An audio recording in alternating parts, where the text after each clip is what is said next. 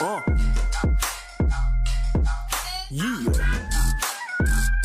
DQ, baby. Check. Look, the fashion is clever, spectacular weather. I'm blacker than I ever been. Skisha patting some leather, ink and a feather. I pen some immaculate letters. My family stay with the gift, cause we rapping together. Like it's Christmas Eve, I just roll up my sleeve and drink a cup of hot cocoa while she rolling some leaves. Have you ever lit a blunt off a chimney log? Massage from a synagogue, leads foreign student with her friends involved. No, you haven't, so I ain't trying to have it. I'm painting pictures that's lavish, getaway log cabins. Amazing the magnetism, a magnet in all facets. Check my discography, baby, it's all classics. Feeling like Curl Baskins, surrounded by all this pussy. Making this money up y'all bastards. Funny how I mastered the art of being a subtle asshole on my dean. I'm shutting down y'all classes. COVID-19 flow nasty. Lamar Jackson with the stat time passing y'all lasses. Catch me on the lake chillin' laughing. Everlasting, my mind forever layer like fall fashion, nigga. Early morning, cleaning house, smoking that dough, making money, breaking bank, getting that dough. Grab a gun, but grab a book. Don't be a dodo. If them boys disagree, then hit the dough. Early morning, cleaning house, smoking that dough, making money, breaking bank, getting that dough. Grab a gun, but grab a book. Don't be a dodo. If them boys disagree, then hit the dough. Yup, and click the photo. The beat knocking like a piston missing in the Lolo. The chicks should know the mission is to get some more dough. And if the friction and the tension seem intentional, then it's a no-go. And as an OG, I'm telling them young brothers to be cool. They push bass and turn up high, like my EQ that's clipping in the whip. And they say, yo, shit clean, pushing 60 in the trunk. 415s, going blah-da-down, blah-da-down. About to bounce, I hit the gas and rip the engine out the motor mounts. Hit the house to go read Dr. Ben. Then this chick sent the text that said, lock me in. Hibachi grill, Wagyu beef, Lil Kobe slice, late night demo tapes like Lil Homie nights. I text back at 4 a.m. while your girlie yawning, cause she think it feel better in the early morning. Early morning, cleaning house, smoking that dough, making money, breaking bank, getting that dough. Grab a gun, but grab a book. Don't be a dodo. If them boys disagree, then hit the dough. Early morning, cleaning house, smoking that dough, making money, breaking bank, getting that dough. Grab a gun, but grab a book. Don't be a dodo. If them boys disagree, then hit the dough.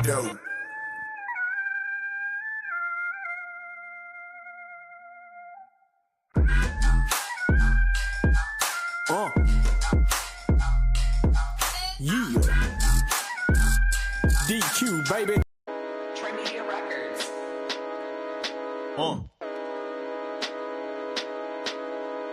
Yeah. DQ. Check. Look. This that motion, potion, when I flow this shit. Nigga just so legit. Give a damn boy if you sliding. How many hoes you get? Me? They be on my dick. Smelling like the coldest scene. Looking good, that wood filled with the animal clover mix. When I pop that shit, it's the oldest trick. Literal coldest sick. Baby, text me since you got a phone up pick. I'ma pull up on the bitch. Holy shit. Notice the golden bonus that's on this wrist. On the tree, with no chips. Bitch with a police beat. But back to the session at hand. There go that man, mama. Really can't stand drama. Get out my car and go back to your grandmama, cause you been misled, mama. Get your head right and come back and get red, baby. I know you see red, lady, but you see blue if you true with them legs, baby. Driving these man crazy. Hear what I'm saying? There go that man, mama. Really can't stand drama. Get out my car and go back to your grandmama, cause you been misled, mama. Get your head right and come back and get red, baby. I know you see red, lady, but you see blue if you true with them legs, baby. Driving these man crazy. Get it right, Hall of Fame. Play it tight, baby wanna cheat. Spend night, cop a feel. Nigga might keep that gas. Get it like, up pass. Get it right, country boys. Hit it like, Grammy wish. Kill a mic, did my thing. Get it right, Hall of Fame. Play it tight, baby wanna cheat. Spend night, cop a feel. Nigga might keep that gas. Get it like, up pass. Get it right, country boys. Hit it like, Grammy wish. Kill a mic, I'ma hit it with a different type of flow. Mastermind a different type of cadence. Hating perpetrators do the most. 3 takes table, see anger dog. Me and my brothers probably doing the toast. Go and holler if you need to smoke. 3 tequila shots, we out the door. Keep a freak who soon he like to choke. People touch the street, I seen the flow. Sweet just so elite, just peep the gross. East I got my seat just like the Pope. Jeez, I'm out the east, I wrote a book. Before an author, you ain't even know. Black Sun Media before. Try media, now you know. Yeah, you get it right, Hall of Fame. Play it tight, baby wanna cheat. Spending night, Copperfield. Nigga might, keep that gas. Get it like, up pass. Get it right, cut. For Dr. Bill. My hotel. Miracle. AKA Almonte. All the lies you've been told, baby, let me set you straight. What we did back then was great. You just don't know. Let me show you the past so your future can look bright. Till you walk into the light, cause you see yourself. I've heard them say that we wasn't even there. Baby, let me make this real. We were the ones. If you pay attention to what I'm about to show, there's no doubt that you will know. I'ma show you Nefertari was, said she was black because that's the way that white man. I'ma show you Egypt was a black land, King Tut was a black man, cause that's the way that white man. And now, since we came from the southern land, so I know they think that we forgot. From the horn in the west, these black people made their way. See them coming for Friday, and here we are. Let's get ready to rumble!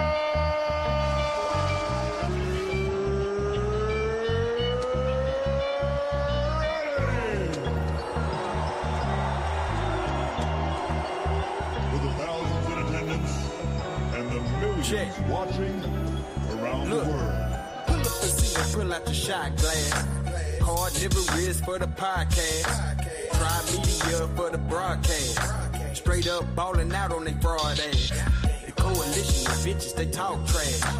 On the mission to fit in your soft ass. Rolling green and clubbing this golf class. Loaded lust couldn't say they lost ass. The campus community streets is all sad. Niggas be thinking the heat they all last. Be conscious of all the sand in the hourglass. Be humble when be prepared when the power pass.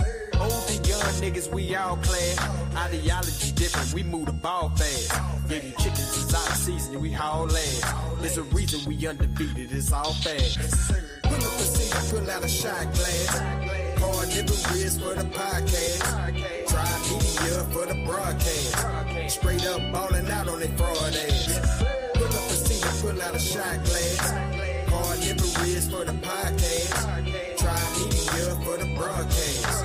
Straight up ballin' out on they fraud ass. Let's go.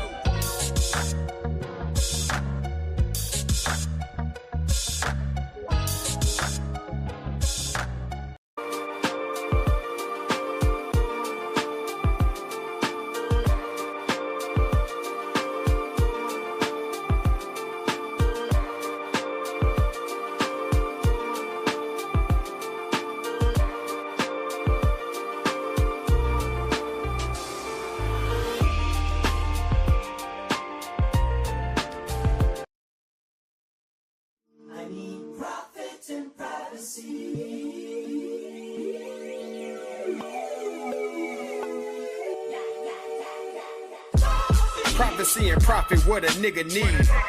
Getting cracker money off this nigga weed. God got the wheel and the dice indeed. We betting 70 on 6 like Joel and B. Prophecy and profit, all a nigga need. Cracker money off this nigga weed. Good morning to the most high. And good night to the bad guy.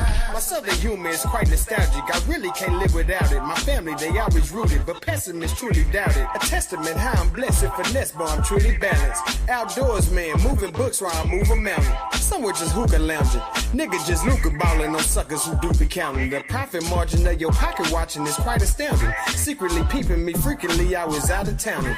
Talk to him. Prophecy and profit, what a nigga need. Getting cracker money off this nigga weed. God got the wheel and the dice indeed. We betting 70 on 6 like Joel and B. Prophecy and profit, all a nigga need. Crack of money off this nigga weed. Good morning to the most high, and good night to the bad guy. The sativa I get split down to nuggets and bits, then rolled in a dozen of sticks. The quarter pound bust down to 3.6. I show love cause these custos fit. They a switch up quick. The indica that I'm sitting in here, a signature top shelf. Midgets need help just to get it, bruh. You want that wax, then we dab red, kid it up, sit it up. Niggas smell the turk before we lit it up. Prophecy and profit, all a nigga need. Crack of money off this nigga weed. Good morning to the most high, and good night to the bad guy. Prophecy and profit, all a nigga need. Crack of money off this nigga weed. Good morning to the most high, and good night to the bad guy.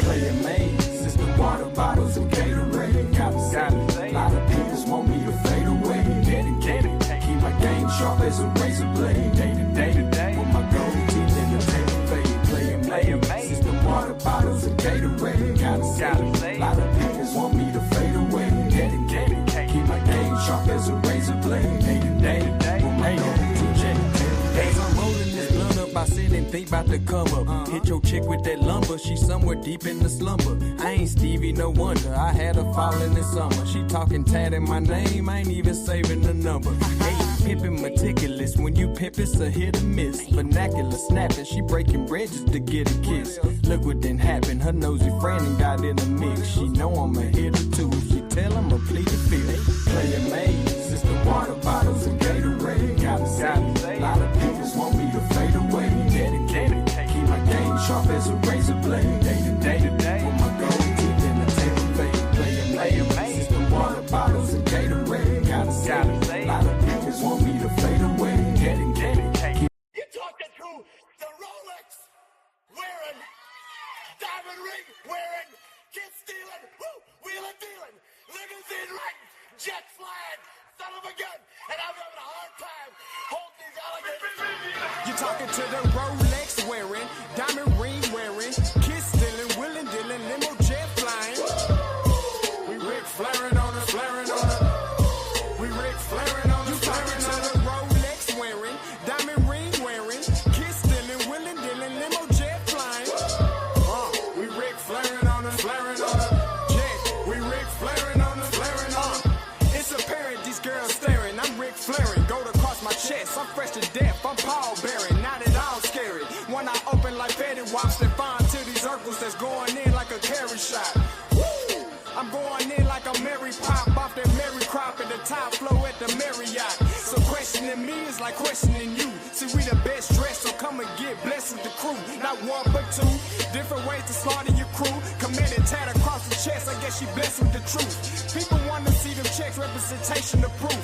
Living through my elders, trying to resonate to the youth. But ain't nothing to get my flash on. Longevity is heavily embedded in my melanin. Layman terms, I last long. My grind repetitive, I'm smoother than real silk. Lyrical cash cow, who can't cry over spilled milk. We in here. You're talking to the Rolex wearing, diamond ring wearing, kiss stealing, wheeling dealing, limo jet flying. We Rick flaring on us, flaring on us. We Rick flaring on us, flaring on us. To the Rolex wearing, diamond ring wearing, kiss stealing, wheeling dealing, limo jet flying. We Rick flaring on us, flaring on us.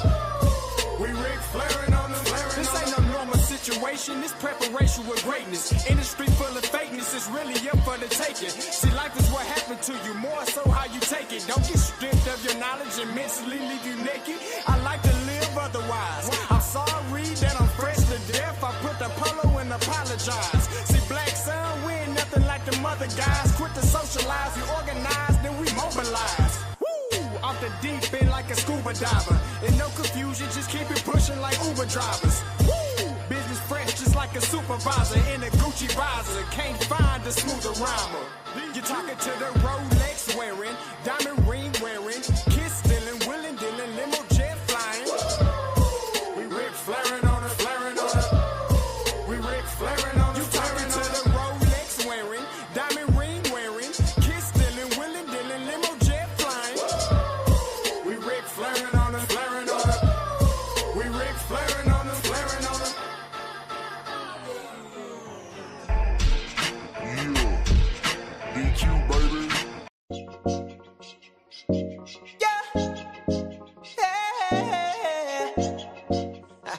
Leland, yep.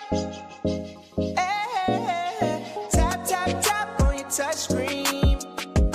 Every single day, the same routine. You click refresh once again, and I got the same thing. Tried everything I could do. At this point, I have no clue. I gotta tell myself the truth. I just need an upgrade, an upgrade. I'm out on much better than you. Yeah, shiny and new. I gotta tell myself the truth. I just need an upgrade, an upgrade. I'm out on much better than you. Yeah, shiny and new. I gotta tell myself the truth. I just need an upgrade. Y'all pull it down, need an upgrade. Swipe left, update, need an upgrade. Y'all pull it down, need an upgrade. Swipe left, update, I need an just need upgrade. an upgrade. Y'all pull it down, need an upgrade. Swipe left, update, need an upgrade. Y'all pull it down, need an upgrade. Swipe left, update, need an upgrade. Shit, knowing me, I'll probably be in a toxic relationship. You on top of me. If the topic is truly timeless, the conversation should be how I'm and regaining my peace. Shout out to my Virgo women cooking the feast. Got a Pisces, stay in the hood, that girl a freak. Can't lie, certain Geminis ain't for me, but it's on key, cause certain upgrades cost a fee. Yeah, so we can slide and glide. I know you want it. Known to provide the vibes, this shit a moment. Hit the clubhouse, then clubhouse to the morning. Fall in love with the mind, the body is just a bonus. Careful with what I'm searching, Siri be taking notice. All the pictures I'm liking, algorithm is golden. Melanated the lightness, all these women get chosen. Hershey kiss to the forehead, yeah. Tap, tap, tap on your touchscreen. Every single day, the same routine. You click refresh once again, and I got the same thing. Tried everything I could do. At this point, I have no clue. I gotta tell myself the truth. I just need an upgrade, an upgrade. I'm out on much better than you. Yeah, shiny and new. I gotta tell myself the truth. I just need an upgrade, an upgrade. I'm out on much better than you. Yeah, shiny and new. I gotta tell myself the truth. I just need an upgrade. Y'all pull it down, need an upgrade. Swipe left, update, need an upgrade. Y'all pull it down, need an upgrade. Swipe left, update, I need an just need upgrade. an upgrade. Y'all pull it down, need an upgrade. Swipe left, update, need an upgrade. Y'all pull it down, need an upgrade. Need an upgrade.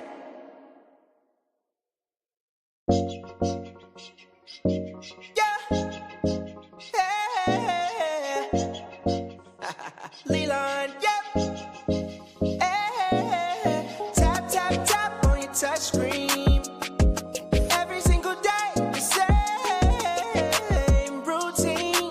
You click refresh once again, and I got the same thing. Tried everything I could do. At this point, I have no clue. I gotta tell myself the truth.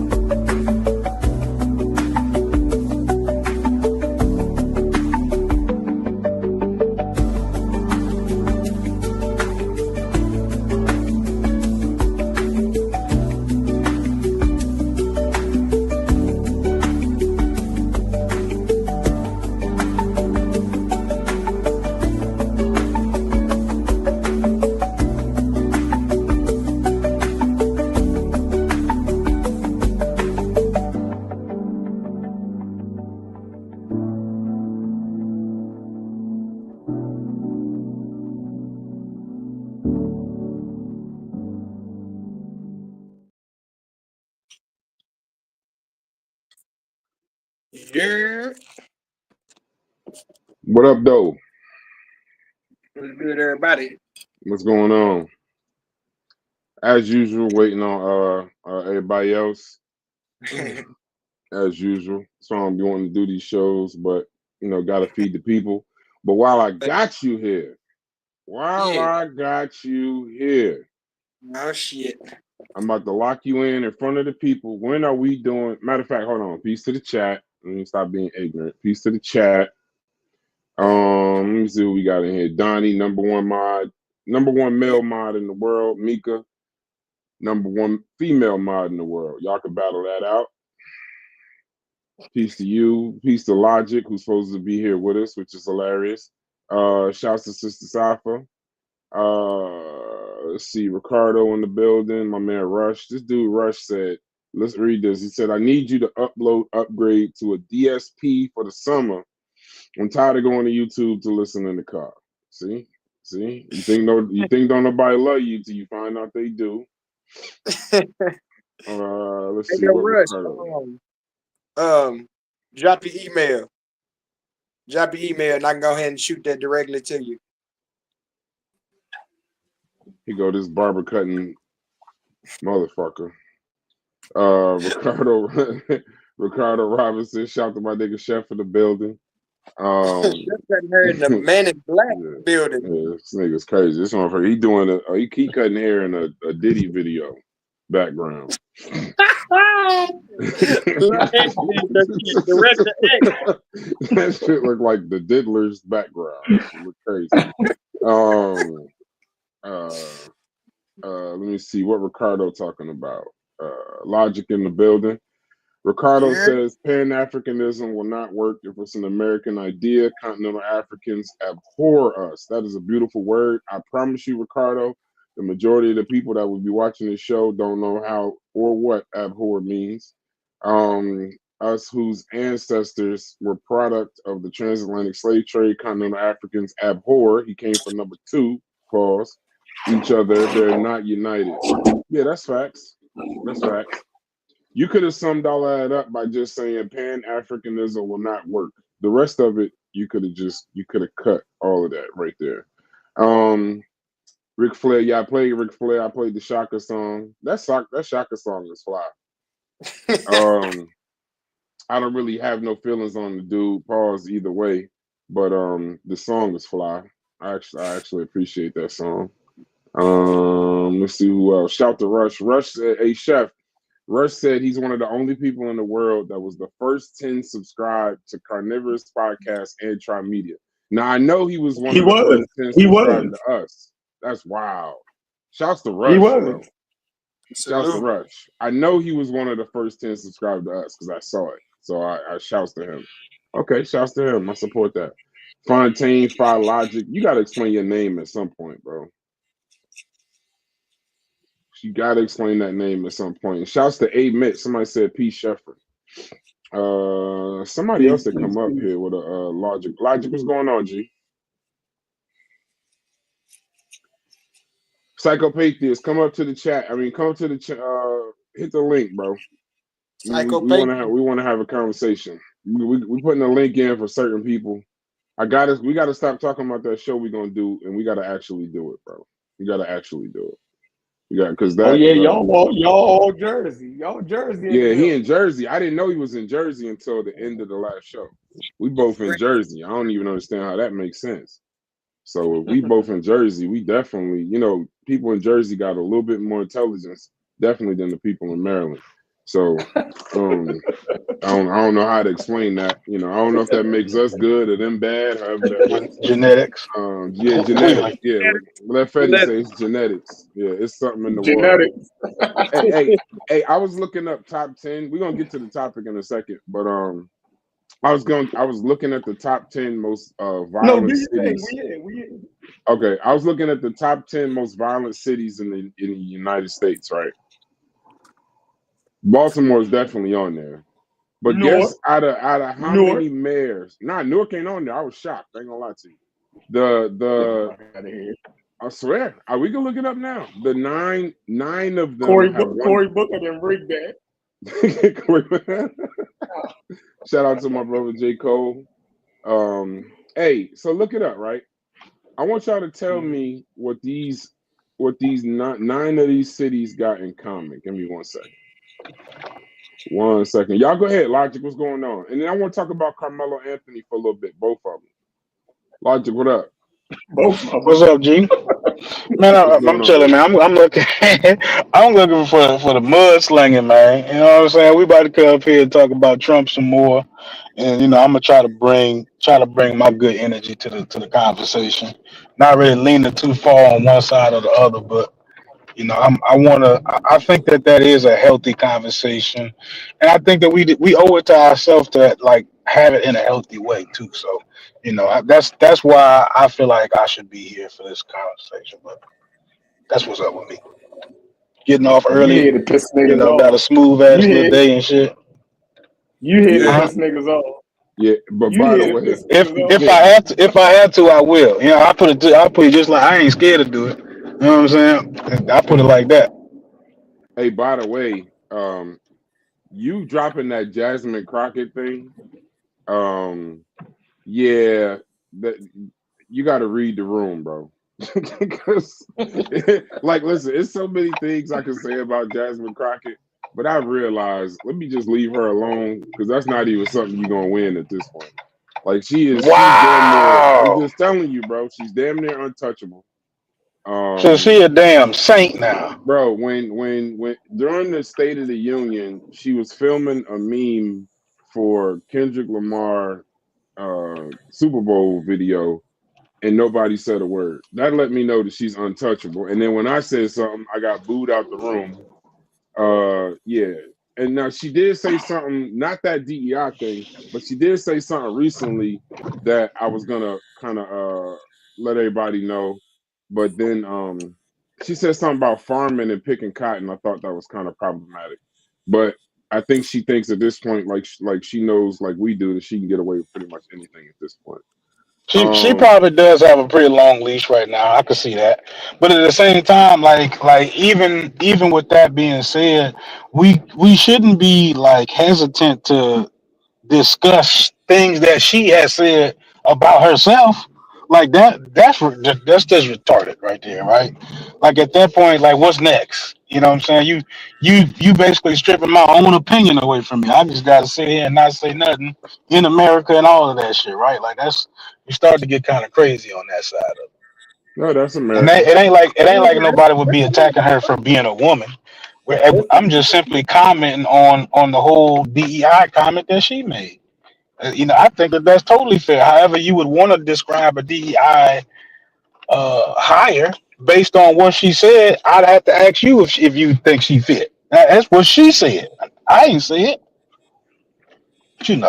But What you saying, Logic? What you you saying, can't. DQ? It might be too radical to be telling the truth around here. I'm listening to Burn. That's what Burn said. What you saying? What you was about to say, DQ? I saw you was trying to say something.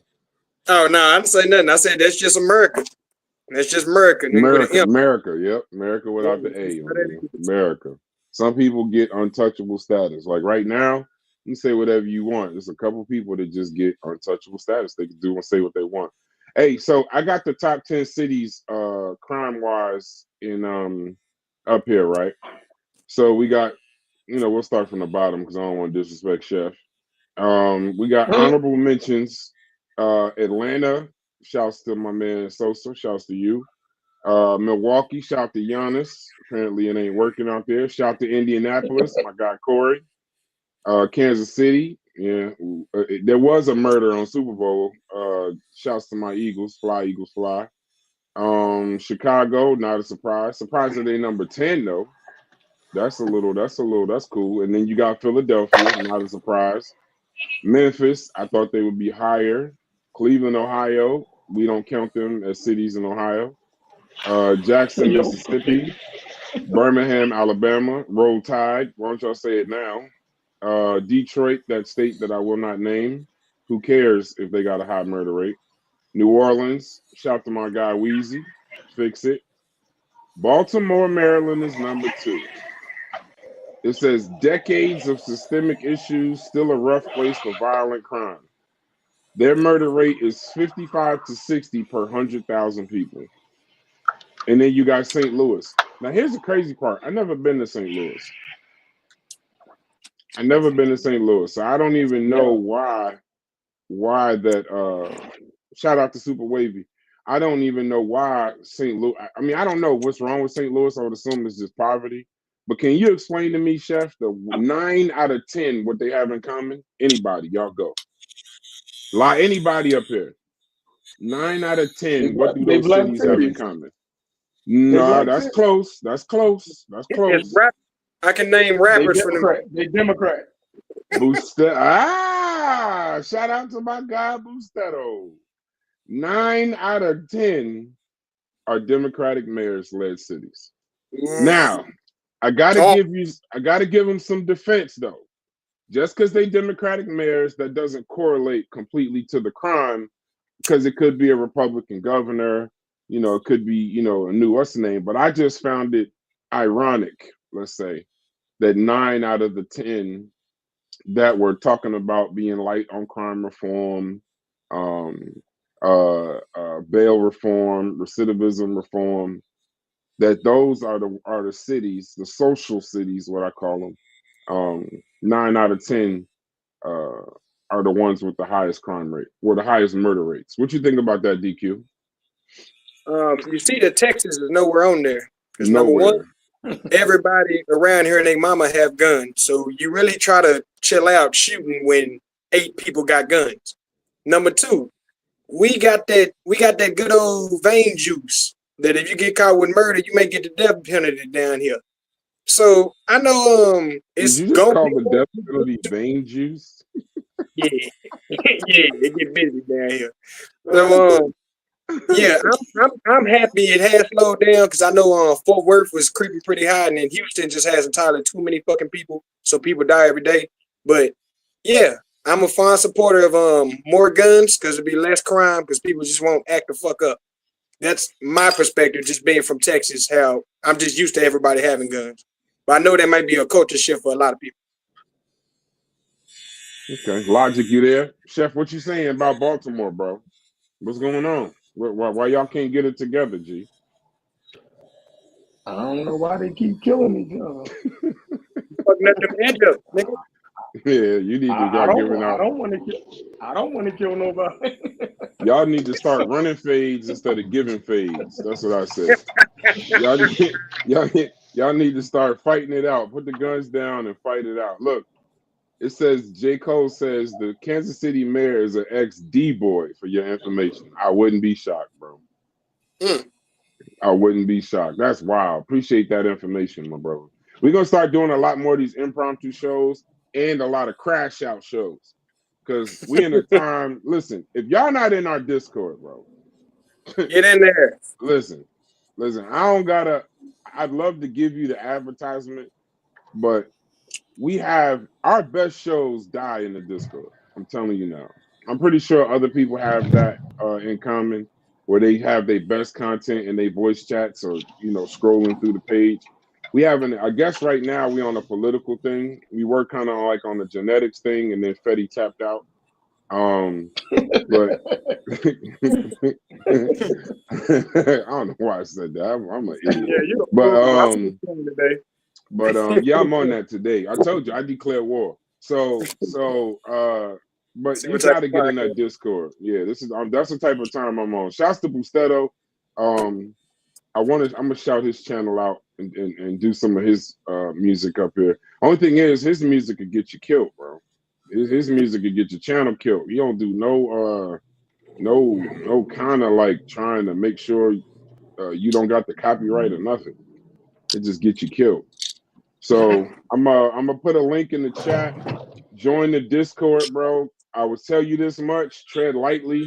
I love where we are in the Discord, so I'm not gonna be telling people to chill out. I'm not gonna be telling people to calm down. Psycho gonna join the link. I'm not gonna be telling people to calm down.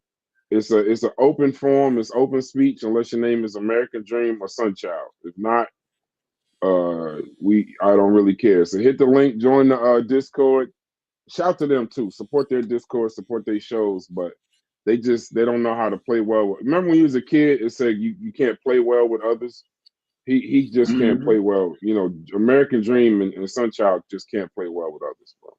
It is what it is. It's just I got love for him, but from a distance. You ever had a girl like that? You love you, or even family member like that. I love you, but I appreciate our distance. That's how I love you, bro. That's how I love. Yeah, dream is a tether, no question. I don't even know what the hell that means. I just know Pan-African. I know FBA people say it, but I don't even know what that means. We got he's a ladder puller. He's a ladder he's puller. he's a ladder. You know, American Dream. Shouts to my man P Soup. He called American Dream a ladder puller. Say P Soup. Yeah, P Soup. Same shit. So he called him a ladder puller. He did call him a ladder puller. He said, American Dream. I know you said, you know, I know and respect you. You're a ladder puller. You're a ladder puller. Get up the ladder. And whenever you're trying to help someone up, you pull it up. You pull it up. You're a ladder puller. And a ladder puller. There's a lot of ladder pullers, bro, in real life. There's a lot of ladder pullers in English, whatever Stu P's be talking, but there's a lot of ladder pullers in English. Same shit. Stu P's, P Soup, same thing. We got my brother Psychopatheist in the building. Make sure y'all support his channel. I'll put a link to there. What's up, Psycho? What's good? How y'all? What's going on? Goody? What's goody? One of the most iconic backgrounds in the conscious community. I know he gonna hate that I'm even saying he in the conscious community, so I said that on purpose. I heard you was from Jersey, bro. Yep, born and raised Newark. You can't be from Newark, bro. You can't be. All day long. All right, so we're gonna do the Jersey. We're gonna do the Newark Jersey quiz, right? Because I'm from Ohio, but I moved to Newark too. So Okay. what part of Newark, without telling these insane people who want to steal your information, what part of Newark you from? 16th Ave by Westside Park. Stick and Stab. Okay. I came up 440 Washington Street, around the corner from First Street Project. Oh, okay, you down there by Prince. Okay. Yeah. Okay, so then he's official. People don't say, if I say Stick and Stab and he say what the hell that mean, then I'd be like, I don't know. That's what your boy Bias did. You was down in Prince when the projects are still there? Yeah, I went to Quitman Street School, got a scholarship, went to St. Benedict's. Oh, okay, you went to Benedict. All right. Yeah. Then I moved to Irvington, and then went back to Ohio to go to college. All right. I got people to Irvington. What part of Irvington? Madison Ave. Oh, okay. Like literally around the corner. Myrtle? Around the corner from Myrtle. Matter of fact, Myrtle was across the street where Nick's Pizzeria used to be. But we was around the corner from Orange Park. Like literally, I was across the street from Madison Avenue School. Yeah. I used to play ball there, right there to play. Yeah. Around how old are you? Around? I'm a '70s baby. I'm an old head. So then you know Bugsy Calhoun. I know you're talking about. Yeah, I don't know him personally, but I know you're talking about. And Bugsy and Mike, right? Yeah. Brothers. Yeah, those are my cousins. Oh, okay. Hey, okay. So yeah, see, okay, you passed the test. Because we had Unbiased came up here, we was having a conversation, and I told somebody I was like, name one street in Irvington. He said some guy said he's from Irvington. He was like, Main Avenue. I was like, yeah, you ain't from Irvington, bro. Ain't no Main Avenue there. And then he was like, well, what about Martin Luther King? Main Street. Yeah. I was like, he said, what about Martin Luther King? I was like, yeah, I'm gonna go ahead and kick you out. Bro. I'm gonna go ahead and get you. There is a Martin Luther King. That's the St. Benedict's app. I'm gonna go ahead and get you out of here, bro. Yeah. So, Psycho, we having a conversation. We crashing out. So I want to explain these Crashout shows. This is episode 1. It's inspired by my brother. I love Sosa. Everybody loves Sosa. Shout to him. He used to do these shows on his channel called Crashout. So this is going to be not an ignorant show, but an ignorant show. So these shows are, we want you to, I got some cigars coming in. Let me stop opening this box. So these shows are whatever you feel on the topic that we have in a conversation about. Shout out to my brother Rush. He's from Jersey too. These are the shows where we're going to go in on a couple of topics and everybody gonna speak their speech. This is not one of them censored shows. If the show got to be pulled down, me and Chef have already agreed. Matter of fact, look out for that C-SPAN that's coming. We working on it. High level political conversations by young Black brothers. I appreciate that. Well, some of us is young. The good thing about these Crashout shows is you're not gonna be so uninhibited. If you're in the chat, it's a free link, but you understand we crash out, spit your shit, and get on. So now we've been live for at least 40 minutes, and I can start cursing. So you can spit your shit and get on. We're gonna bring up a number of topics. If you're uneducated on the topic, we're gonna call you out. So Psycho, I've seen your shows. I've seen the format. I've watched a lot of them. Most of them I just say peace to the chat. Who fucking with the thing, bro? Damn. Somebody about to get their ass kicked out of here right now. It's probably Hits crazy ass. The DQ. Be on accident, man. Don't blame me. Oh yeah, see, I told you. Hey, when I'm on Crashout, I'm a different human being. I apologize. There's strays everywhere. So it's over there, DJ. Yeah, he got that DJ equipment going. Shouts to my brother Hits. Oh god. Yeah. See, y'all think Hits is just a tech guy. This nigga, he's the Crashout king. We leave that motherfucker alone. He one of them Hulk people. Like, he always angry, so we just let him go. Sosa, you got to come to the platform, bro. This is your concept. The first episode is today with my brother Chef. I'm about to crash out. If you got to crash out, hit us up in the Discord. Nigga, will you mute them dumbass fades you doing? Loud as hell. You want to mute your ass. Yeah. This nigga here giving fades and shit. So the first one is with Chef today. Oh, this motherfucker, he doing that shit on purpose. Oh, I know what to do. Get your ass out of here. You come back up when you got some goddamn sense. So then, hey, you know, fuck my throat up. That's why he did it. DQ, stop laughing, bro. So, and then Friday we crashing out with Chief X. Now that one is gonna be entertaining, bro. That one's gonna be entertaining. That's gonna be a whole lot of damn fun. So Psycho, pick a topic. We're gonna crash out. I got a number of topics. Wait, real quick. I'd be remiss if I didn't do this shit, bro. What y'all know about this Carmelo Anthony thing, bro? No, I know. It's down here in Texas. So what the hell is going on with this? You know about this, Psycho? You know about this logic? Yeah, I know about the case. Well, what's going on with it? So what is it? He stabbed somebody, but for some reason they're saying we supposed to support for some reason. So he ain't a criminal, or what's going on? What's the story? Good kid. He's an athlete.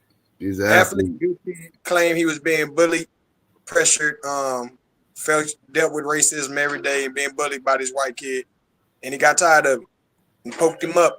No. He actually didn't even know these kids. He didn't even go to the school that the thing that this situation happened. That was the issue. He was at a different person's school. He was at a different person's school, and the white boys. It was twins.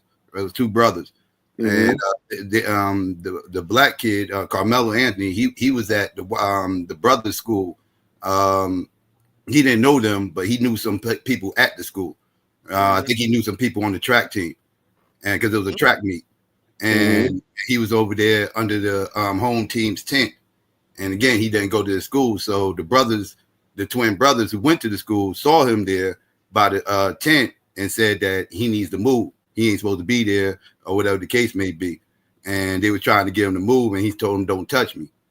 You know, and when they went and they started touching him, then next thing you know, whatever happened after that happened. So he stabbed them. They got video, so they have a video of it. So what is no videos came out as of yet. Okay. Yeah, they can't release that shit yet. Right. It's an investigation. So are they saying that it was self-defense? Is this like a history of bullying? Bullying thing? That's what Carmelo Anthony and his family is saying, and his attorney is saying it's self-defense. Yes. Self-defense. So now I saw on Instagram the other day, right? Now I'm looking at his face. Was he sitting around a bunch of white boys or something? and like somebody told them to come over. A white kid their age came over there and told them to move or something at like a tailgate or something like that. Is that the same kid? It's a track meet. No, this is a track meet. I don't know about tailgate. This is a track meet at a school. Okay, I'll look for the video.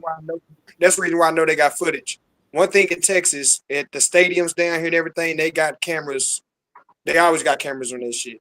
You know what I'm saying? So, that it's a sad situation, but eventually it's gonna come out. Well, shout to my brother Carmelo Anthony with a K, not to be confused with the Carmelo Anthony that just made the Hall of Fame. Shout out. If this young brother needs our help, then damn it, let's help him. If I'm always hesitant to get involved in some of these things because later on the truth don't be the reality. So I'm gonna wait a second, just a hot second, to get more informed. One thing that is facts. Before he stabbed him, he told them, and this was confirmed by the father and the brother and everything. He said, "Don't put your hands on me." Before he stabbed him, and they did put their hands on him. So that's gonna be confirmed.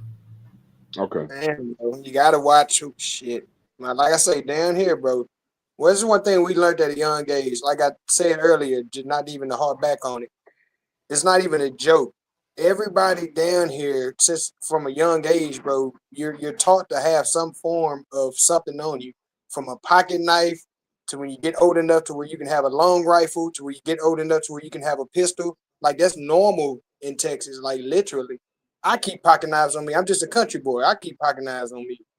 But yeah, that's and it's not. He wasn't a knucklehead, 4.0 student, athlete, trying to get a scholarship and everything else. He was also a track runner. These two twins, they wasn't even track runners. They football kids at a track meet, trying to control what was going on under a tent for the track meet when they don't even run track. All right, so I'm gonna read a little bit on this. Give me 1 second. Lawyers of the teen charged with murder in the track meet stabbing released their first statement. The family of a 17-year-old student charged with murder in the fatal stabbing of another student at a high school track meet last week is sincerely saddened over the death, the teen's attorney said in their first public statement since the incident, while calling for the public to refrain from rushing to judgment. The incident occurred on April 2nd at a Frisco Independent School District Stadium in Frisco, Texas. Okay, Frisco. Austin Metcalf. What'd you say? It's right outside Dallas. Okay. Austin Metcalf, an 11th grader at Frisco Memorial High School, died after police said another student stabbed him in an altercation in the bleachers at the meet. The suspect in the deadly stabbing, Carmelo Anthony. That is amazing how that, you know what I mean? Carmelo just went to the Hall of Fame. She obviously irony of it, right? It's crazy. Yeah, right. It kind of messed up this Hall of Fame introduction because every time you look up Carmelo Anthony, now you get this. Yeah, the rollout. It's only like one difference, and because everybody was talking about Carmelo. You heard about Carmelo Anthony? I don't know, and they kept saying, I was like, yeah, I know he's going to the Hall of Fame, and nobody ever clarified. But I guess some of the people had to be talking about this because we was talking about this in the chat. He's been charged with first-degree murder. Wait a minute, though. Yeah, that's gonna get switched though because first-degree murder means intent and all that. You have to have some kind of intent. Yeah, that's just normal. That's how Texas do it. It's going to go down. They're doing the lawyer games right now, but yeah. It says during this difficult time, we urge the public to refrain from rushing to judgment before all the facts and evidence are presented. Carmelo, like all citizens of the United States, that's a good line, is entitled to a fair and impartial legal process. Good lawyer. We are committed to ensuring that Carmelo's rights are indeed protected throughout each phase. We ain't showing you a mugshot, brother. I like the other one of you in that suit. I don't like showing mugshots. $1 million bond. That's what I was trying to figure out. So they serious. Yeah, this is serious. So 236,000. Let me get the link for this. Go to Give, Send, Go. I'm gonna send this brother some money today. He confessed to the killing. An officer said he told them that he was protecting himself. Okay. So this is unprompted. Okay, so he didn't lie. He didn't run. when the officer advised another responding He officer. copped out to it. Yeah. Uh-huh. He said he says when the officer advised another responding officer that he had the alleged suspect, Anthony responded, "I'm not alleged. I did it." Okay. That's not smart. That wasn't smart, but it leads me to believe that in his heart of hearts, he was defending himself. Like he didn't do anything wrong. Like, that's okay.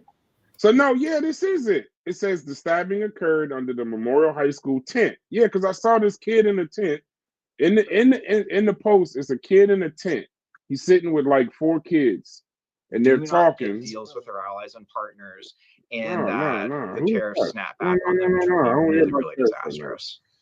And let's. All right, we can stop sharing that. Yeah, sometimes. Can y'all hear tariffs in y'all ear? No, sometimes the websites be forcing those videos. They be playing. That was a video on the website they were playing in the background. Okay.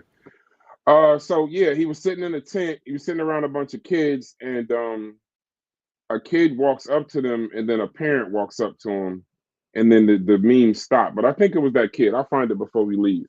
But all right, so support him. Go to Give, Send, Go. But the only reason I say don't say anything, because any lawyer will tell you. I put the website in there. Send them some bread. I'm gonna send them some bread before we get off the show.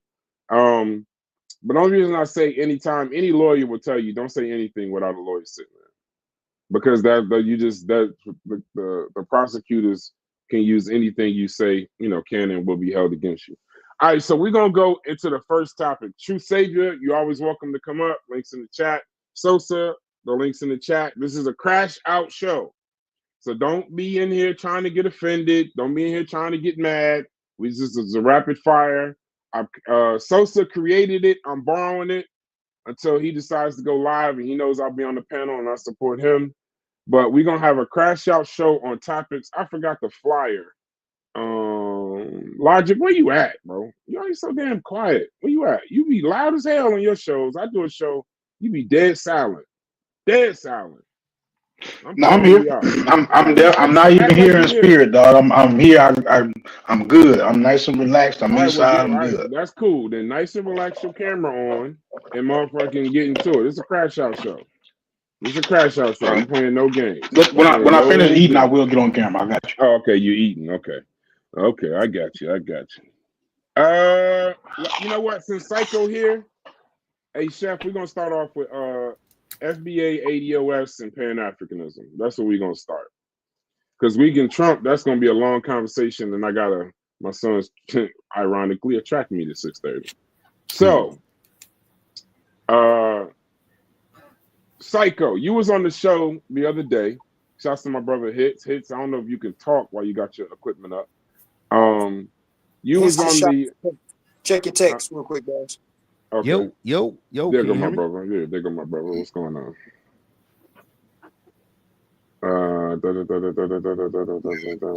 Okay, cool. We're gonna do one topic, then we'll do the commercial.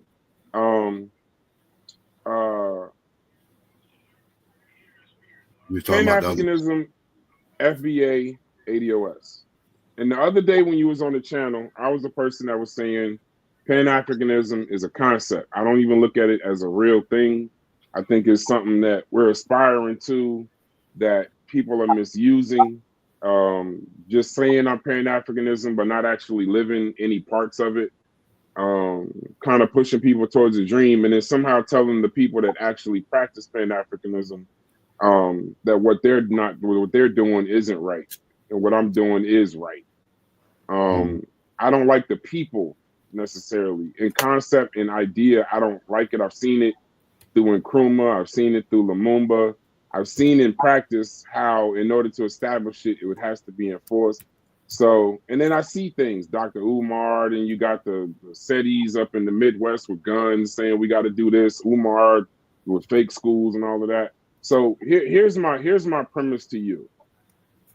Let's assume, where do you stand with Pan-Africanism? And everybody, it's a crash out show. It's not a nice show. Even in the chat, this is not a nice show. So mods, be easy. Where do you stand with Pan-Africanism and what, as far as what you think it is? Well, what it is at its core is just acknowledging that people of of African descent have common interests, common goals, and they should work together to achieve it. Right? Like that's what Pan-Africanism is on its face. Right now, people take that basic concept and they formulate different ideals that fall under that umbrella. And this is when it gets muddy with other people who kind of, try to figure out what Pan-Africanism is. People kind of overcomplicate it because, like I said, at its face is pretty much what I just said. It has nothing to do with going back to Africa. A lot of people think that's the case, and a lot of people think that because they associate Pan-Africanism with Garvey, closely associated with Garvey, and I understand that because he probably is one of the more popular Pan-African figures, but he isn't even the person that created Pan-Africanism. A lot of people act like he created Pan-Africanism. No, it was Pan-Africanism was going on before Garvey. Pan-Africanism going on after Garvey too.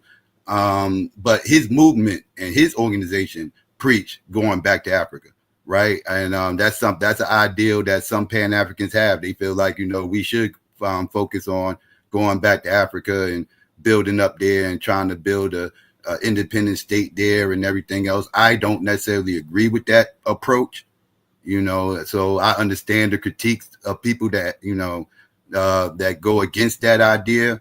And to be honest with you, when I listen to people have an issue with Pan-Africanism, it ain't based off the core of what Pan-Africanism is, which I said earlier, descendants of Africa, people of African descent, realizing they have common goals and should work together to try to achieve these things. That's usually not their complaint about Pan-Africanism. It's usually attached to, like I said, movements and organizations that's under a Pan-African banner. What people's main issue is, matter of fact, give me 1 second.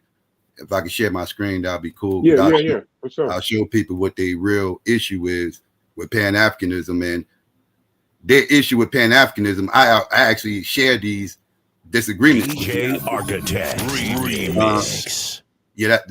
My screen sharing. All right, go ahead. I heard my brother. Go ahead.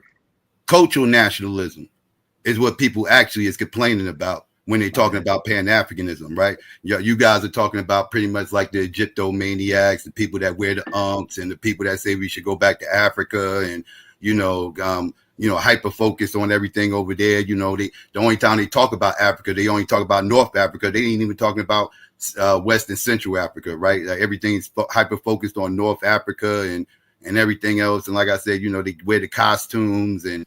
I get it. People feel like we need to abandon the English language and learn Swahili and stuff like that and everything else. The stuff that gets mocked about Pan-Africanism, what they're talking about is culture nationalism, right? Emphasize on nations, identity, unity through shared heritage, culture, language, traditions, often distinct from political nationalism, which is what I'm all about. I'm about political nationalism, which focuses on political independence and statehood. Now that's the other side of Pan-Africanism, right? Now you had these splits that's going on right now, and that's what we got going on is a split between cultural nationalism and political nationalism. These things are not new. These things been going on since the dawn of time. The most famous example I can give you is the Black Panther Party versus the US organization. That was cultural nationalism versus political nationalism. Right, you had the US organization with Ron Karenga and them out in California. Bastards of the party, The bastards of the party. You talking about yes, United Slaves, yes, the bastards of the party actually was the Panthers, but the United Slaves were that's what the Panthers called them. But they was cultural nationalists. This is Ron Karenga, the same person that created Kwanzaa. He actually worked with Amiri Baraka. Amiri Baraka worked with him in the beginning until he realized he was full of crap and he wasn't really about that life, about as far as like putting boots to the ground. He was more about just practicing culture. We need to study the history and learn the languages and all this other irrelevant stuff that really ain't going to move us forward. So once he realized that's all he was about, Amiri left him alone. But he was a part of this organization called the US organization, out in California, and they used to beef with the Panthers. They beef with the Panthers. One of the reasons why the Panthers split. It's actually a huge part of the COINTELPRO operation that Gay was putting on the Panthers. Was he was causing a huge divide between the US organization and the Panthers. But and again, that divide was already there because you had the political nationalists versus the cultural nationalists, right? You know, like they both had different directions they felt like black people should go. And so again, so this rift is nothing new. But the gripe again is not with Pan-Africanism. People's gripe is with cultural nationalism. That's what everybody's complaining about. All this Hebrew stuff, the Abo stuff, the Egypto stuff, everything. All that stuff's about culture, right? All these people are saying we need to adopt cultures, and culture should be our main focus, and everything else. Like they're not talking politics. They're not talking legislation. You know, they're not talking about bills being passed or any of that. You know, so that's what people's beef is. And like I said, I don't have issue with them having a gripe with cultural nationalism, because I do too. I go back and forth with those type of Pan-Africans. But that's not Pan-Africanism in totality, though. That's just a segment of Pan-Africanism that, like I said, I also disagree with. And then, let me ask you a question. And what's up with you, Psycho? I've been listening to your shows too, man. Actually, I like what y'all got going over there with the Q Brother stuff. I like the fact that it is pro-black, right? Now, the more I listen to it, the more I get familiar with people's, perspective on things. And to be honest, like when I first got over there, I thought it was a lot different than what it was, but it's not, right? It's probably a little bit more black national than it is Pan-African. But I know the word Pan-African just comes up a lot more, right? And it's not, neither one of them, I think, is typically clearly defined until like recently I had, James Small actually defined it to me, so I got an understanding of it. But so my question ultimately boils down to like, I think that people have such a hard time separating the cultural nationalism from the activism part of Pan-Africanism, to where you have now left the person attempting to practice this,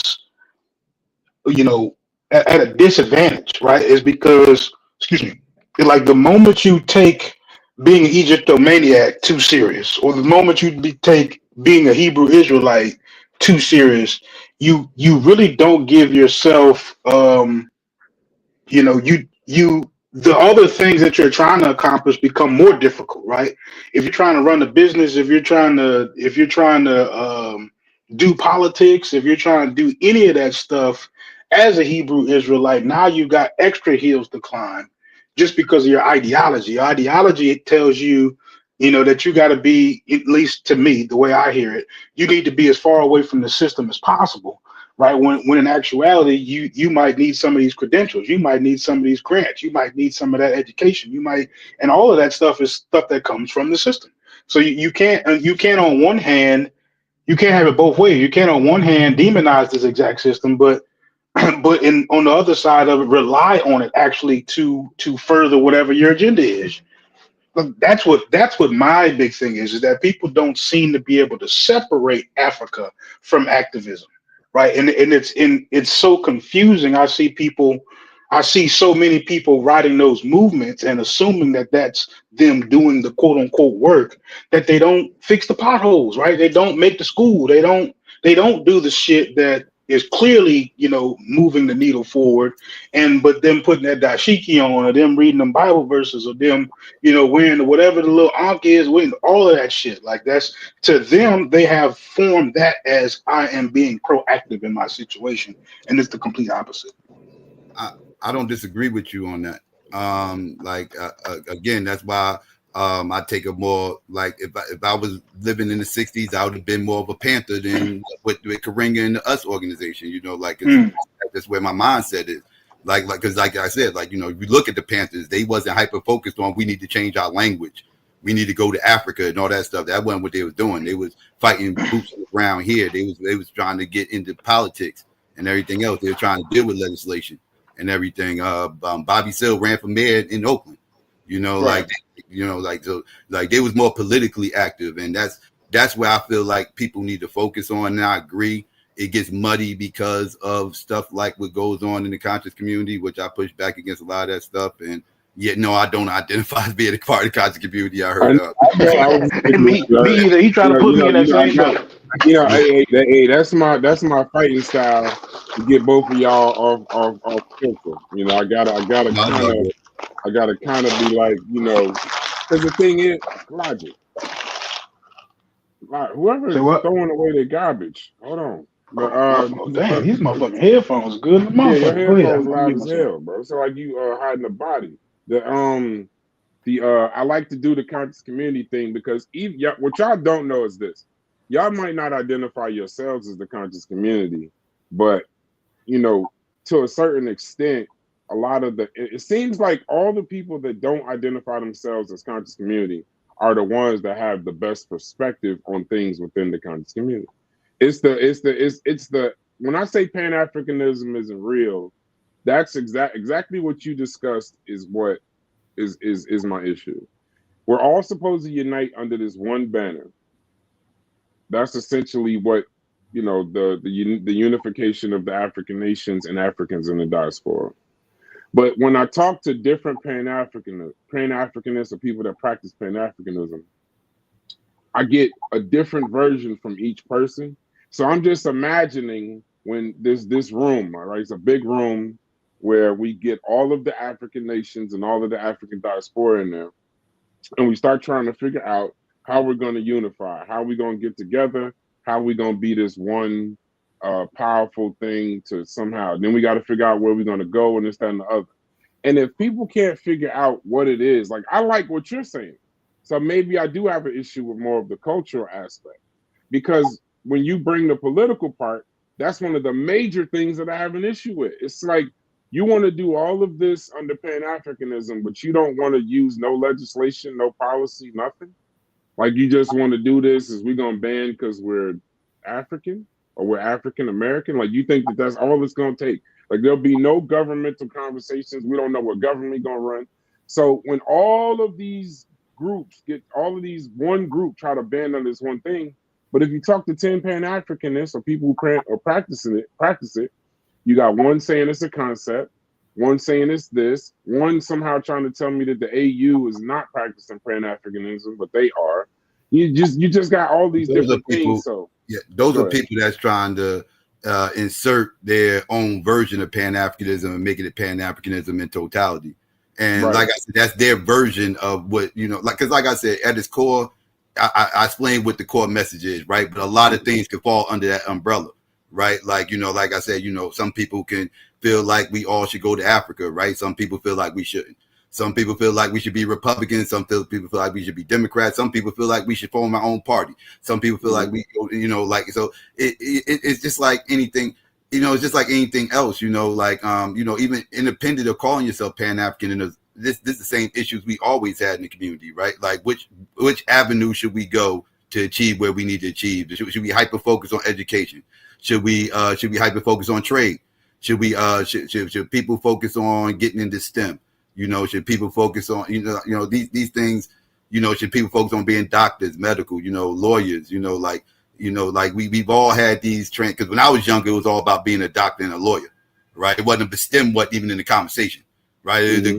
The goal was try to be a doctor or a lawyer, go to college, and that's the top of the mountain, right? You can achieve that, you made it, right? That's what it was when I was a kid, and that's how most of it was. If you was born in the 70s, 80s, that was the creme de la creme, so to speak. Now it's STEM, right? Now people know STEM is the top of the line now. You know that. You know, I wish my parents would have focused more on pushing me towards STEM, but that wasn't the issue. You know, anything I had to go on with science was off my own interest. It wasn't somewhere I was pushed to. Right. No, yeah. I get you. So, anybody else want to say anything on that? Chef, I know you cutting hair. Logic, you look like MC Ren from the NWA movie with them sunglasses on. Hey, Hits, are you ready? Because we're going to go to the next topic after that. And by the way, the link is in the rocking with DJ Architect. Okay, that's a good answer. Hey, we're going to do our first commercial break. Psycho, if you can stick around, we appreciate it. Let's at least try to put something on the board for the next show. But these next topics, I think you're going to enjoy. I'm pretty sure I'm going to get killed, lambasted publicly by Chef Reem, if he's ready. But we're gonna get into some political landscape, some Trump, some tariffs, some Black Republicans, some MAGA Republicans. Be on the lookout for that show Friday with Chief X. We I think he's declaring war on the conscious community, and I'm all for it. And if I can assist in any way of him destroying the conscious community, I'm with it.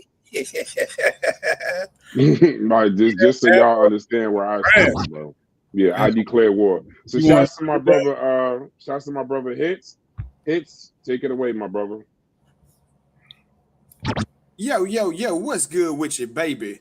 It's your boy DQ Hampton, and you rocking with DJ Architect on DQ Hampton Radio. Try Media Innovations, what's good? Let's go. Different type of hustle. Try Media Records. Struggle is real. Different type of hustle. Struggle is real, yeah. Different type of hustle. Struggle is real. Different type of hustle. Struggle is real, yeah. Different type of struggle. Pick your skill set, cause you know I got a lot of. It's all mad God if you talk about your body. Money make it mix, nah, money make a lot of problems, but a little more probably solve it. So cut up all the talking. Let me home, young Macaulay coffee. Creating liquor board, shit exhausting. Mean I'm making bars, nigga, often. Rhymes tailor made like the suits for your troops in the coffin. Floating on the air, I'm feeling the wind chill. Flow about as cold as the snow in your windshield. Hit it by the lows, you blowing like pinwheels. Coming from the soul and did it like 10 years. Plus, niggas get mad when we switch gears. Clutch, steady get poppin', that bitch chill. Hush, steady don't know how a pimp feel. Have to get a meal, even if it kills me. Feel these silky Johnson, how they hating on him. Niggas talking shit, but I'm not responding. Oxford dictionary words can't define him. Tupac miss where I came inside him. Top 5 pin when I'm locked in. Being locked out is never an option. I'm a pops now, you the lost in the clock spin. It's a different hustle for this struggle. It's a different hustle for this struggle. Struggle. It's a different hustle for this struggle. It's a different hustle for this struggle. Struggle. Floating in the air, feeling the wind chill. Blow about as cold as the snow in your windshield. Get it by the lows, you blowing like pinwheels. Coming from the soul that did it like 10 years. Plus, niggas get mad when we switch gears. Clutch, steady get poppin', that bitch chill. Hush, steady don't know how a pimp feel. Have to get a meal, even if it kills me. I'm as tight as a tourniquet fit. Turned up off the liquor, I'm turned up and lit. I'm a country boy, country is turned up in grits. Behind the turntable, DJ and turned up and shit. Yeah, I'm the perfect electrical grid. Quite shocking to these women that's testing the riz. I got bars like them boys doing maximum bids. I got some smoke, but you know I got more at the crib. The way you capping, you should franchise a couple of lids. The way I'm snapping like a gator protecting his kids. I'm Dr. Pepper till he's so low and heavy and big. But when my soda pop, these women be catching the bees. I'm in my bag like hash brown from McDonald's. Trash bag all of these hazmat and fake rhymes. Nigga that made moves that make commas. Type of nigga that pull daughters and break mamas. Yeah, we up in trees in this bitch. That tell my smoker going like them trees in this bitch. Yeah, I see some soldiers now at ease in this bitch. Call me rich boy, high through some D's on that bitch. Yeah, we up in trees in this bitch. That tell my smoker going like them trees in this bitch. Yeah, I see some soldiers now at ease in this bitch. Call me rich boy, high through some D's on this bitch. Yeah. Floating in the air, I'm feeling the wind chill. Flow by as cold as the snow in your windshield. Get it by the lows, you blowing like pinwheels. Coming from the soul that did it like 10 years. Plus, niggas get mad when we switch gears. Clutch, steady get popped, now bitch chill. Hush, steady don't know how I pimp feel. Have to get a meal, even if it kills me. Yo, what's good with you, baby? It's your boy DQ Hampton, and you rocking with DJ Architect on DQ Hampton Radio. Try Media Innovations, what's good? Let's go. Go get the EP. The link is in the chat. Back to our regular scheduled program. Peace. Hey man, shouts to my brother, man. Shouts to my brother. At the end of the day, the one thing I gotta give Hits credit for is he good for a surprise. I didn't even know he's gonna do that, but shouts to him. Yeah, that was fire. I'm gonna play that back. All right, so Chef, you ready?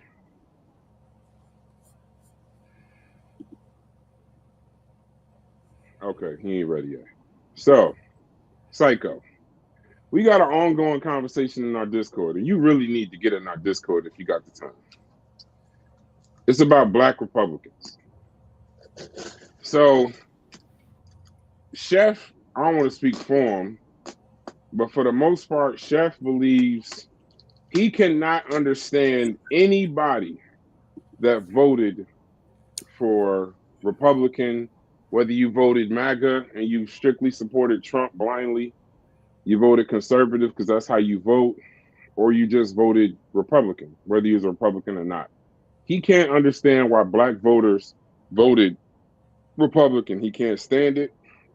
He thinks it's anti-African American. I mean, I'm speaking for him. I really don't want to, but he'll come up at some point.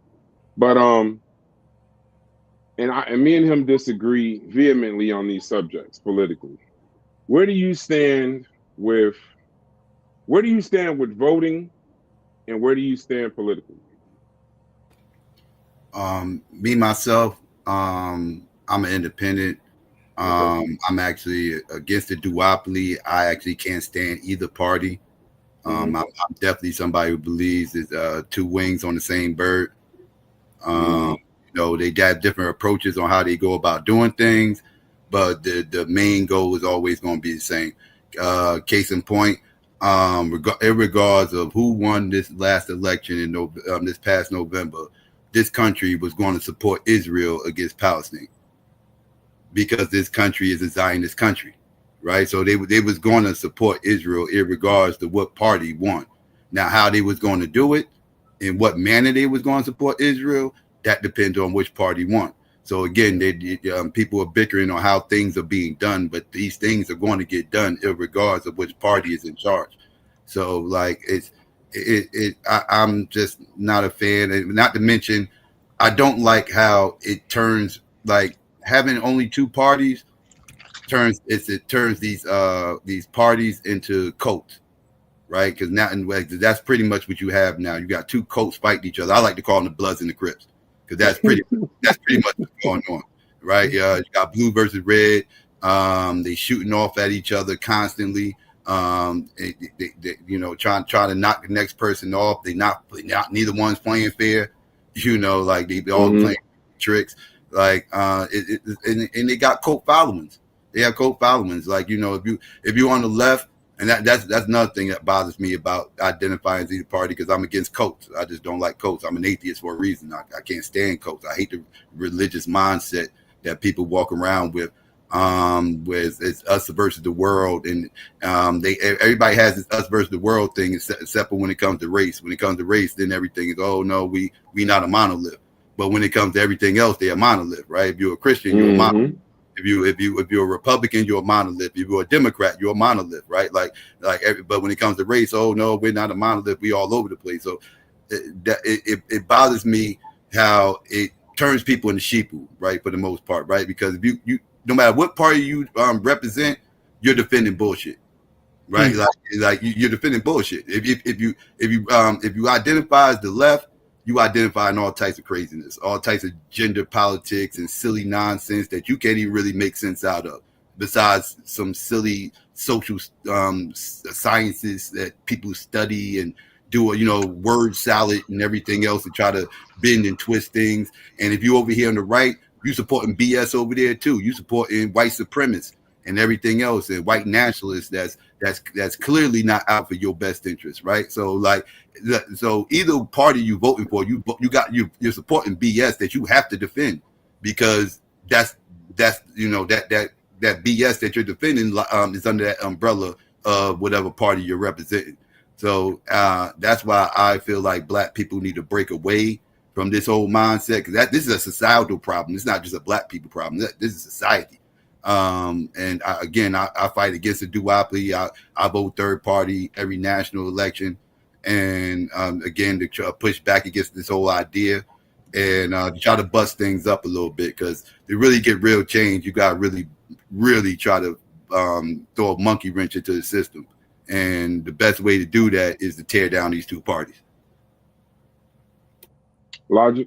Or Chef, whenever you're ready, just cut in, because we don't know when you're ready or not. Go ahead, Logic. I mean, I see it really similar. Not entirely the same, but I wouldn't necessarily say. Let me make sure I'm not getting away from the original question, though.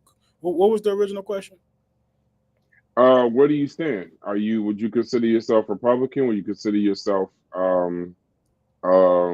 Democrat? What is your stance? So that at least we having a conversation. I would probably have to just fall under progressive. Now that I'm getting even more familiar with the terms. I don't want to be locked into one particular ideology or the other. I want to have the freedom to be able to take the parts I like from whatever side and put that together however I can possibly in whatever limited phase that I can do it. But as far as did you vote progressive? I voted Democrat, but that particular. So you voted for Kamala Harris. I voted for Kamala Harris, but I cast my ballot like in my mind. I wasn't necessarily voting for Kamala Harris. I was voting against Trump. Right? I didn't have a good. I'm glad you admitted that. Yeah, I didn't have a candidate that I really liked. I really didn't like Kamala like at all, actually. Like, and I gave her umpteen shots. I've never done as much reading or as much researching a presidential candidate as I did with her. I wanted to really like the stuff that she did, and I ended up still voting for her, but not really supporting her. Right? You know what I'm saying? It really was my reaction to I don't want Trump to get elected, so here's what I can do. You know what I'm saying? But see, and that's what I kind of leans towards what I was just talking about. That's what both parties do. They fearmonger you into voting for, voting against the other party, right? Because once they get you locked in, right? Because both sides do it, right? Like, like you got the Trump derangement syndrome on the left, and over on the right, they fearmongering. Everybody's about to get a sex change and everything else, is that and the third. Like, like they have their fearmongering tactics that they pull to scare people into voting for this party. Because once they get you voting against something, you're no longer voting for anything. Right. So and that's when it becomes a problem. So it's like, okay, I voted against this person. My guy won. I'm satisfied. Whatever they do now, I don't care. This person ain't in office, right? That's how they want you to think, right? Because again, you didn't vote for nothing. So you're not holding them to a standard, right? Yeah. So that's how they want the people to think. And that's what people need to understand and kind of break out of that. And let me add a little bit to that, because I feel like I definitely am coming from one of those standpoints of feeling disenfranchised and not heard. Right? There was definitely a time, even though my upbringing would tell you different. There definitely was a time where I was just out of it as far as politics. I didn't really see the point. I saw it up close for a long time, and I realized at a very young age it's a dog and pony show. I realized that these people would see each other out in the middle of the street and pretend like they had something to talk about for an hour just to be cordial. When they could have, when they get home, they're probably calling somebody else to talk bad about that person they just talked to for an hour. You know what I'm saying? Like it was always a show. And I hated, as a kid, having to watch the show and just, let adults do their thing. So, I grew up definitely disenfranchised from it. I don't know if those two stories connected well, but certainly I definitely wasn't like, oh, I believe in the system and I think it's working. I wasn't like that. So now I'm kind of moved to a position where I'm a little bit more neutral. Like I feel like the system has its flaws and it can potentially be useful, right? And of course, there are people who operate it and those people who have flaws too. So I definitely see where you're saying both parties are kind of the same thing. I would 100% agree with you. Like that was a realization for me. Like I had to realize, they're both attempting to side with the American people or be on the American people's side while whole time, having their own agendas, which is probably a little bit more money related than it is people related, right? But it's in their best interest to get voters by appearing to be on those people's side. So that winds up being a big part of politics, and that's something that you hear people. Why a third party is needed, it won't be this either or. It's like, okay, well, it's either this one or that one, and then that's a dichotomy that we shouldn't be stuck in.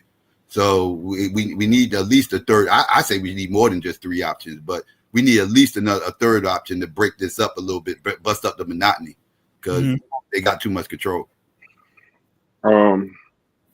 So I vote Republican. I voted for Trump. I'm actually probably one of the worst. I voted for Trump 3 times, I guess, if that's the case. 16, 20, and 24. So here's where I stand, because I this is what I do. I work for people that don't know me, I work in politics. Well, worked in politics, and my dad. We have a consulting business. We help candidates get elected, and I am a Black Republican that voted for. I did vote for Obama, and that was for selfish reasons. I do have the ability to put it away depending on it. Like I knew at the time, after weapons of mass destruction, we no longer needed a Republican in the White House. You know, I knew that. I guess I had enough common sense after those years with Bush. It was a little crazy. But I have a son. I wanted him to see a Black president, so it is what it is. So this is where I said I voted Trump in the last election. There was no way I was gonna vote for Kamala. I do understand what y'all say about kind of sometimes, because it's only a choice of two. I look at civics a little different though, because I look at it as you're voting for the president of the United States. You press the button on election night. If your candidate wins, you get your ass to work in your community and make sure that things get done. If your candidate loses, you get your ass in the community and get shit done. Either way. See, the main people that have a problem with who people vote for are still the main people that don't get their ass out. They think that you vote and sit back and America's somehow gonna make you rich, or America's gonna somehow make sure you can put food on the table. And that's not how civics works. The civic process, not the political process, is you vote for the candidate that serves your issues, serves you personally. If you're in a monolith or you're in a group or something like that, you can do that. But for the most part, you want to make sure that your family is straight, depending on what this candidate is doing. Now, if you realize also that the second part of that vote is vote on election night, the next day, or have a habit of a lifestyle of going to city council meetings, getting to know your mayor, getting to know your police chief, getting to know the fire chief. Because my man he'll separate things a lot like this. Federal elections are federal elections. You vote, you don't necessarily affect all of that kind of stuff. You vote. But when you start looking at who y'all send, like Cory Booker in New Jersey, like your representative, who you send to your representatives, who you send to Congress, you have the ability more in your local politics, because you can actually leave your house, depending on what town you live in. But most towns, you can leave your house and you're able to talk to your mayor, have a conversation with him. You probably live in the same neighborhood as him. So I look at it as I'm much more active in reality in my local politics. And I kind of talk about federal politics, but I know I don't really affect those. But I can have a conversation. When Cory Booker was mayor in Newark, my father helped him get elected. He used to do office hours. Psycho probably know what I'm talking about. Your pops was against Sharp James? No, my father was for Sharp James, and then the Rosa agency stuff came out, and then he's in that documentary. I know people from Jersey know it. Most other people Brick know City documentary. Yeah, the Brick City documentary. He's in that documentary, and he kind of had to pivot towards. Sharp James was a great motivator. Sharp James was a great politician. Y'all don't know what I'm talking about. Me and Psycho having a moment. I don't care if y'all leave or stay. The Sharp James was a great motivator, a great speaker. I put him in the mind of like a Baptist preacher and a gangster. So he's what Newark needed through some times. Like he's somebody that will pull up and pay your PSC&G bill, to sit there, play cards with you, have a drink with you, go down the site. He's from the city. He's from the right. Yeah, exactly. But at that point, those kinds of politicians, the Sharp James, the Marion Barrys, those kinds of politicians during that time, you're kind of running. They're going to turn you into a criminal. Now, I don't think he did everything that he went to prison for, but I know some of that real estate. He do nothing different than any other mayor does. Exactly right. No, so now you see where I'm going. But when they want you in office, what you're doing is good for the people. When they don't want you in office, now you're a criminal, and now we got to prosecute you. Like Menendez. They love Menendez. until they didn't. And I don't know what he did behind the scenes or who he pissed off, but now he went to prison. But as far as he assisted Cory Booker because we didn't pick Democrats or Republicans. That's not, how we did it. We did it based on the climate. We did it based on who we sat down with. It got to the point where we couldn't even talk to Sharp James anymore because we had my father had one conversation with Cory Booker. We could no longer talk to Sharp James. Like everything stopped. And I understood it because they kind of looked at Cory Booker as COINTELPRO. Yeah, he's outside. You brought up COINTELPRO, but remember he was living in brick towers. So he was living in the projects and they kind of thought he was pandering a little bit. Who's this kid from Yale? Started the Jewish club at Yale. So you have these conversations, right? So we going down a brick city lane for those who don't know. So then, we worked with him, but my father also worked with Ras Baraka in the recent elections too. So he's somebody I go to kind of balance myself or give myself like a scale. What's your opinion about Do It All?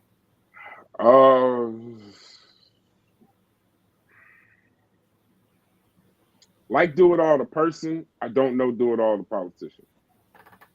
That's how I stand. I don't know. Like where do you know him as the politician aspect or what? Yeah, I mean, I know what policies he pushes for.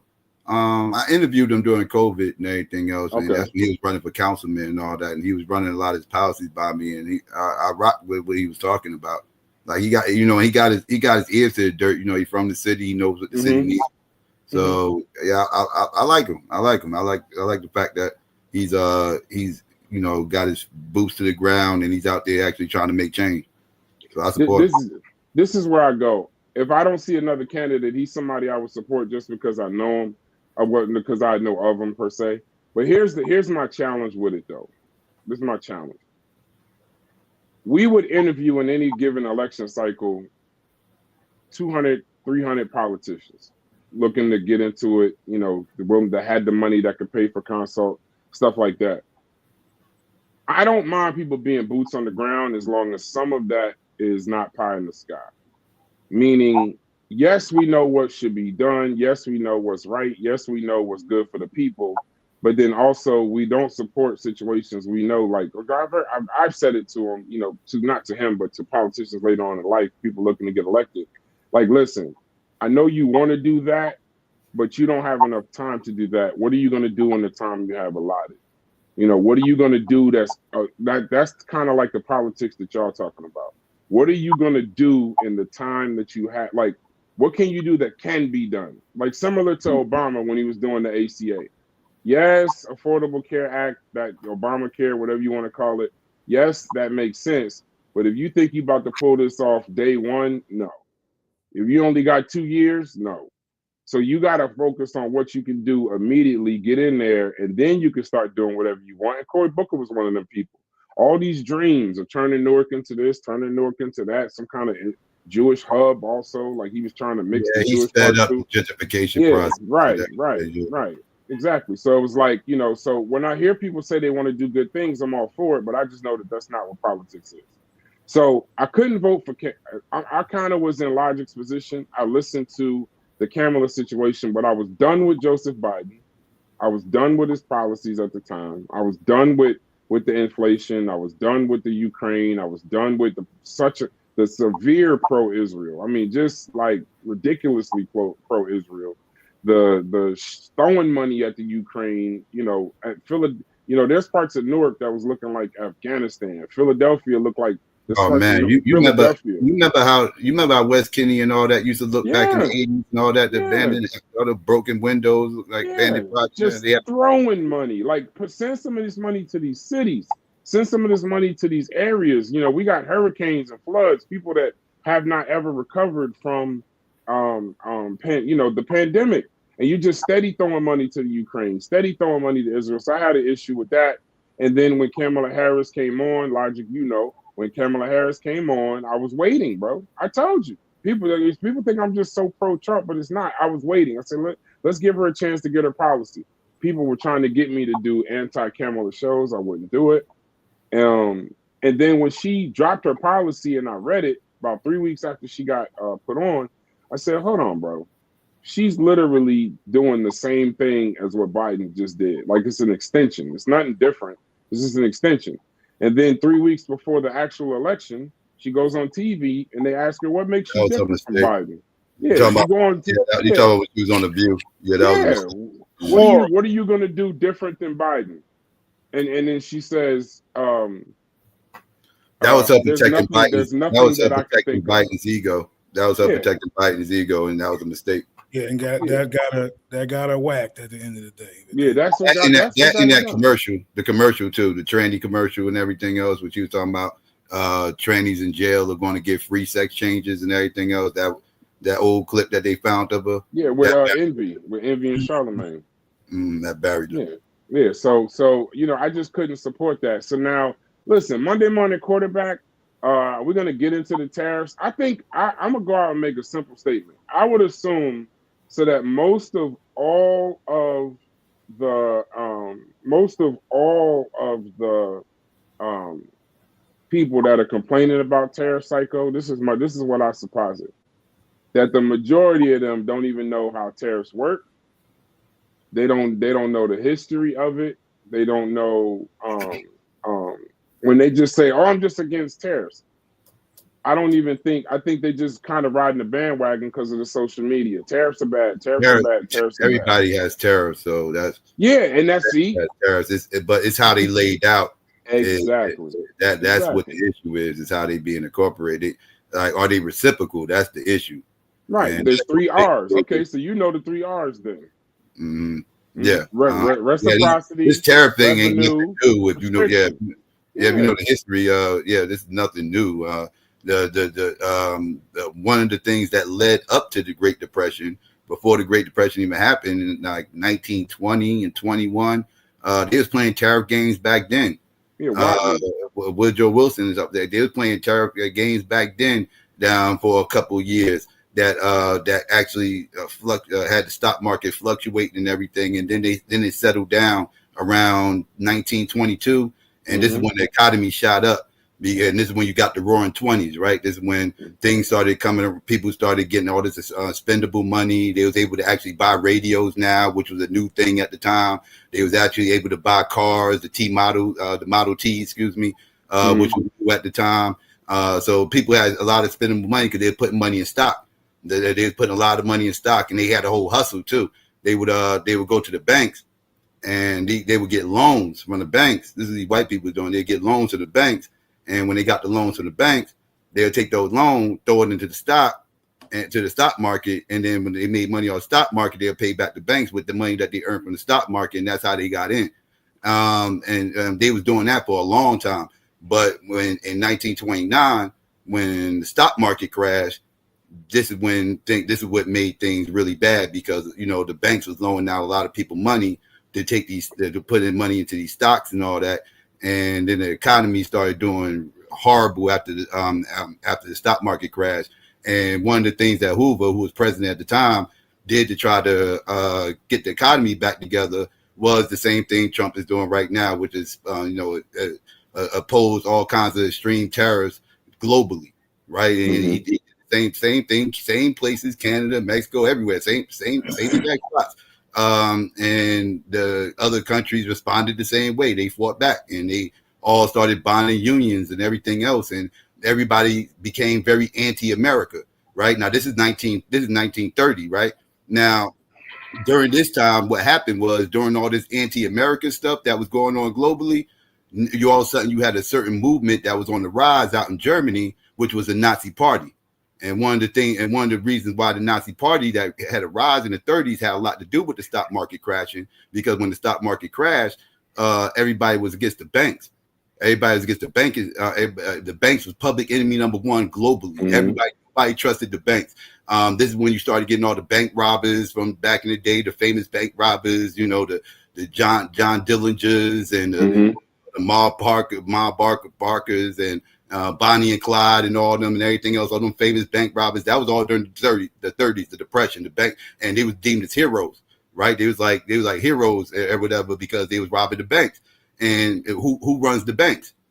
The small hats, right? So the small hats end up becoming public enemy number one. That's how the Nazis end up rising around the same time, and all this led up to World War II. Where we joined World War II. That's what actually ended up getting us out of the Depression. Was World War II and everything else. So all this thing was a big lead up. My bad, I'm getting the whole history lesson up here, but yeah, but one thing leads to another. But just the terror thing been going on for a long time, like well over 100 years with this terror, global trade and trade war and everything else. This ain't nothing new. Yeah, and my thing is when a person just immediately in logic, I'll throw it the floor to you.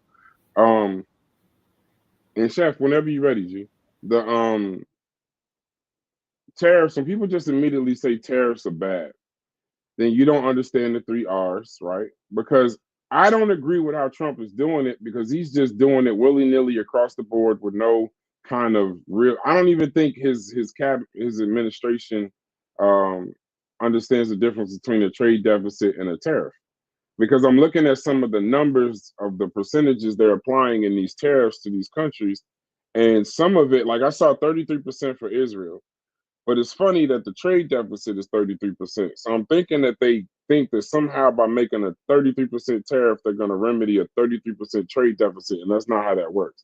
So you go along the lines of now they're tariffing places that don't have people, out of the thinking that China is going to somehow get past the tariff with them by doing it. So it's just willy-nilly. That's why the market's going up and down, because I think he just paused it 90 days before we went live. And but he's still, now I agree with tariffs. Did he pause 90 days? Wait, what just happened? I think he paused it 90 days. My brother was texting me when the show was starting. I think that he paused I think he paused it 90 days. I'm not sure. I can look it up, but I don't. Yeah. I didn't know. I just now hearing about it. Yeah. So I think in my mind, the best use of tariffs. I mean, I don't get paid to be a genius, but in my mind, the tariff works best. I would tariff China. I would keep the tariff on China, and then I would put tariffs on people. Don't get me wrong. But what I would do is use those tariffs as a negotiation to get people to the leverage, to get people to the table, to sign a bunch of free trade agreements and rectify these deficits over the years. Similar to like with Israel, we have a free trade agreement with Israel, but about 2% is still kind of outside of it. Get those 2% in to be an 100% free trade agreement. Rectify whatever past stuff if y'all can come to an agreement, and then move forward. But if he's trying to make up for, United States giving Israel aid and all of this, that, and the other, it's all kind of crazy. But in this token, where I would go with this is, and where I would have fun with it is, I would literally tariff China and keep it there. Keep it there. We lost like $375 billion to China in trade. So I would keep it there. I would literally do that. And everything around China, I'd sign a free trade agreement with. And then that way that we're dealing with them, we don't necessarily have to deal with them. And then they with China, and then we can sign it all around the globe. Everyone, get everybody in order. Go ahead. No, I just read what it is. It says President Donald Trump announced a 30-day pause on tariffs for more than 75 trading partners that did not retaliate after his sweeping duties went into effect. China, which did not, which did place a steep rhetorical tariffs on U.S. goods, will now see an even larger hike in levies on its products, totaling 125%. Yeah, he went up 125%. Yeah. So that's against China. Yeah. Yeah. So, and that's what I mean. Like, listen, China's. He did a tariff on China in the beginning. Most people don't know, but he did a China on people in the beginning. On China, he did a tariff on China in the beginning, and then they signed an agreement called the Phase One something. And China was essentially going to give out about 200 billion, or however much it worked, 200 million, whatever it worked, one of those two, and they just didn't pay it. And here's the reason why. I understand why they didn't pay it, because they have the largest workforce in the world. 1.5 billion people, I think. They could pay them people in corn cobs. It doesn't matter. They're going to work. They're going to make stuff for cheap and send it out. China is the world's manufacturer. They got kids work there and everything else. Yeah, there's no rules. It's no Yeah. sweatshop. It doesn't matter. So they're the world's manufacturer. So what they do, they steal IPs. I mean, they do what they do, and that's fine. But I would keep the tariff on them. But the way Trump is doing it, and Chef can never understand what I mean when I say this. I agree with some of the stuff that Trump is doing. I can't stand how he's doing damn near all of it. I agree we need to restructure our relationship with Canada, but I don't agree we need to call Trudeau the governor and call him the 51st state. Like that's not politics. That's not. You're not going to get anywhere. That literally, when you say that, you're literally threatening their sovereignty. Yes. You're threatening their sovereignty once you say that. Like that's an act of war almost. Like they literally could take it that way. Like yeah. So and that's where I stand. So Chef can't understand that because, and rightfully so, because there are MAGA Republicans. And I'm not a MAGA Republican. I don't agree. Blind people worship of any human being. It doesn't make sense. So I understand that they get, we live in the age of social media. There's money in actually being a troll. There's money in being a MAGA Republican. People trying to make money, I get it. But the people that are actual MAGA Republicans, I'd love to sit down and have a conversation with them, especially a black MAGA Republican. I'd love to sit down and have a conversation with them. Because I like to see, do you really follow, just tariff everybody? You can't. No American, forget Democrat and all of that. No American would agree that just blind tariffs make sense. That ending birthright citizenship, all of it, going against the Constitution makes sense. So where I stand, Psycho, Logic, just so we're clear, is I lean on the Constitution. When I voted for Trump, I said this shit so much, Psycho, that and the link is in the chat. Y'all can come up and cuss me out if you like. I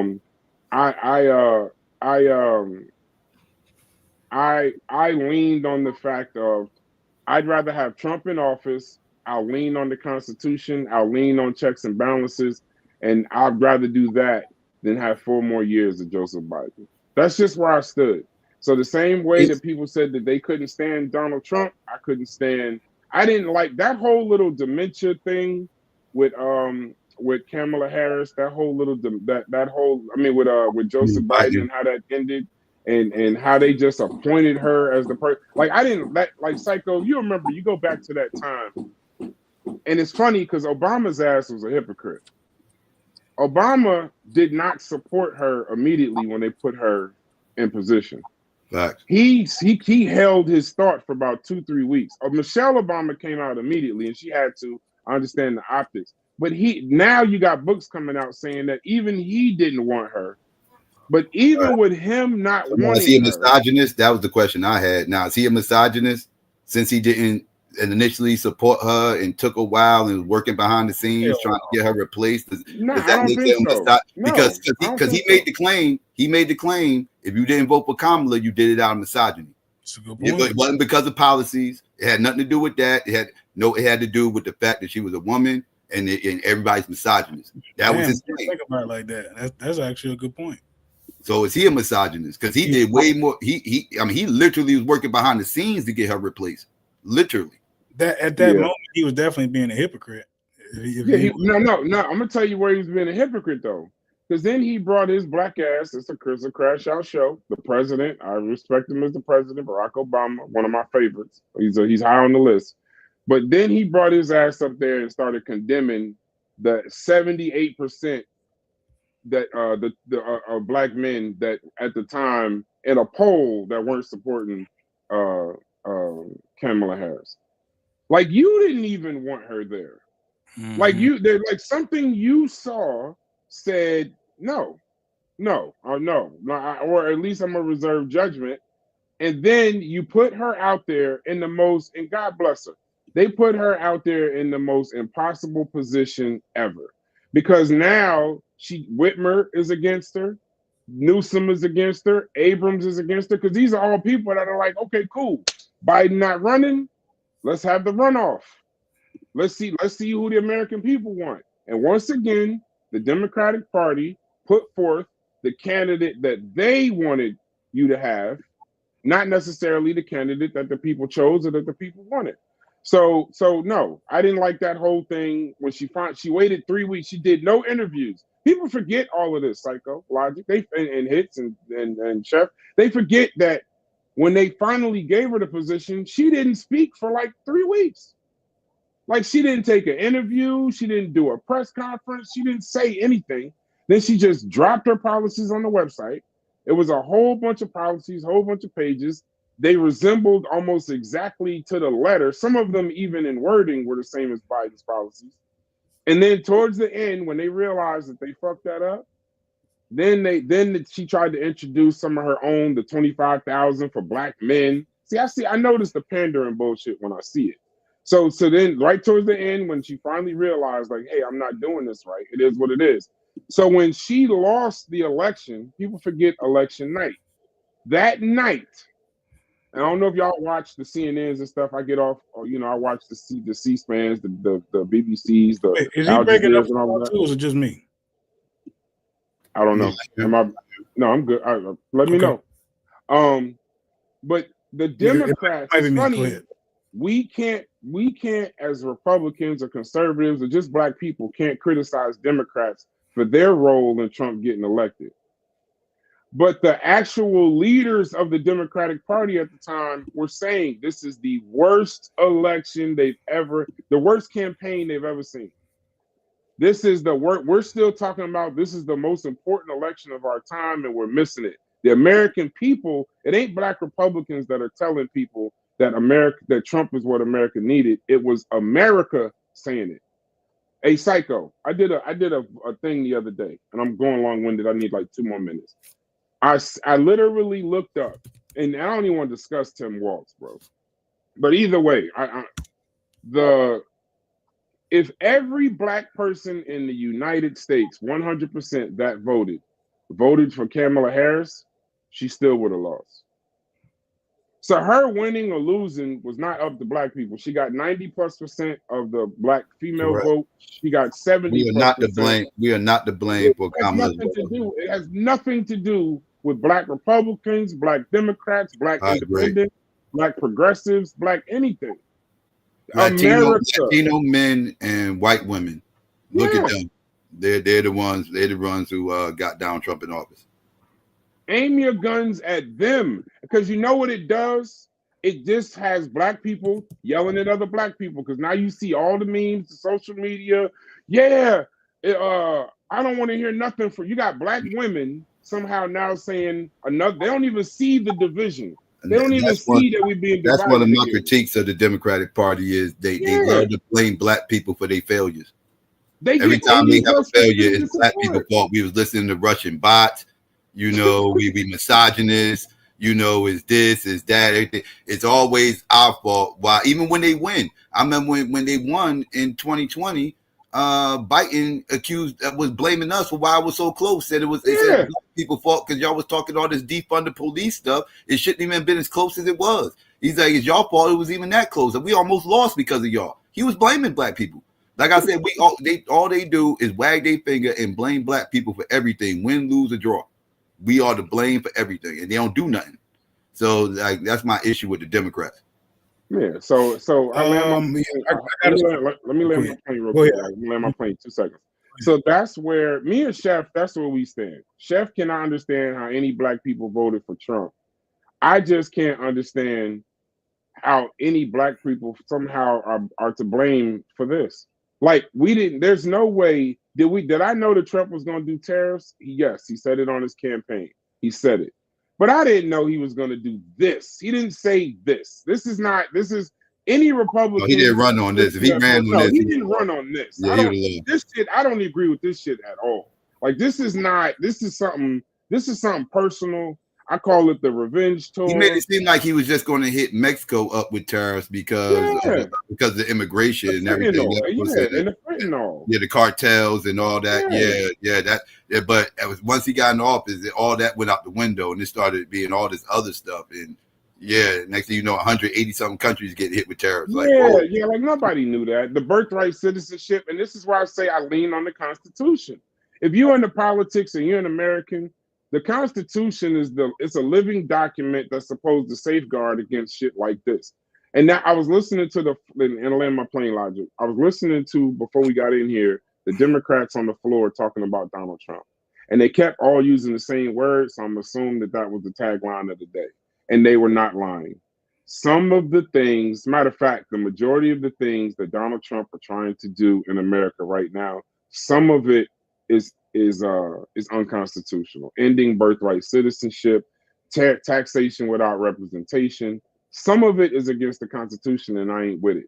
But do I think we need tariffs on some countries in order to bring them to the table to negotiate? Yes. Do I think that we need to listen? You in New Jersey, psycho. I'm in New Jersey. I spent a lot of time in New York. I don't know how the illegal immigration issue was dealing with y'all, but we had illegal immigrants burning people on subway trains and fanning them. We had illegal immigrants we were walking over illegal immigrants in Times Square. That shit had to get in order. And if you're telling me that you wasn't going to do nothing about it, then there's no way I could have voted for Kamala. I land my plane. Go ahead. With the immigration thing, that's a whole different.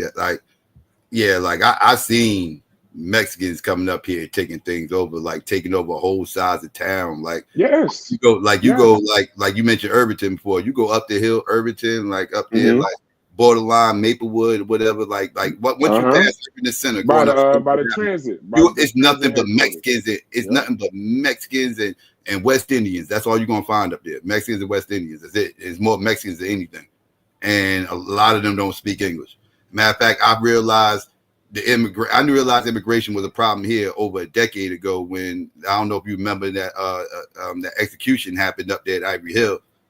They had in the schoolyard. Yep. You know exactly what I'm talking about. Those are illegals. Yeah, those are illegals that happened. That was over 10 years ago. So that's when I started realizing, like, this illegal stuff is like an issue. Like, cause that was never a Jersey problem. That was a border state problem.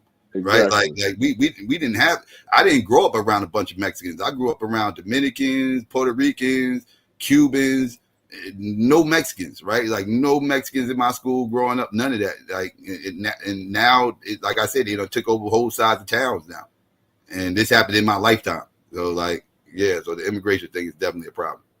Yeah, but go ahead, brother Logic. I mean, without being too critical, right? Like, at the same time, I know it's really easy to point the finger. It doesn't. I don't think it typically is very solution based, but at the same time, it's very easy to kind of point the finger and see what other people could do.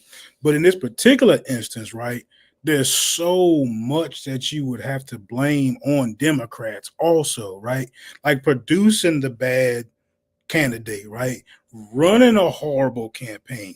You're talking about horrible, like you're running, your finger is so far off the pulse of America, right? That you are running and talking about LGBT rights, right? It's already a super small demographic.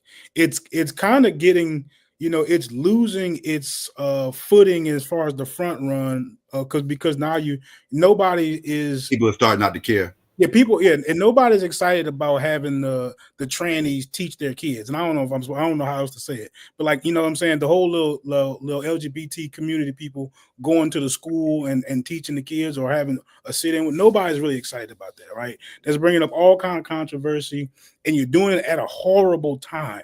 That's not a way to catch back up, in the polls, is pander to the smallest demographic, possibly in America. Like that's retarded. That's a horrible game plan. Your finger is really far off the pulse as far as what people are actually asking for.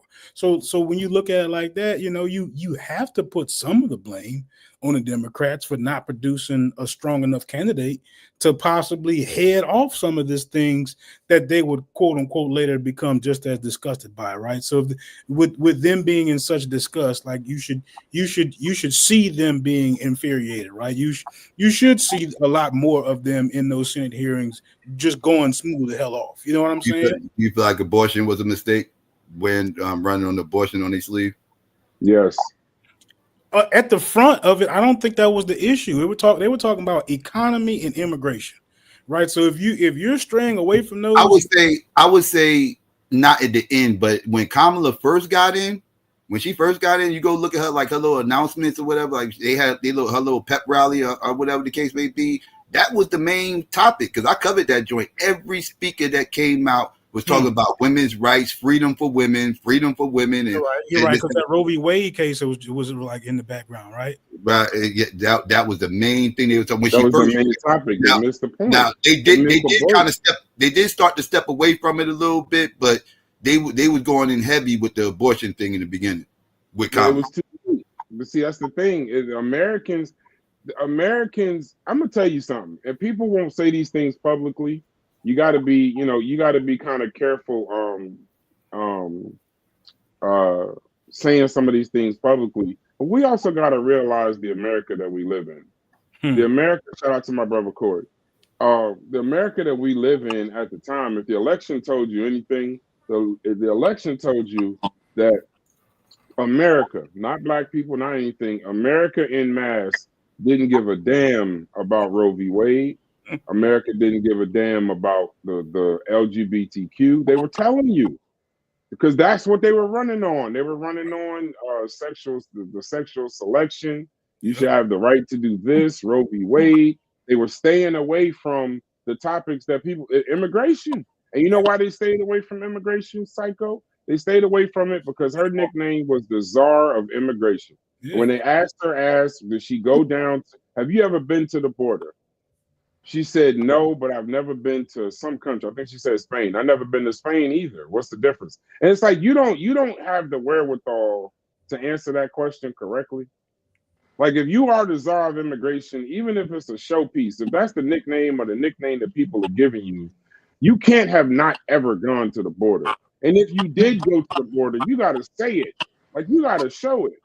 New York, I tell people New York was getting bus rides of people, of illegal immigrants. And when they got off the bus, they were getting book bags with phones and such. So just for clarity, the reason why we're discussing Kamala, while we all recognize, I would hope we all recognize the financial times that we're in, the challenges that we're facing right now. Me and Chef have conversations in Discord about Black Republicans are the reason that we're in the situation that we're in, and I just say I don't think so. I think that America spoke. Trump is fucking up. I'll say that publicly. He's fucking up. I don't need to say it. Y'all know it. But at the end of the day, I put a lot of the weight on the Democratic Party because most people felt like they didn't have much of an option besides them two. So I understand like Chef is I don't know what the hell Chef is, but I know Corey is a progressive. Psycho said he was a progressive or independent. Logic said he was a Democrat, and sorry, I mispronounced that. Democrat. Progressive. I didn't say I was. Now you're a progressive. Okay, so now you're a progressive. You know what's funny? Everybody keeps saying they don't want to. Black people don't want to be Republicans. I'm starting to hear black people not want to be Democrats. That's the funny part. Now all of a sudden nobody wants to be a Democrat. When 82% of black females voted for Kamala Harris and 78%, I think, black men voted. But that's neither here nor there. Corey, what's going on, brother? Talk to the people. Hey, peace, y'all. What up? Hey, what's going on, G? Good conversation, man. Everybody on the panel, I heard make a few good points. But I want to say Kamala never...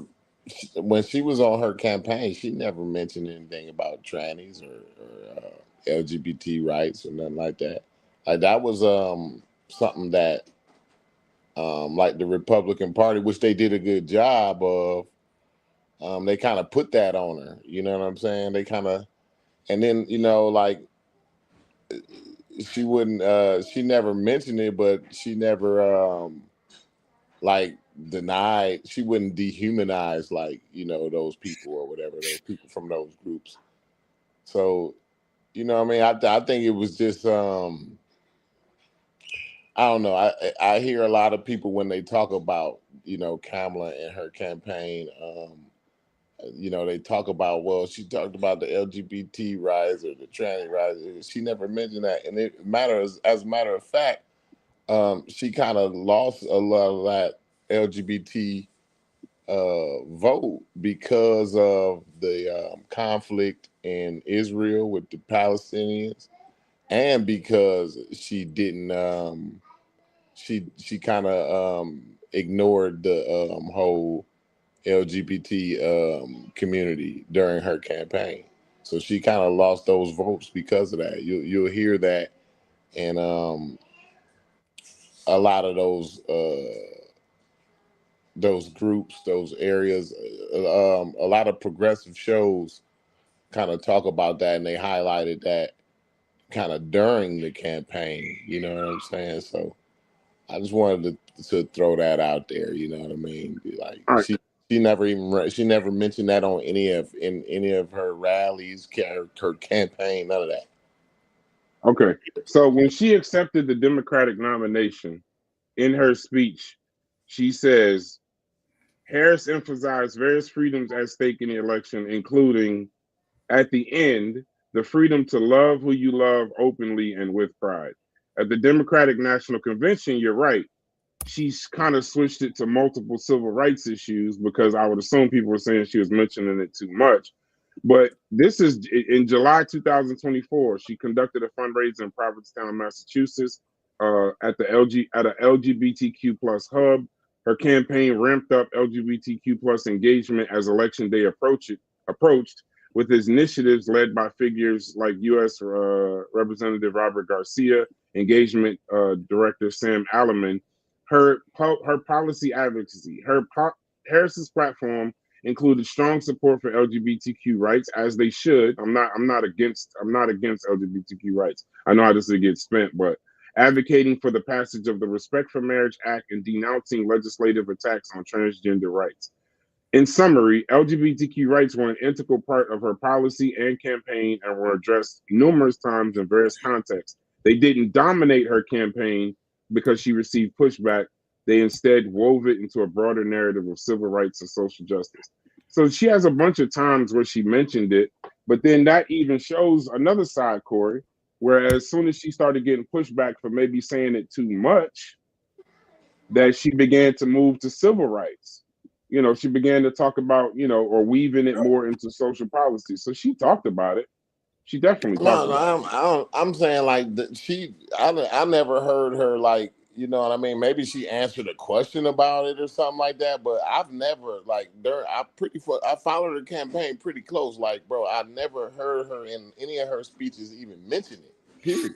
Now, maybe she said something about, love who you love or what. I don't know. Maybe that, I don't know if that's too much for people to vote for because she said that. You know what I mean? Like, fine, I guess. Then you got me then. But you know what I mean? No. This wasn't a gotcha. They didn't campaign in the way that people put it. Like they didn't campaign on that at all. Like people based their whole decision on trannies and LGBT, and she didn't that wasn't even part of her deal, bro. The whole time.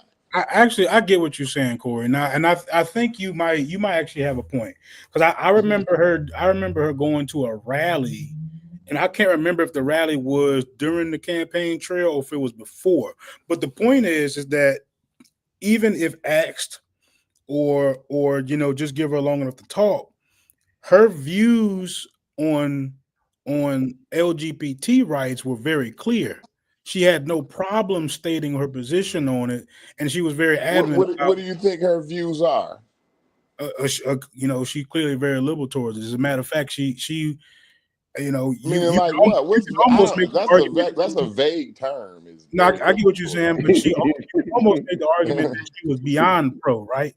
Like, I don't think that she was saying that she wanted to use taxpayer dollars to produce more people to have the sex change operation, but she certainly wasn't against it, right? That she wasn't changing her position on that.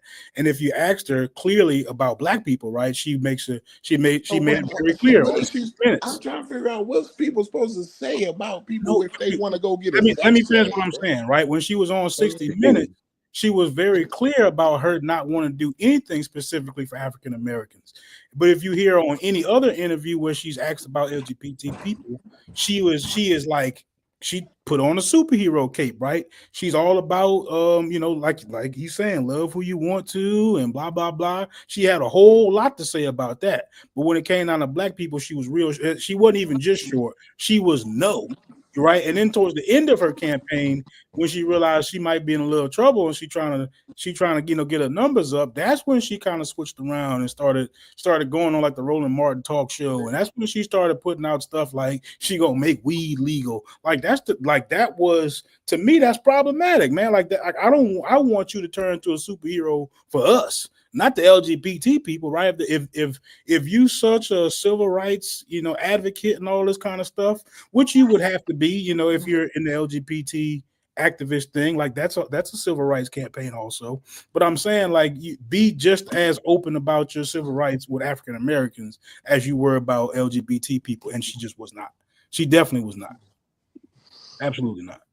So I see what you're saying by they didn't run the campaign on that, but her views were very clear on both sides. So that's fine. I'll let you go because it's like, I wasn't comparing it to how, that wasn't what it was. That wasn't how it was laid out initially. Like, it wasn't being compared to how often or how emphatic she was about her support for which black people or for the LGBT. It was just the fact that, I couldn't do it. I couldn't vote for her because she supported, because of the way of her support for LGBT. You know what I'm saying? So I don't know, but yeah. I'm again to the audience, maybe because a lot of them may not be a part of the Discord, but I'm not. Kamala Harris is in no way the candidate that I would have chosen, right? But in this, we have a two-party system here. You see what I'm saying? And it was only two people to choose from. And like, to me, like the things that's going on, and we, right now, and then we say, well, I hear people say, well, Kamala, she said she was black, you know what I mean? Or she said something about LGBT, or whatever the some wild social issue is, you know what I'm saying? Like, bro, that compared to what's going on here now, I don't know. To me, it is the lesser of two evils, right? It's basically why because I did vote for Kamala Harris, but I'm a progressive. I criticize Democrats, pretty much all day, every day. You know what I'm saying? And they did run a terrible campaign, so they do have some responsibility.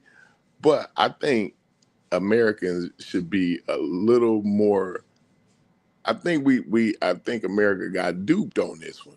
I think we should have been a little smarter. I think, worrying about, how many trannies playing basketball is, you know what I mean, is a wild thing. You know what I mean? It's not very many of them anyway. So, like, it's just, it seemed like they played 3-card monte on us. They did the 3-card monte, and now we're in a position to where now the wealth is being concentrated more and more and more, because that's what happens when you have economic unrest. You know what I mean? Like back in the pandemic, when we had the economic unrest there, the concentration of wealth. You know what I mean? Then here we go again. We finna be in a trade war. The wealth gonna get more and more concentrated. You know what I mean? That's what they do in the every time. You know what I'm saying? This is what the billionaires, the corporations, this is what they do every single time. They make record profits while the Americans suffer. So what's your opinion about AOC challenging or thinking about challenging Chuck Schumer? I think she should. I think everybody should be challenged. You know what I'm saying? I think she should challenge. But the problem is, and AOC is a smart lady, right? She's smart. I think she's qualified. I think she's more than qualified. I like I like her. A lot of her. I like a lot of her policies. The problem is on the left. We look for somebody that's perfect. Like every single policy that they put down, every word that comes out of their mouth, we have to agree with it, because if we don't, then that candidate is no good.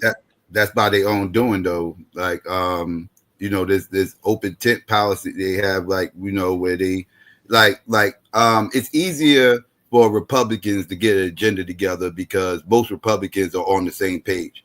Whereas the Democratic Party, they're all over the place, right? They try to pander to about 10 different demographics, where Republicans are way more concise with their messaging. Yeah, well, because it's a two-party system, right? We have independents and progressives that caucus with Democrats. You understand? Y'all see what I'm saying about that? Yeah. Now, so that's why you get true democracy. You get true all these different opinions, all these arguments. That's what you want. You don't want a uniparty. You don't want a unithought. Yeah. You see what I'm saying? But only a couple of demographics going to feel satisfied. The other one's going to feel slighted. Ain't nobody never going to be all the way satisfied. This is what I said. We always want to be totally satisfied. But I can look at a politician and say, you know what? I don't like that, and that, but I do like this, and this, and that outweighs those. You see what I'm saying? I can do that. I don't need the politician to be 100% what I want. You know what I mean? I like AOC, but AOC ain't gonna win because everybody looking for her to be 100%. She ain't 100%. She got a lot of flaws. Yeah, I think she's trying to go up against a big dog. Schumer's a big dog. You better be careful. Schumer is entrenched. No, AOC a big dog though. No, AOC on the grassroots. Have y'all seen them rallies? Bernie Sanders. No, I don't. Yeah, but dragging him. AIPAC money though. He got AIPAC money. Schumer might not have the support you see, but he goddamn for sure got the support that you need. No, I ain't talking about corporations. In the New York Senate, if you got AIPAC behind you, it ain't gonna matter. It ain't pretty much going. Look at what the lobbyists. Look what Bowman. Look what Bowman. See, that's why we don't even respect AOC. We respect Chuck Schumer, but AOC, she don't take lobby money. I don't like she won't win for Senate if she don't take a dime. That's wild to me. That's wild to me. Why she won't get y'all support? No. That ain't what I said. Listen. We will sit up and criticize. Listen, hold on. We'll sit up and criticize AOC's policies from top to bottom. But we don't respect her. And we respect all these other politicians way more than her. And she don't take no money from those lobbyists, bro. That's not what I'm saying, Corey. You sure I'm about not that? saying I don't. I'm not saying I don't. Not those corporate lobbyists. She don't. I ain't trying to be funny, Corey, but she does take money. I could look it up and prove it. I just don't feel like she takes money from what corporate? She takes money from lobbyists and corporations, both of them. But no. Listen. Go ahead. Let's see. You got to prove that. Okay, I'll prove it. But listen, what I'm saying about Ava. I'm not saying that I'm criticizing her policy. I'm not saying that I'm criticizing her. You got to understand what I use, what I do. I understand that like Chuck Schumer been in the Senate for a long time. And that's not even what I'm talking about. No, that's not even what I'm talking about. What I'm saying is in New York politics specifically, you could talk about Bowman, you could talk about AOC, you could talk about Hakeem Jeffries. If AIPAC is not in full support of you, whoever AIPAC is in full support of, that's usually the person that tends to win, because when they don't want you no more, they pull their support and they put it behind somebody else and they win. I know that APAC is in full support and of that's Chuck because Schumer. the people that's So it ain't me. people. I'm just saying That's politics. the people's fault. That APAC can buy off our politicians, buy off our elections, and the way they did Jamal Bowman. I mean, black men should be standing up, and we should be totally upset every day about the way they did Jamal Bowman. You know what I mean? But I don't know. We wild. See we wild. how I go. See how I go. I get I get where you're going. And this goes back to the ideal thing we was talking about before, Psycho. I get the idealism of good candidates and the ones that want things done, this, that, and the other. It's just I have not seen, I was that young idealist telling my father, like, I like this particular candidate, love him. This is what's gonna happen. And then he would literally tell me, you don't understand. You don't understand. Fine. Now you go work with them. And they were saying all the right things. They was doing all the right moves, but nobody would come to see him. Nobody would come and watch him. Nobody would pay attention to any of his rallies. And eventually they drop out because politics is about getting we don't elected. listen to Bernie Sanders. And we don't listen to those Bernie Sanderses and those I disagree. AOCs about getting money out of politics. You see what I'm saying? I disagree. I don't blame the people for us not hearing Bernie Sanders. I blame the Democratic Party for us not listening to Bernie Sanders. Because Bernie Sanders, when Hillary Clinton was up, when in 2016, when Hillary Clinton and Bernie Sanders when it was Bernie Sanders' time, he had the momentum, he had the people, he had the recognition. He was doing milk commercials. Remember they used to do them nasty milk commercials with the mustaches and all of that? They had him. He was the guy. And the Democratic Party took one look at him. They put their arm around him, walked him out the room, walked Hillary into the room, fresh off Benghazi, fresh off the email scandal, fresh off all the stuff she had going on. And they walked him out the room and said, nope, we know the people want you, but you can't beat Donald Trump, and we're not, and the lobbyists ain't putting no money behind you. So the reason why we didn't get Bernie Sanders is not because of the people. We didn't get Bernie Sanders because the Democratic Party made a decision that Hillary Clinton had a better chance than the person that the people at that time actually wanted. I want to hear the winners talk about what winning is going to do. Like we can't keep talking about why people lost. People are already trying to determine that, work on midterms and all that. But until then, we have 2 years minimum, right, of the current administration. Can we talk about if that's beneficial, detrimental, things like that? You know, we still have to live in current time. That never gets talked about. Trying to crash out, but Chef ain't crashing out. So the whole point. Yeah, y'all sound way too cordial and calm. No, well, for this to be a crash out. Don't make me get on here. Yeah, he's not even here. So I'm in the bunker. Listen, I'm in the bunker. So yeah, we just doing the what's the name, but no, because the thing is, the reason why, and I appreciate that you moving the conversation. I would agree. Any American right now, Republican, black, white, brown, whatever, otherwise, saying that Trump is doing a good job, you're an idiot. Trump right now, do I agree with tariffs? In some cases, yes. How he's doing the tariffs, he's going to put us into a trade war, and we're going to go into one of the there. Yeah, but he can pull. If what they're saying is true, that we got, me and Psycho was looking at this. Psycho, we got to do some content. I really appreciate this conversation. The 75 nations have come to the table. They didn't threaten reciprocally. They actually contacted. That's the point of the tariff. Put the tariff out as a threat. If the nations come to the table based on that threat, rather than put the reciprocal tariffs on you or however it works, and y'all could come to the table and come to some form of a trade agreement, that should end the trade war.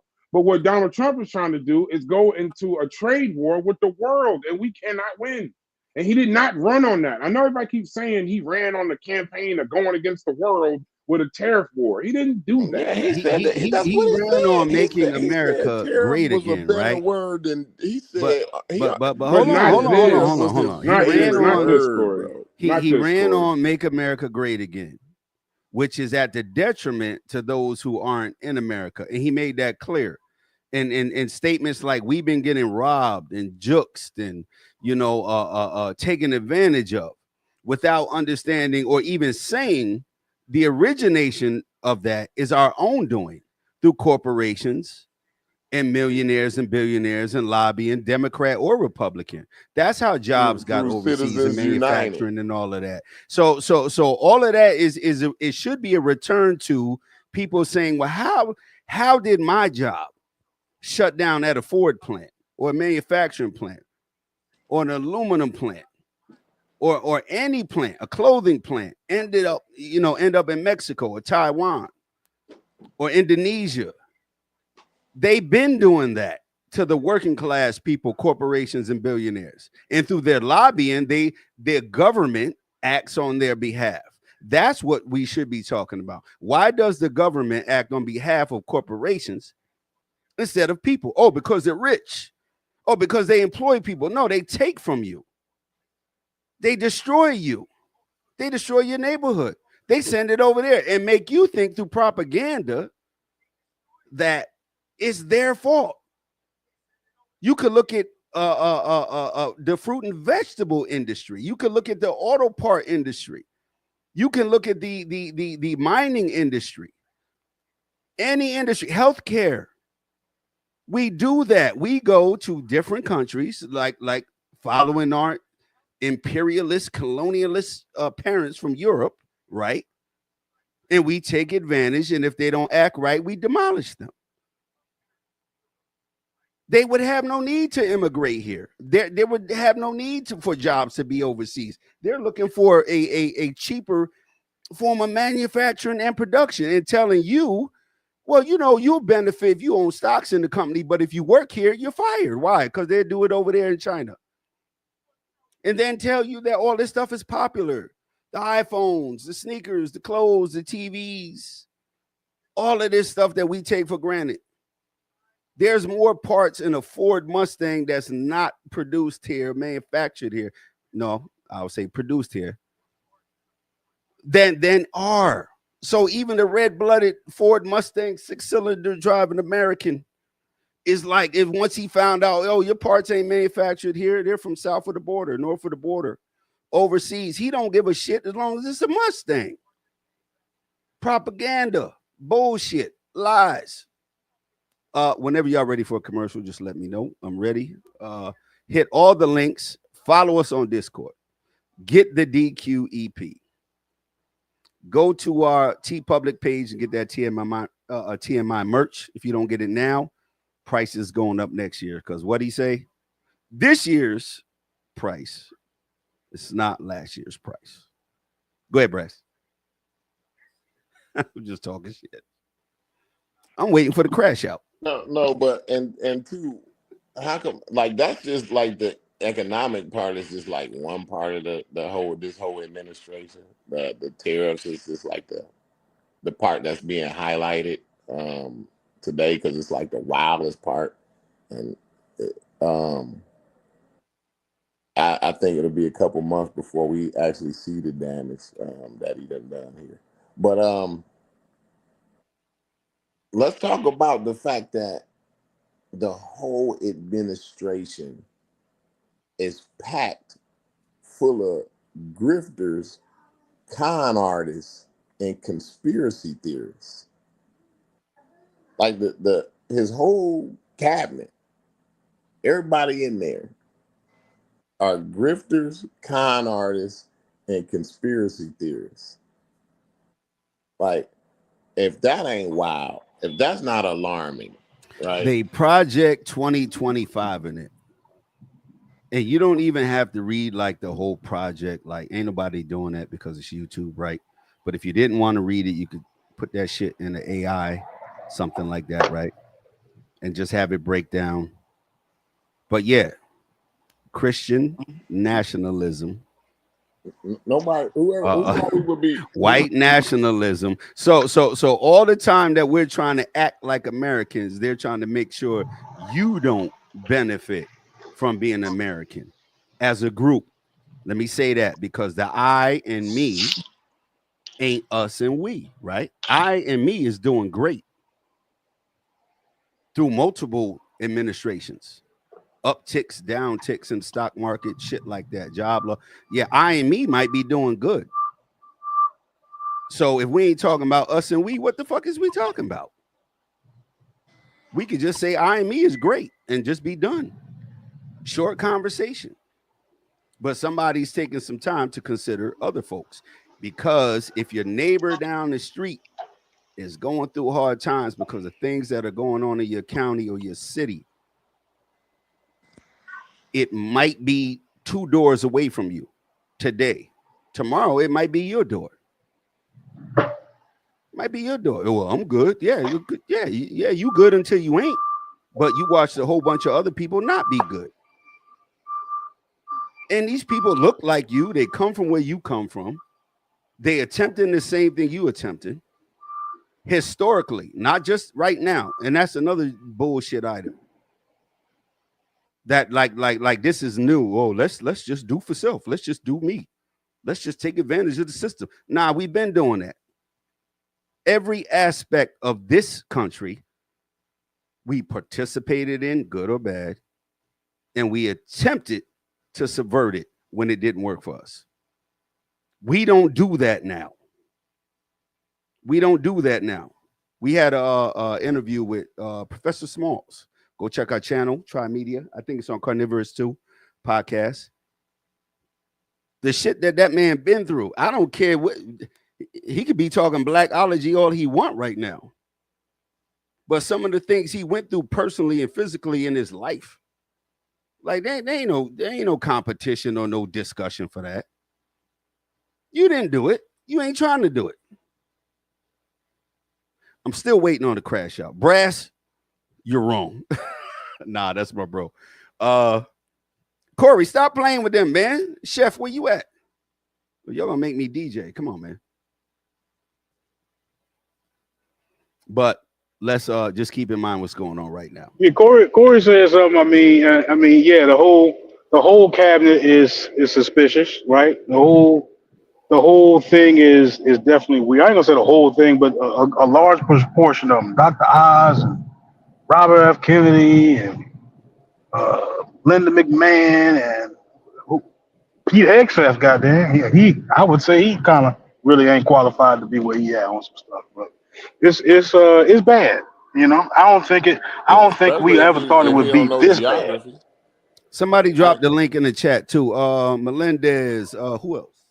It's bad, but at the same time, you know, I hear what Hicks is saying, you know, but as far as like what I feel like the healthy part of the conversation, me personally, I feel like what can we do better, right? We're not going to necessarily tomorrow produce all these new politicians and they suddenly take over and now you got this new regime.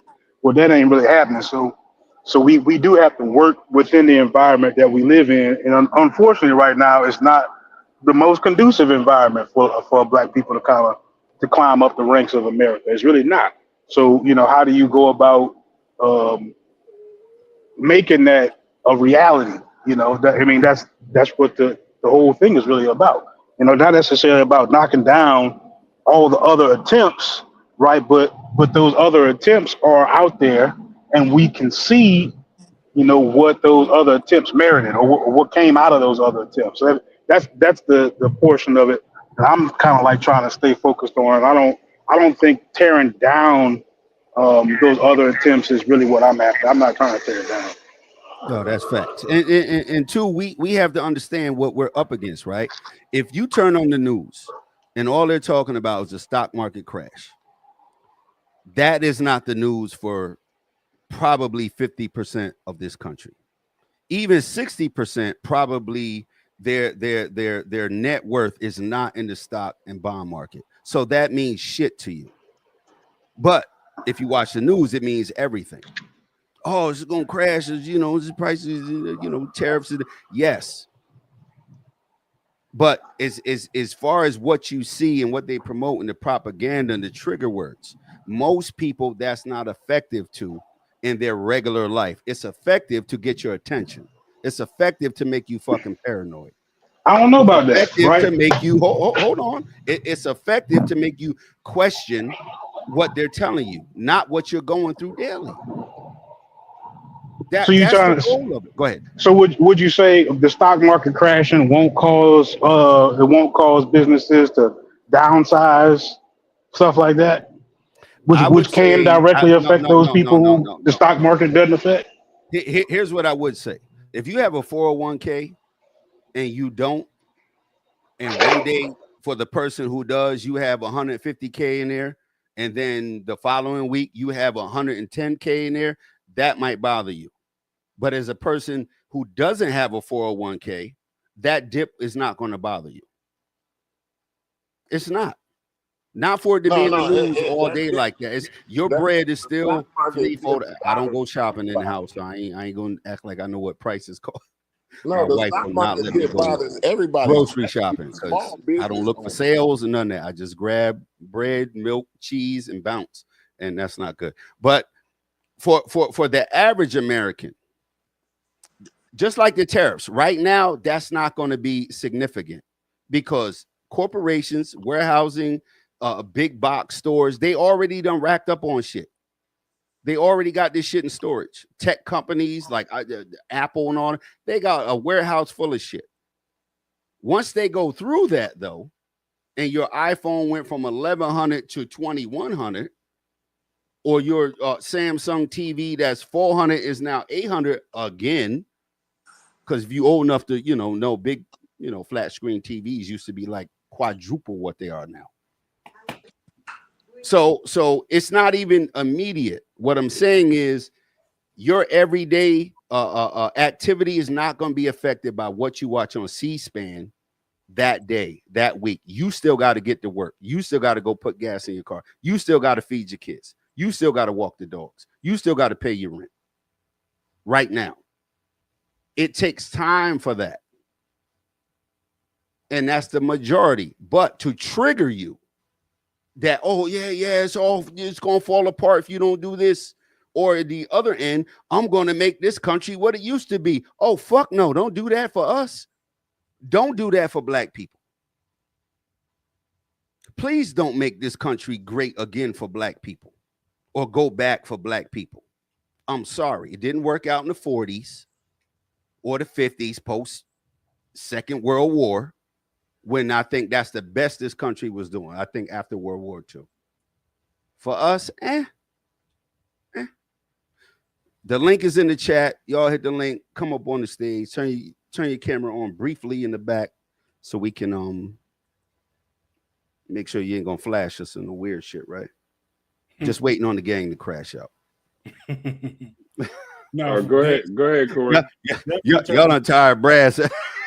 Yeah, like this is. I thought it was gonna be some. Brass been getting beat up for like 4 days straight. I've been getting beat up 4 days straight. This is like I thought this was gonna be something. This is nothing. So all right.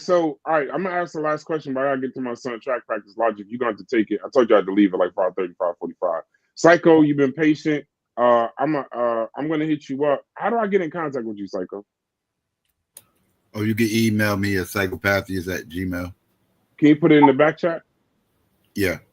All right, appreciate it. All right, so I'm gonna ask the last question before I get out of here. Y'all can continue the show because Chef was too afraid to show up on his own channel. Are Black Republicans to blame for Donald Trump being elected right now? Psycho, where do you stand? No, absolutely not. No. Logic, where do you stand?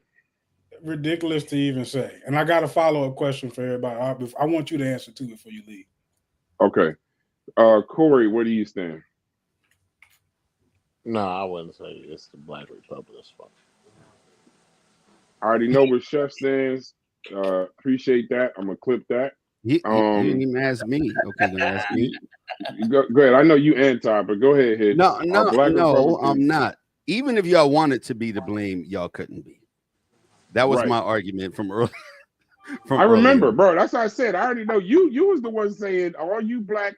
Remember, this is where it got a little crazy. All you black motherfuckers that think that somehow they're gonna accept you because you voted for them and y'all making something move. They don't even think about you in the us grand even scheme of blaming things. black people that voted conservative. Like that's crazy. Like that. No, we and that goes back to that propaganda wing. But no, I wouldn't say we are the cause of, you know, a lot of shit that goes on in this country, you know. So no, y'all definitely, even if you wanted to be, no, you're not.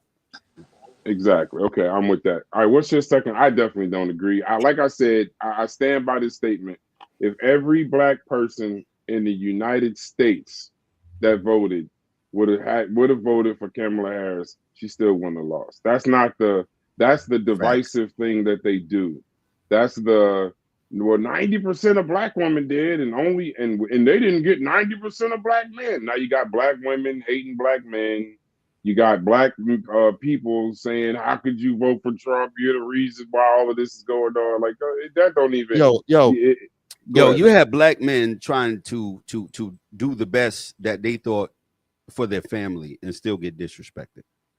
Mm-hmm. You know, and I don't know what black men y'all have as friends or family, but that's the goal with a lot of black men and black people I know, is to take care of ourselves and to take care of our family and shit like that. So I don't speak for the wow. It don't have to be the black men's fault, but what part of the Republican Party was beneficial to black men? Period. Like which policy? Go ahead. Well, here's the thing. The Democratic Party. I want to hear about the Democrats. No. I want to hear it. Listen. Start with Democrats. I'll start with Republicans. But I have to give context to what I'm about to say. Shout out. So I will give you. Chris MVP. What up, bro? Yeah, shout out to my brother in the Chris chat. Harris. Yeah, hit the link. Peace to you. When you have these conversations, Corey, and I'm probably not the right person to say this, but when you have these conversations, Corey, specifically about who you voted for, you and Psycho make the greatest point of all time. And I think Logic said it too. Federally, as far as your vote, it's a duopoly. You vote between two people. Most times federally, now locally, you may believe it or not, but I voted Democrat. Locally, my mayor, my police chief, I was left-leaning. But federally, I have to say, while I voted conservative and I had my reservations, because like you said, the classic things, the low tax, the faith family, all of the conservative ideals that people say they voted Trump for, he wasn't really leaning a lot towards those things, right? I agreed that the tariffs on China, I agreed with tariffs. I agreed with the anti-legal immigration policy. I agree that we needed to restructure our relationship in regards to these trade deficits. I agreed that damn Russian-Ukraine war needed to end. I agreed that we need to reevaluate our relationships with Israel. So if you ask me specific policies, yes, but he doesn't have classic Republican conservative policies. He doesn't. It's not low tax. I agreed with less government too, Corey. Since we stay in our Republicans, I agree with less taxes, less Republicans, but I mean less government. But I damn sure did not agree with Elon Musk going into the Doge emails, firing 200,000 federal workers, going through firing corporations. I didn't agree with that. Well, less tax. But hold on, Corey. I think you missed one thing that we talked about in the Discord, right? Was if we spent the week just criticizing our own party, how would the conversations go for 5 to 10 days, right? And not being able to say anything negative about people we oppose or someone who's in power that we necessarily didn't vote for. How would those conversations look? But before we do that, we got to go to commercial. There's a StreamYard link in the chat. Please hit the link, come up on the panel, like, share, subscribe to both channels, DQ, EP, Quamboy. I'm playing songs from that. You got to get a better picture of Unc, man. He look crazy in that picture. Yeah, I don't need no. That's what he said use. I'm just using what he said use. All right, we're going to commercial. We'll see you on the other end in about 2 minutes, right? Hit the link in the chat if you want to come up and talk. Got it? Yeah.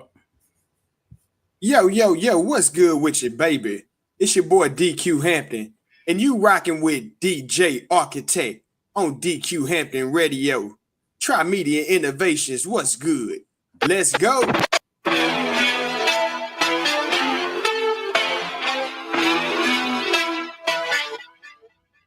Yeah, first they wasn't feeling us. No, now they gotta deal with us. Yeah, should try to deal with us. And now we about to witness till you get a million bucks. Turn the flow ceiling up. Turn the flow into a clutch. And do the joint with bitches. They wasn't feeling us. No, they gotta deal with us. Yeah, should try to deal with us. And now we about to witness till you get a million bucks. Turn the flow ceiling up. Turn this whole into feel these Jones with bitches. Haters tell me, why you wanna crack my stack? Why you wanna dip my smack? I'm lit like a lit right now. Headed to the bank, left to the bank. They cash me a check right now. Tell the check, who's your like Papillon? Let's check on my check is a can. Haters tell me, why you wanna crack my stack? Why you wanna dip my smack? I'm lit like a lit right now. Left to the bank, they cash me a check right now. Don't check into like Papillon. Just check on my check, it's a can. They wasn't feeling us. Now they gotta deal with us. Should've tried to deal with us. Now you about to witness till you get a million bucks. Turn the flow feeling up. Turn this home into a club. Deal these jumps with bitches. First they wasn't feeling us. Now they gotta deal with us. Should've tried to deal with us. But now you about to witness till you get a million bucks. Turn the flow feeling up. Turn this home into a club. Feel you going with bitches. Haters tell me, how you think it was gonna play out? Y'all win if you say yeah. Y'all wait, you would just lay down. Fuck that. We ball. Here's what you gonna do now. These kids gonna play. Chap them, no pay. Haters tell me, play out. Y'all win if you just stay yeah. Y'all wait, you would just lay down. Fuck that. We ball. We gon' say now. New kids on the playground. Cash out them, no PayPal. First they wasn't feeling us. Now they gotta deal with us.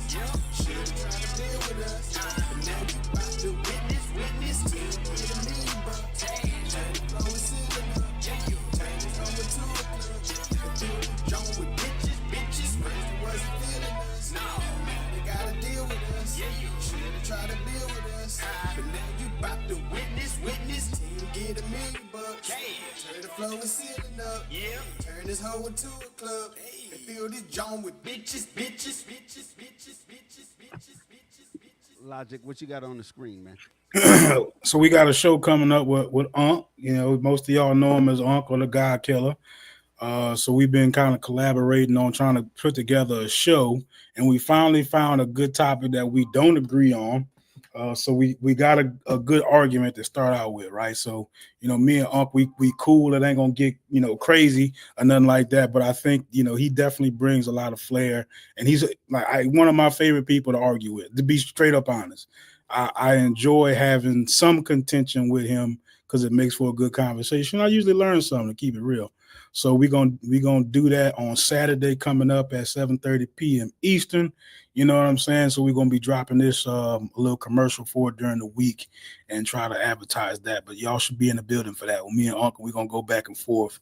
He is pro, and so the question basically is, can you separate activism from Africa? Right? His position is that you can't. My position is that not only can you, but we need to, right? Especially in 2025, we need to.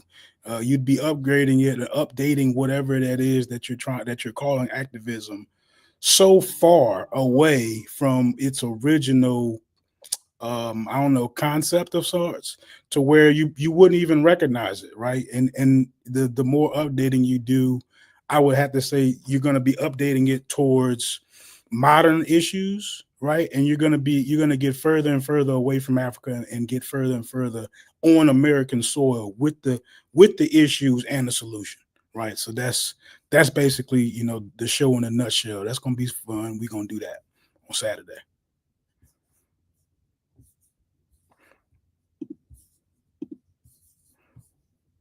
Yeah, so that's what we got working out for the weekend.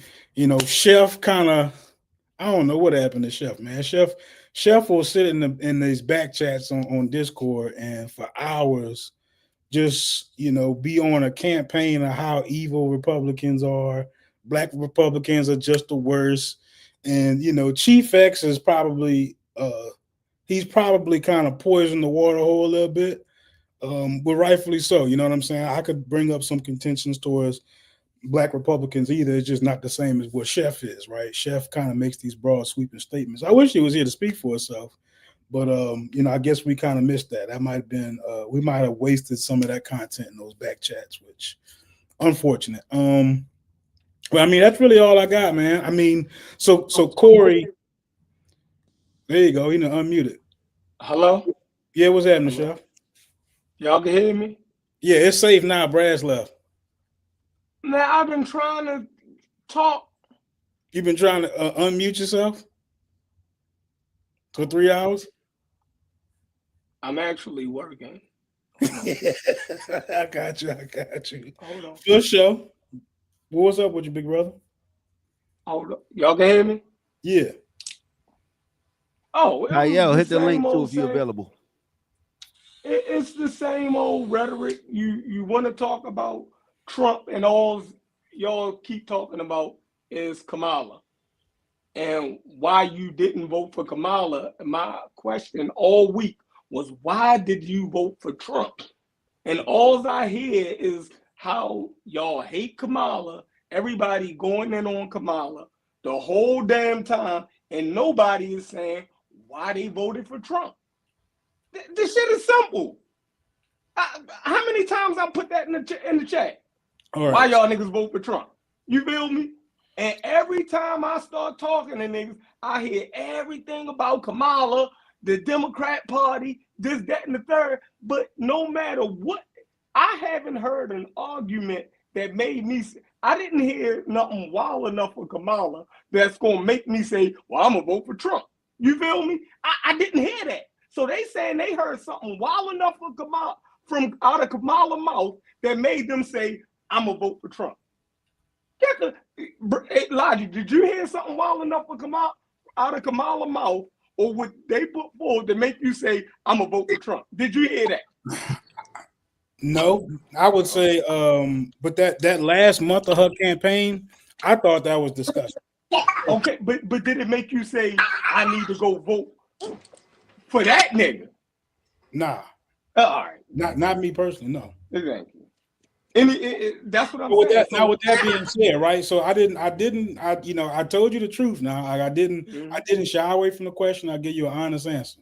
So, but you also run around saying, you saying shit like y'all knew he was gonna do that, and I'm saying like you don't gotta go there. I agree with that statement.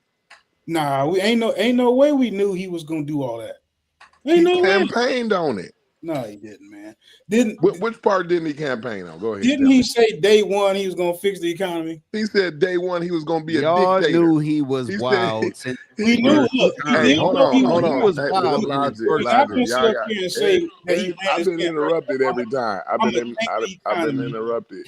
He was wild in his first term. You right. He was completely wild. He almost went to jail. Like, come on now. Now we don't know what he gonna do. No. I'm saying like this time, like he actually campaigned. Like there's no part of what he's doing that he did not campaign on, that he did not specifically say in his campaign over and over and over. Because this guy does rallies all day, every day, especially when he campaigning. But even in his last presidency, he did rallies the whole time, right? And he's specific about what he's gonna do. He said it over and over and over and over and over again. And so then we act like, I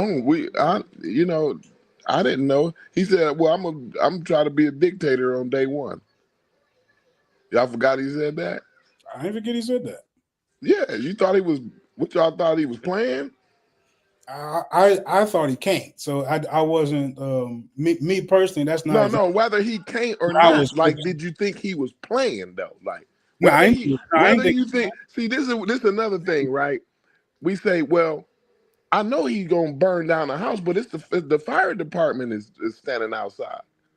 You know what I mean? Like, look, why let him be in the house then? You know what I'm saying? Like, I voted for him because I know it's the fire department. Like, I hear that a lot. Like, well, we voted for him because it's the fire department, because it's checks and balances. That's why I voted for him, because I know he's gonna do wild shit. He's firing the fire department, right? Inspectors generals. He's going after judges. He's going after corporations and anybody that when to get that retaliation thing. If that don't scream dictator and putting down dissent, it don't even have to scream dictator. Yeah, well, no, I'm just. He actually came out. Listen, it's 2025, so we know what wild is right now. We all know. So if you starting, and he tried that in his first administration to forego everything that's written and lawful and legal. Right. That's why they all ended up going to court, quitting, getting fired. Yeah, they quit. They resigned in protest. But half his first administration resigned in protest, bro. You forgot that? Did y'all forget about that part? I didn't forget. A lot of them turned on him. You're right. I didn't say he was my candidate. All I'm trying to No, I'm saying, like you just said though, but your point was though, Logic, that nobody knew he was gonna do these things. That was what your point was. Go ahead. You saying that's inaccurate? So okay. Once the man got on the podium and said, I'm not dealing with Project 2025, it's too extreme or whatever he said. So you mean beyond that point, I'm supposed to just assume he lying? So like yes, because he had a first term which he completely lied and almost went to jail for. What yes, do I assume he didn't come out of the blue. He had a term before, which was horrible. Yes. Yes, you are supposed to. They wrote it down. You're supposed to think he's lying. So I can told 30,000 lies. He said he a dictator, but I don't believe him when he said he not with part of 2025. See, like some things you got to know what to.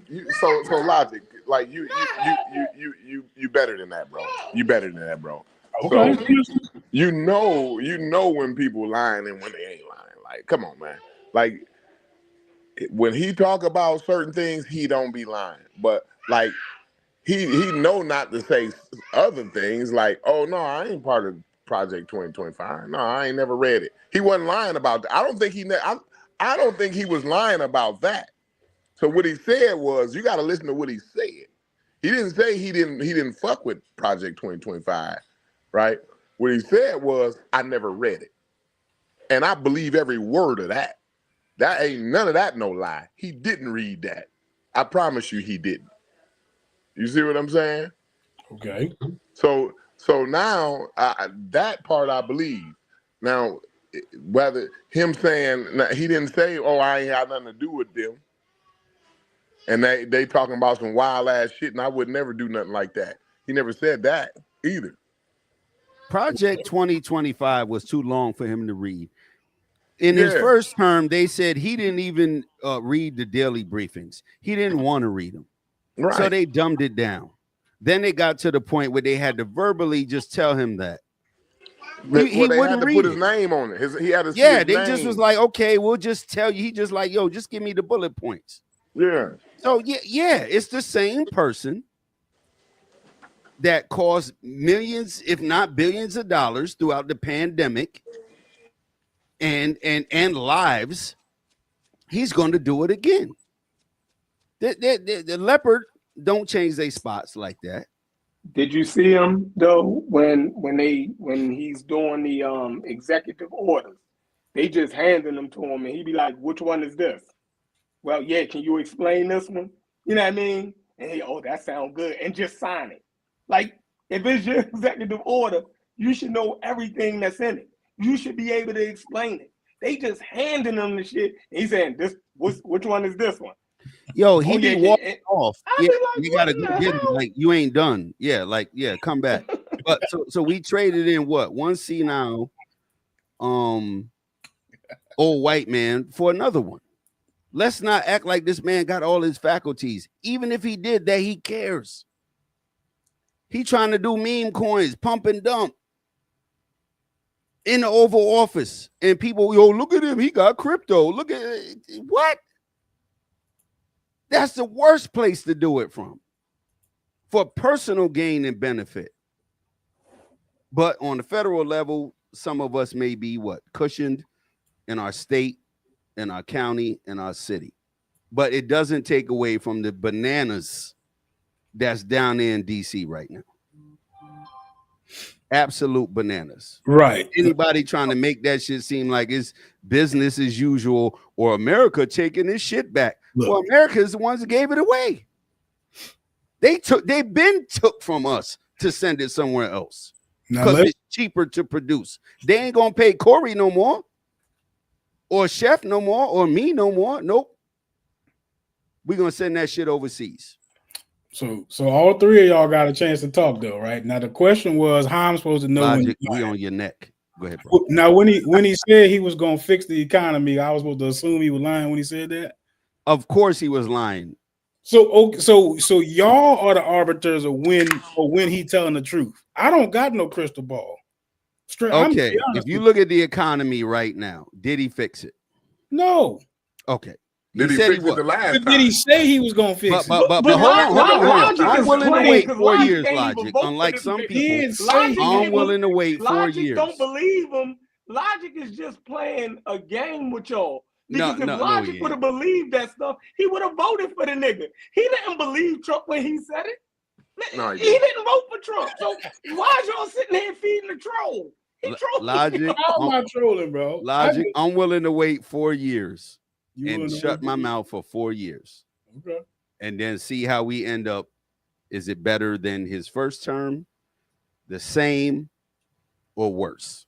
You know what the bar was? You know what the bar was for Trump? Well, in his first term, the world didn't end. That's the bar. As long as the world don't end, he's doing good. Bar was for Trump. Oh man. Now I feel you. Kamala can't even say love. Let loved ones love each other or whatever it is she said. Right? That's too much for us. But Trump this motherfucker tear the country down one time, and then we bring him back and make excuses for him, and then he tear the motherfucker down way better than he did last time. You think? See, this is what I said before, right? I kind of knew Trump was gonna win, right? I didn't want him to, but I kind of knew he was. But y'all think what he did last? He know where he fucked up at last time.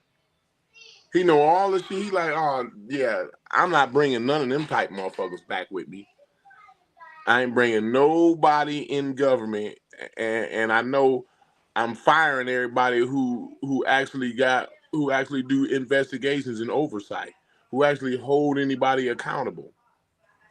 Like he bringing the team this time. He know what he did last time, and then see right now, like Logic. I bet you think he playing about running for a third term. I bet you think he playing. I bet you think he playing. I'm not asking if I think he playing. I'm asking y'all, how do y'all know when he telling the truth and when he telling the lie? That's what I do. You think he plans on running for a first term? It's a simple question. It's simple. I think he might try to find a way to get back in office. And I don't think the way that he talking about getting back in office, I wish he was talking about running for a third term, right? But the fact that that's not our Trump move. He trying to You wish he was talking about running for a third term? But hold on. Ahead, Logic is asking the question, right? Yeah, I'm saying. Do we know when he lying or not? Yeah. Yes, we do. Hold on. This ain't a zero-sum game, right? Like you can recognize when someone's fucking lying and when they're not. A broken clock is right twice a day. So no one's saying everything that comes out his mouth is a lie. I don't think no one's saying that. But when it comes to certain things, got to see the wolf maul the baby first, before we can accuse him. You see what I'm saying? Yeah, we can't accuse the wolf of being dangerous until the baby actually gets mauled. You know what I'm saying? That's basically what that question is saying. Like, well, how you know when he lying? You see what I'm saying? But too, how you know the his wolf issue how you know is the wolf is dangerous? Yeah. His issue is not that he's lying or not, is he has zero idea how to go about whatever he's saying. That's why you need the far right extremists. That's why you need to be the last person in his ear to say something to him. When people go to talk to him, different country leaders, ambassadors, premiers, anybody like that, it's not because they are bowing at his feet. They understand. If you're the last person in this idiot's ear, what you're talking about is what's going to resonate with him. Period. That's why if you're a tech bro, Zuckerberg, Musk, you run up there. Let me hurry up and get in this fool's ear. So that's why Musk is standing next to him. He had the best bullshit sales pitch. We already running NASA. He's not. We already got the best electric cars on the planet. They're not. I'm already a genius. He's not. But since he was there and spent all that money, they had it on the screen. All of the big tech companies, Amazon, Meta. Yeah, at the inauguration, they was all right there. They was all running to his ear. Oh, look, Iran is bowing down. They're talking to him. Oh, look, Xi Jinping is bowing down. He's Putin. No, they understand this man's an idiot. Let me get to him before my enemy do or my competition does. That's easy. Had you seen this man in the press conference? And that's not logic. I never hear you I hear you say things like, yeah, because when Kamala said, nothing for black people, that was it. That was the end for me, right? What part of this administration is the end for you? That good guy, hit the link. Anybody in the chat, the link is in the chat if you want to join the panel. Is there anything that Trump said that made you be like, man, ain't no fucking way? In the same way that when you heard Kamala say what she said. Are you talking about just things that he's done or said? Yeah, just because you named that about Kamala. Honestly, it really all started from when he started asking those the inspector generals, right? Like all the people who's supposed to. No, this is after he won. I'm talking about during his campaign. During his campaign. Oh, Project 2025. I was out at Project 2025. Straight up. Oh, okay. Yeah, like the fact that his name is on it, right? And you're right. I didn't trust what he said in that particular instance. I definitely didn't. But at the same time, I'm not gonna sit up here and say, oh, I know he's lying. I mean, he sat up there and said that wasn't what he's finna do. I didn't expect him. I didn't expect him. I don't know. Do you think the murderer is supposed to say, yeah, I'm gonna go kill him? Yep. There's a good question on the screen, right? How many of us geniuses, right? I know that's not what the question says, but how many of us made money knowing he was going to crash the stock market, right? Most of us don't have our life savings, right, in the stock market, right? So, but at any administration change or any volatility, anybody would move their money or consider. If you're younger, you have longer time to recover that. So you may not move your money out of where it's set up in a 401k or IRA or something. You may not move it. But older people, but hold on, older people pay attention real quick. You start moving that money out of stocks, maybe into bonds, safer havens, right? So it's not about making money all the time.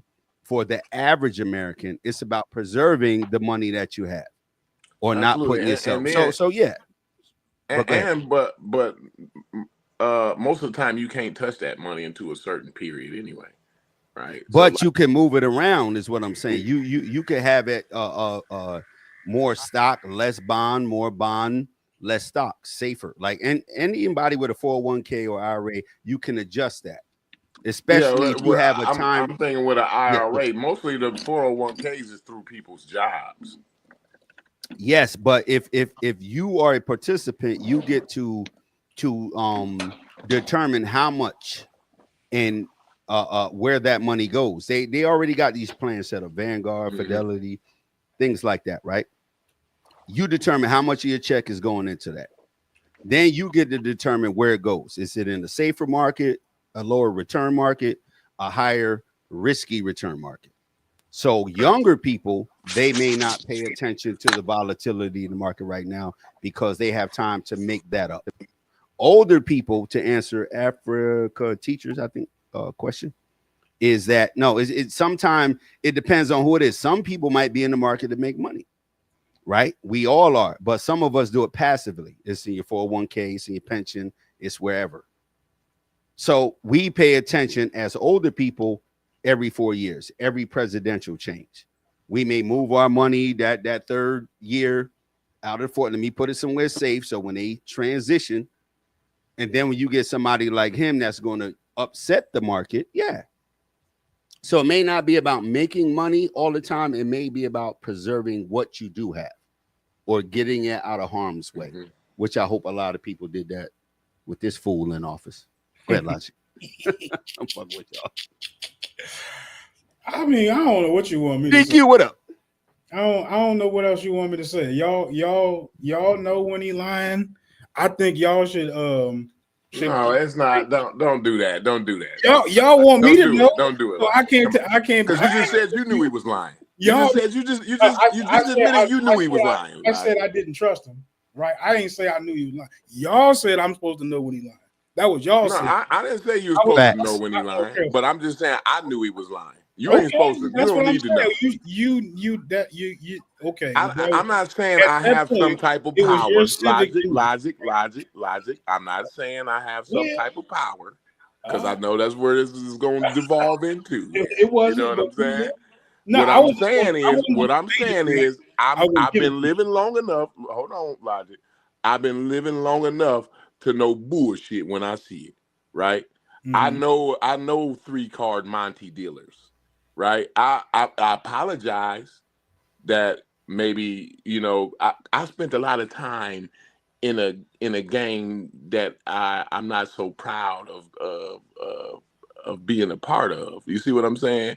I dealt with people that's bullshitters and con artists. I dealt with them on a day-to-day basis. So I can hear bullshit. It's all I'm trying to tell you, Logic. I'm not trying to tell you I got some type of superpower or I exactly knew when he was lying and whoop-de-whoop. What I'm telling you is I know bullshit when I hear it. That's all. I got you. I feel like I'm trying to decipher what's bullshit and what's not, and I know he's also a politician, right? So I'm not saying everything that he says is going to be something real, but at the same time, like I think that there are some things I feel like I didn't expect him to be lying about, right? Like that's what I'm saying. And okay. That's a more okay. Hold on. Name 2 things that you didn't expect him to be lying on. And just to respond to Africa teacher real quick, I agree with you, but right now, I did not expect him to be lying about his plans for the economy. I didn't expect him to for him to get in office. What plan? Put that in the background. Look, he okay. You got me there too, right? He didn't. His plan isn't like super direct as far as what he plans to do. Now he did say he was going to raise taxes, and that was going to do its trickle down effect thing. In short, right? That's not exactly what he said, but that's cut taxes. You mean? Cut taxes and roll back regulations, right? He said he was going to do all that, and that was going to have its effect, right? So so you don't know the historic. So that's a real statement right there. And then when you look at it historically, what cutting taxes and rolling back regulations does, right? It always fucks the working class, bro. You see what I'm saying? Like rolling back regulations and tax cuts for the rich always fucks the working class. Go back through history. That's what the Republican Party campaign That's what Reagan campaigned on. It's the trickle down economics. Right. I got you. I Right. got you. So we got to know that the trickle down economics it's just never happened. We never got trickled on. Nobody trickled money down on us, on the working class. As a matter of fact, they stole $59 trillion in the last 50 years. You hear me? Look this up. $59 trillion in the last 50 years from the working class. They always talk about the redistribution of wealth. Because they be like, well, y'all want to redistribute the rich people's, you want to take the rich people's wealth from it. No, because what's really happening is it is redistribution of wealth as what's been happening. Logic. They've been stealing from the working man and giving it to the rich man. And then after they steal it from us, they say, well, we gonna trickle it back down on you. Nigga, it was mine anyway. Why couldn't I just keep my shit anyway? See what I'm saying? And two, redistribution and then trickle it on has a lot to do with looking back. Like while it's happening, most people may not recognize it, right? When there's a redistribution of wealth. But 10 years out, 15 years out, 5, to even 7 years out, you can look back and see that there was a wealth distributed. And to answer or even to speak to Africa teacher's comment, right? I don't know how old he or she is, right? Your pension was not in your hand. Early on, even 401ks. So he's right. Don't try to time the market. But now, more than ever, people have access and the ability to move money on their phone instantly through apps and software. The companies put that volatility into the individual's hands. It used to be you were independent. They took it out your check. That was it. Or you entrusted to Vanguard, Fidelity, companies like that, right? And you could set out a goal. I plan on retiring in 30 years. They would adjust your funds to make up for volatility, to best and worst of times. They would adjust those funds. So no, it's not that people are trying to figure out or jump the market. But if you have a chance with your own personal investments, not through your job or through your job, your 401k, you can move that money. You can move that money into a safer haven prior to every administration change, prior to because we know every 4 years we're doing that. Every 4 years we're doing it. Admin change. We're doing that. Now, can you predict natural disasters? No. Supply chain interrupts? No. So I understand it on that point. But for the things we can see that on the future, again, it's not about making money. Sometimes it's about protecting the money that you made. So I'm not saying there's one silver bullet, Africa teacher. I wish you could hit the panel too, because he's a former broker. And yes, older people should have their portfolio, right, set up for a balance. And the older you get, the less risk. Yeah, most people know that. But I also remember a time, because I'm old enough to know, when we didn't pick our health insurance for our employer. You got employed by this person, this is their health insurance. Whether it's Blue Cross, whether it's MVP, whether it's whoever it is, this is their health insurance. That transition to, okay, there's multiple plans you could pick now. Then it went to HR, human resources, couldn't even help you pick a plan. I work with people from other countries. I work with older people that work with me, and they said, oh, you got to go on the computer, pick out your own healthcare plan. They were like, I don't even have a computer at home. This is the 90s, late 90s, early 2000s. They would go to HR and say, oh, I don't know what none of these plans mean. Yeah, well, you got to figure out, go get your husband if there was a woman. Go get your wife if it was a man. Go get your kids. We can't help you pick a plan. So if we're talking 401ks and pensions, some of that you have room for, some of that you don't. So if we go through that transition of things now, yeah, you can move money. You can put it in a safer haven. Can you predict the tornado? Well, shit, now with the weather, you might can. If you see something that's happening around Thailand or China or India, it might fuck up the supply chain. Yeah, but no one's doing day trading like that. I'm just saying in general, people can move money to a safer place if you're older every third year of a term, just in case. And then bump it back up, more stocks, less bonds. So I wish the brother could come up on. Kaya, where you at, man? It is a bunch of y'all going, right? So where we started at was about knowing how this mother be lying, right? I'm still trying to figure out where I'm supposed to be responsible for all the lies that he tell, or anybody that vote for him. Like, can y'all at least admit that he blindsided even the people that he voted for? Can we be that honest? No, he is wild. He already ran. He already had a term, bro. No, he didn't blindside anybody, bro. Yeah, no blindside. They up there on Capitol Hill calling his actions the great betrayal, right? Like it ain't me making that up. Like I'm not the only person. They thought he was playing.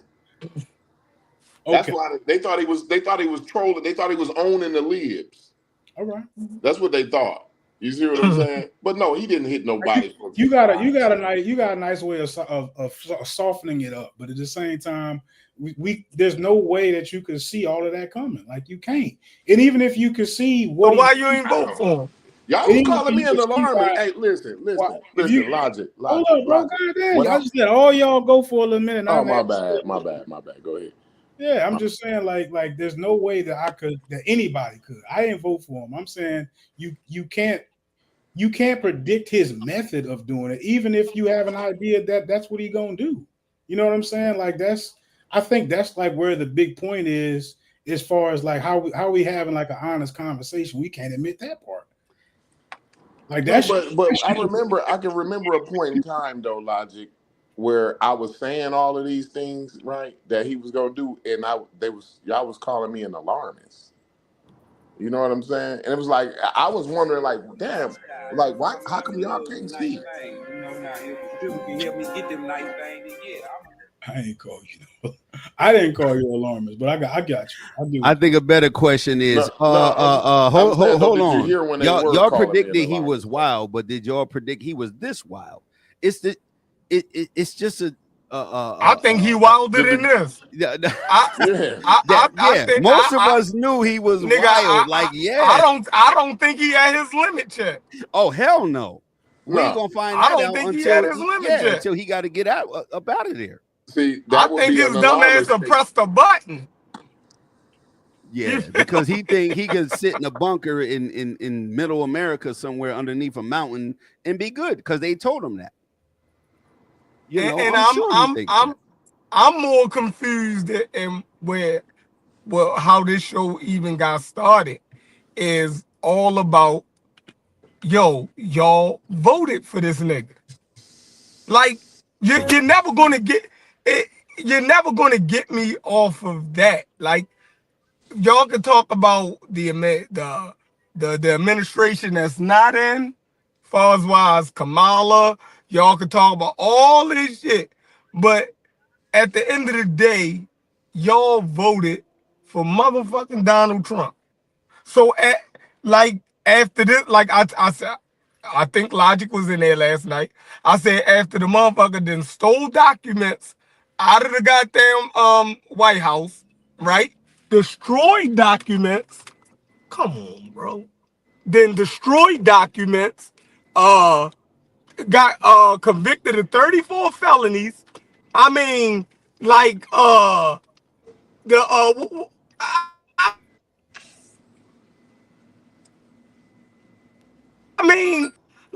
and to paint Kamala out like she's the devil after this guy then did all of this stuff. Like, why did you vote for him? Like, I keep asking that question. I know you hate Kamala. Nobody on here like Kamala. Even the people that voted for Kamala don't like Kamala. But it didn't make us vote for fucking Trump because he didn't say nothing that was going to make us say, yeah, I should vote for him. That's all I'm asking the people that voted for him. You dig what I'm saying? Why did y'all vote for him? And I'm still not getting that. I even asked Brass, right? I even asked Brass, I said, since she's so horrible, I said, let's take both of what they ran on, lay that shit out on the show, and see what you disagreed with her about and what you agreed with Trump about. Like, let's just do that. Since her platform was so horrible. You feel me? Because I looked at it. I looked at her platform. She didn't have a platform. I looked that shit up. I said, well, this sound good. This sound good. I don't have a problem with that. Y'all demonized everything the lady put forth. Everything. It was the same thing that Biden. Do Biden shit look like Trump shit? Did Biden tank the motherfucking economy? Was Biden trying to get rid of the Department of Education? You dig what I'm saying? So what about Biden shit that even if she said she was going to run on everything Biden ran on, y'all act like the shit was horrible. Y'all act like the shit that Biden ran on beat fucking Trump.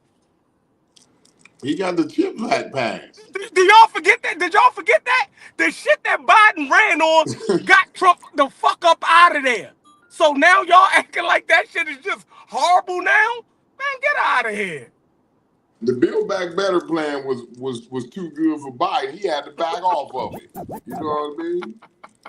He backed off the Build Back Better. That was his platform, the Build Back Better. You look at that, you be like, yeah, that sounds like Bernie Sanders. You know what I mean? People hated, what they say? They hated Biden and his administration. What? They say if who's gonna beat that nigga? They say if America had discovered aliens during the time that Biden was in office, Biden would have gave him money. That's what they say about Joe Biden, right? Like he didn't give nobody no money though. Yeah. Who he gives the money? Israel and what's the same people that Donald Trump giving no money to? the other people, man. The Ukraine. We were supposed to. What ain't y'all brain dead? Like we were supposed to get him money. Congress did that. Congress has the power of the purse. Oh my God! So which one y'all logic? You have to understand. You have to understand. Biden doesn't give out any money. Congress has the power of purse. Man. Congress has the power of the purse. So if any money gets allocated anywhere, it has to go through Congress. And brother, may I ask a question? And when I ask this, I'm not trying to attack you or box you in, but are you a Biden supporter? Just so I'm clear. No, I voted for Kamala Harris and the Biden party, but I'm a progressive. You see what I'm saying? Can I ask you a question? And really, I'll ask this question and I'll mute up and pass you the mic. Do you find it to be progressive, the amounts of illegal aliens that the Democrats allow we have a terrible immigration problem. So why it ain't worth voting for Donald Trump though. Well, just listen to what I'm saying, brother. On one hand, you have Donald Trump that is trying to at least minimize the amount of illegal aliens in the country. And on the other hand, you have the Democrats that have literally been complicit in illegal aliens eradicating Black American communities. My question is, which one do you think is worse? I think, which one do you think is worse? Like what? Say it again now? On one hand, you have Trump, which is implementing policies that in the long run... his policies ain't working though. No, listen to what I'm saying, brother. That's why. Well, let's not interrupt each other, Neither brother. one. It's no worse. And which one's worse? Both of them's bad. I'll make your point. I'm gonna make mine. You finished? Go ahead. All right, watch how brief this is. Both Democratic and Republican immigration policies are bad. Well, that's not the question. The question is which one is worse. And the reason I asked that is because the Democrat Party is implementing policies that are literally eradicating Black American communities, or in other words, like what? Our future Which policy? Mass immigration, sanctuary policies. Let's talk about it. Have you been to LA lately? Well, let's have a dialogue. Have you been to LA lately? Those are your local governments that agree. And these are Democrats, right? We're talking about Democrats right now. That It's the wasn't Democrats. Biden or Well, one Harris mic though. at a time, brother. It's the Democrats that have created sanctuary policies that allow Yeah, illegal. fine. Yeah, I'm a progressive though, bro. So let's have the dialogue. Why did you vote for a party that is implementing policies that is relegating your own ethnic group to a permanent minority status? Because all in a permanent minority status, bro. I Yes. mean, Well, brother, we the 12% of the Democrats. population. We gonna be a Exactly, minority no brother. matter So what. so But that's my anyway, point. Well, no, it's not yeah. no matter what, brother. Hold on, slow down. Do you Mhm. realize that Black Americans have a higher population growth rate than white Americans? Or in other words, if it wasn't for the mass influx of immigrants, it is likely, population-wise, that the Black Americans would surpass the white American population. You What don't in realize like that? 500 years or something? Well, brother, we got to play the long game. We got to play the long game. You got to Man, have foresight. That's crazy. I don't know. I can't have that All right, well then just be bred. Chef, you go ahead. Well, the point is this. Well, the point is this. Just be bred out. Let the Latinos take over your communities. Fuck it. I'm a mulatto. It don't make a difference to me, right? If you blacks I don't don't want to know pay what the 30%, Yeah, difference you a is, bro. I don't mulatto. know It what don't it is. matter to you. yes, Yeah. exactly. If you blacks don't Ain't want no to pay, Yeah, it Mexicans don't took matter to over. let's you. have a dialogue. Let's I have a grew dialogue. The up in host Little asked me a Mexico. question. They The ain't host took asked over a me a damn question. thing. They still The as host broke asked me a and question. poor Let as me they respond to was the back host. in the 80s. Shit, But let me respond to the host. If you blacks don't want to practice self-preservation, why should I lose sleep over it? You Really, you got a black shouldn't. on the panel. You shouldn't. Exactly. You right. But You you shouldn't. should though. But you black should though. So Right. the question is, why I aren't you don't go practicing? around telling mulattoes what they should Right. do. What So they But should hold on, do. nigga, you a why the mulatto. fuck would you come Hold over on, hold here? on, nigga, we see you. You a mulatto. We see you, brother. You're on camera. Well, then Let's why keep you it want to real. talk shit to your own family then? But the If point he is a this, No, mulatto, hold you come on. on here and and talk let's shit to not get your lost. I don't Let's not claim get mulatto. lost. I don't claim mulatto. That's It fucking don't matter crazy. what you claim. The blood don't lie. I It don't matter what you call I yourself. don't The claim blood no I don't lie. damn think you a mulatto. ladder puller. It That's don't matter crazy. what you call I yourself. think you a ladder Yeah, puller. It yeah. don't matter what you call yourself. The blood don't Because lie. you seeing I Chef, wouldn't go around he's a telling mulatto. mulattoes. You are a If mulatto. Chef's a mulatto, you pulling the ladder from your fellow mulatto. So the question is this: if you blacks want to practice self-preservation, why should anyone else care? You'll be relegated to a No, bottom caste, and it's anyone your own should doing. care. No one You'll be should care. relegated to a bottom caste, and it's your own doing, because you Yep. voted to flood your own communities with other ethnicities. It's your own fault. Look at your community. The majority of the businesses are owned by foreigners. What are you doing about this? Hey, What let's not about the get it. mulatto community? Let's not get it twisted. Chef a damn colonizer. Don't fall for his Hey, tricks, what bro. about the He's a mulatto community? colonizer. Hold on. Who He'll We have gotta you all over owns the the place. we stores got in the a mulatto community? mulatto. I want to know who owns the Yeah, We stores should let's in the let's have that mulatto dialogue. community. Let's have that dialogue. No, who owns the Hey, stores in the let's have the mulatto dialogue. community? Well, can we have the dialogue? Go ahead. Yes. Number one, mulattoes are the fastest growing demographic in the U.S. We already had a Who president. owns the We ain't got stores that one though? black president. Let's have a dialogue. Have you had a black president? No. Checkmate. We had a mulatto president. He Checkmate. Got you didn't call there. himself no damn Checkmate. mulatto. Got you there. He beat you up Go right there. one Got you Pat him time. on the there. back part. He beat you up Got you right there. Go one time and see Got you there. where Barack called himself a mulatto. The blood don't lie. It He don't matter won what he that. called He himself. won He that, said Chef. he You was gotta a let It black him don't win. matter man. what he He called said himself. he was a black man. To get to I ain't black never vote. heard Checkmate. Barack Obama call himself no damn Exactly. mulatto. He called himself black to get the black vote, and it worked on your black ass. Checkmate. No, he called himself because Yes, that's y'all how he voted for identified. y'all voted for No, that's how Obama. he Y'all identified. voted for Obama. He went Checkmate. and got himself a black The wife because blacks that's voted how for he Obama. identified, brother. Exactly. Black women love mulattoes. We can't help it. No, he Checkmate. identified. He went and got Checkmate. himself a black Yes, woman I yes, because love this yes. that's how guy. he Where you been all identified. my life, Exactly. man? I love this guy right This here. nigga Look, let me crazy. say this. Look. Let me say this. I've had a lot of black women. That don't make me black. I'm still a mulatto. That's a fact. This But guy seriously made though, I my mean, day. really, and I know we turned He into a little beat bit of you a up on roast session, the Barack Obama. and I know we He turned it into a beat little you bit. up. But let me say this though, and I'm gonna drop down.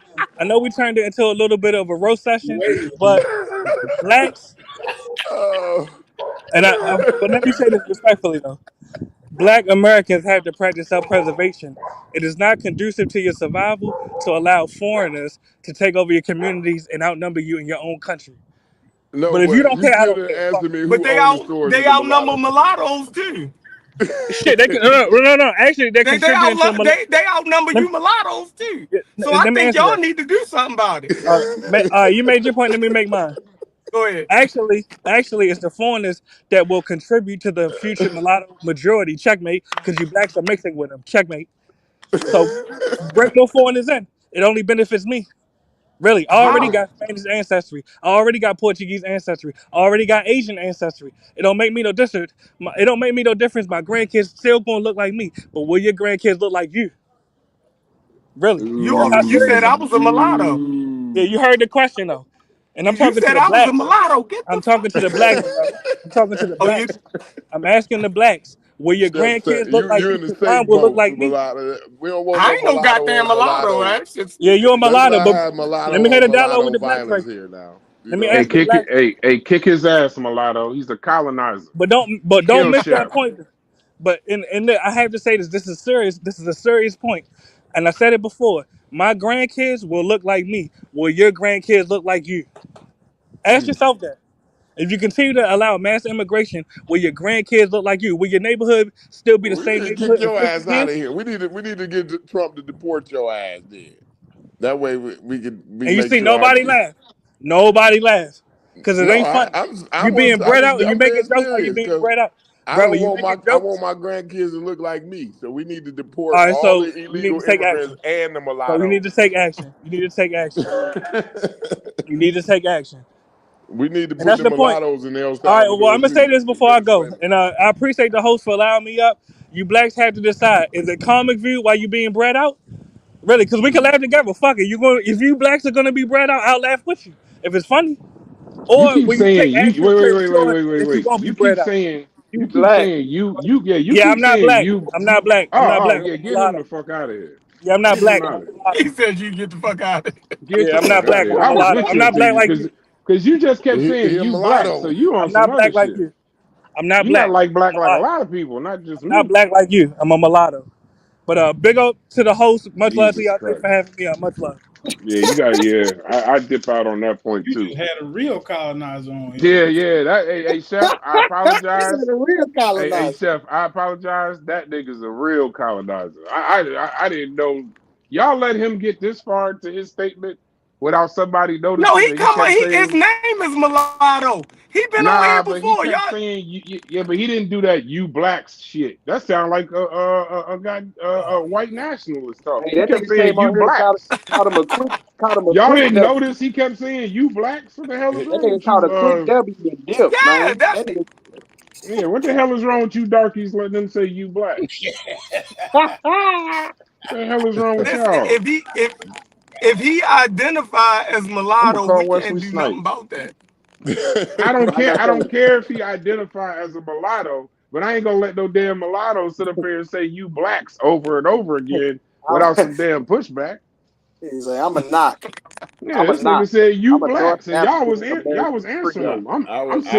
I'm not gonna lie, I was entertained. Y'all didn't notice the man kept saying you blacks.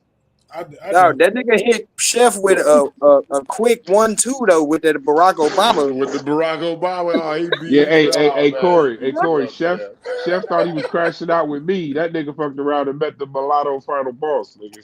The mulatto king. Nigga ran into the mulatto king. That nigga met Bowser. Bowser was ready to get his ass That out of nigga here. said, y'all thought y'all had a black president? No, you had a Hey, mulatto Chef, you still president. got Yeah, to answer. mulatto, Did you nigga. think? Hey, we didn't have. Hey, You Barack killed that. Obama was a mulatto president, bro. I'm sorry. Yeah, he I'm was. That's what I'm standing saying. on It's a that funny one. That's why I fact. said He he won. He won. He won that won one. that one. He won. Hey, Corey, you know that That Chef nigga ain't got had no that one. pushback for none of No. that shit. He hit Chef with that right hook. That nigga was dizzy for the next I 3 said, minutes. Steph, he beat you up with that. I'm gonna step back. I'm gonna step back. I was like, all right, Hey, that nigga cold. It's like hey, this nigga Chef, got me cold. hey, now you know where Corey stand. When you get your ass kicked, you gonna step back and watch the show. I'm gonna step back. That nigga saw you get your ass kicked and step back and watch the show. He let that shit happen. Hey, Corey, let me see if Chef got some championship spirit. Nigga, let's see what he made of. That nigga hit him with that Barack Obama as a mulatto president. That nigga was That out nigga for the Corey said, count. ooh. That shit was a standing 8, That's nigga. my You key out to of here. leave. That's my key to leave, man. Oh, that's my cute. Oh man, so now I He know how had to that in get his Chef. back Hey, I'm pocket changing ready, your like name in the Discord to the the mulatto way colonizer, bro. the way he pulled that out, like that was in his back pocket ready. Yeah, he had that one ready. Yeah. Hey, you see Logic dipped out the conversation with his mulatto ass. He over there playing video games. That nigga, as soon as he started talking, he said, "Oh, before you get me, that nigga might call me a mulatto tether." That motherfucker crazy. Mulatto. This nigga Logic is a mulatto tether. I'm a leather. You a leather. Hey Corey, me and you gotta stick together, man. We gotta stick together against these motherfuckers. We surrounded by mulattoes on this goddamn panel right now. That shit funny, boy. We gotta be careful. We got That the nigga best caught a rapper, quick the win. best rapper in the game right now, DQ. That motherfucker is a mulatto Texas rapper, bro. I told you, nigga. I told you, I'm a Surrounded knot, by damn nigga. mulatto. That's the new EP. That's the new Quan Boy, the mulatto god. Nigga, The GOAT. mulatto Texas rapper. The mulatto of Texas, nigga. No, what's that shit called? What that nigga said yesterday? I told you I'm gonna do an EP off that shit. Nigga Logic said shit. Something confrontational. What that nigga say? It was a cordial confrontation. He said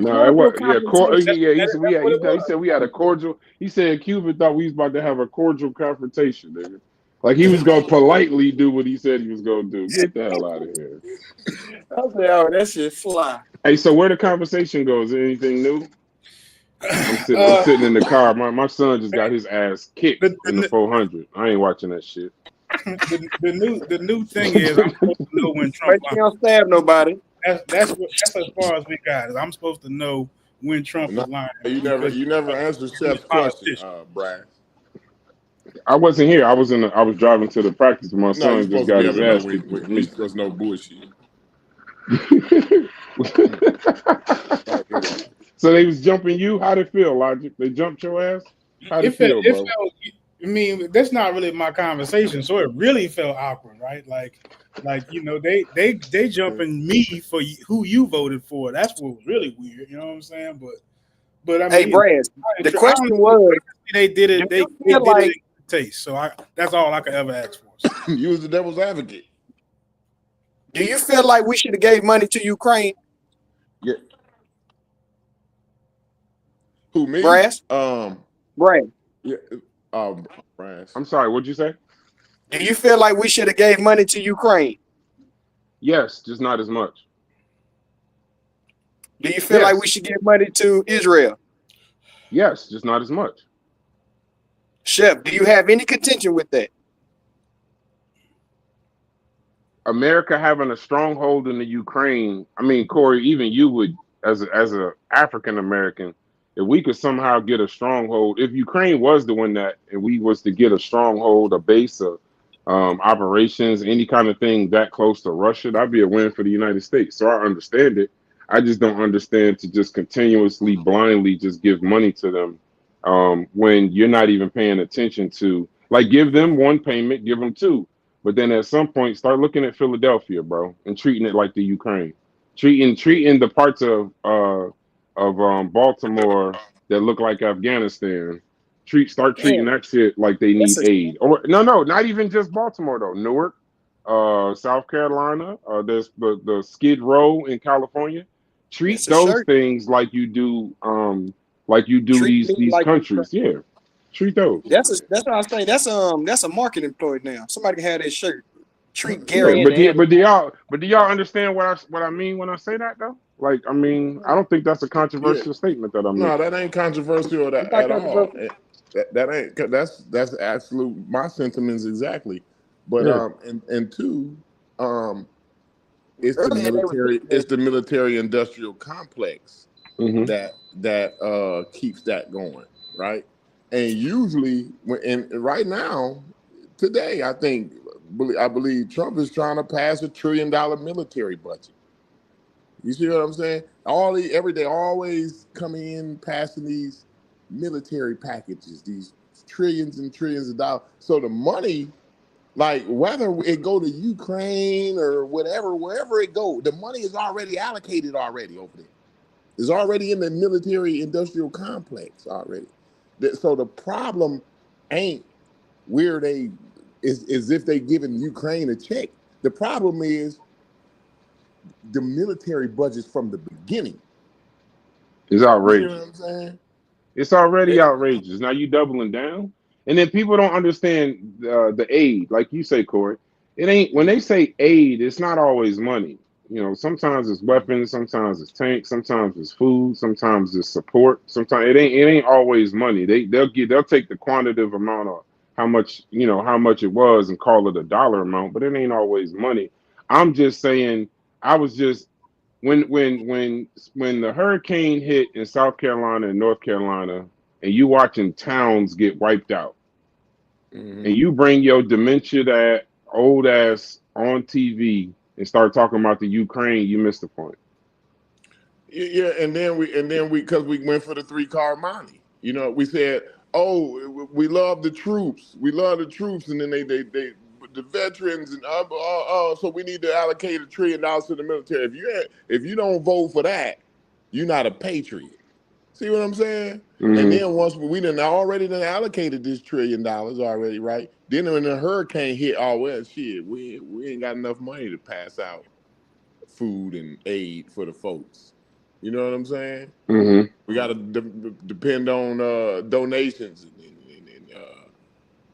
what do you call the thing? You know what I mean? The online shit. You know, the online donations and all of the rest of the bullshit. You know, that's what we depend on instead of. How many Americans? Y'all answer this. How Sorry. many Americans have died in the Ukraine since 2022? How many? I don't know how many. It was Americans that went over there and volunteered, but I don't know how many died or whatever. You know what I'm saying? It was 50. Oh, yeah. Guess how many of them was veterans? 40. Mm-hmm. These are people that do patriotism or for whatever reason. You know, these are 20 of them these are volunteers. These are people that went over there. They had a sense of moral obligation. They had experience, the brotherhood and all of that kind of stuff. And then on top of that, you throw in the anti-Russian sentiment. So this isn't like, these are people that went over there. So it's not like we're giving them soldiers. And these people gave their life for the Ukraine. You can't justify how much money that they've been given willy-nilly over and over and over again. You just can't, and you're completely missing the boat. You know, those were rumors as far as that the government ran out of money. They didn't have nothing for the hurricane survivors. But you know, that's neither here nor there. But I thought we was gonna get into some gangster shit, but Chef probably gonna pull the same 3-card shit that Corey be talking about. Listen to all the talking points, listen to all the talking points, everybody's this, and then you're gonna go live by himself and try to kill everybody while you're playing Assassin's Creed. So I wish him the best on that. Let's talk about these shows this weekend, Logic, and then wrap it up. Because y'all playing video games and shit. Let's move. What's your show? You got a show on Saturday with Unc. What's that show about? Can you put the flyer up real quick? So so me and Unc, we didn't finally find something that we vehemently disagree on, right? We got our other little small disagreements, but basically this is our big contention. And I think this is a terrible picture. Jesus, that's a terrible picture of him. You saying? Yeah, that's terrible. I asked him what he said he wanted to use. That's what he sent me, bro. I'm doing what he asked for at that point. But anyway, so what I'm saying is I think that gets to the root of a lot of conversations, right? And I'm glad that he took that position, because it allows me to say, to double down on all the positions I like. You know what I'm saying?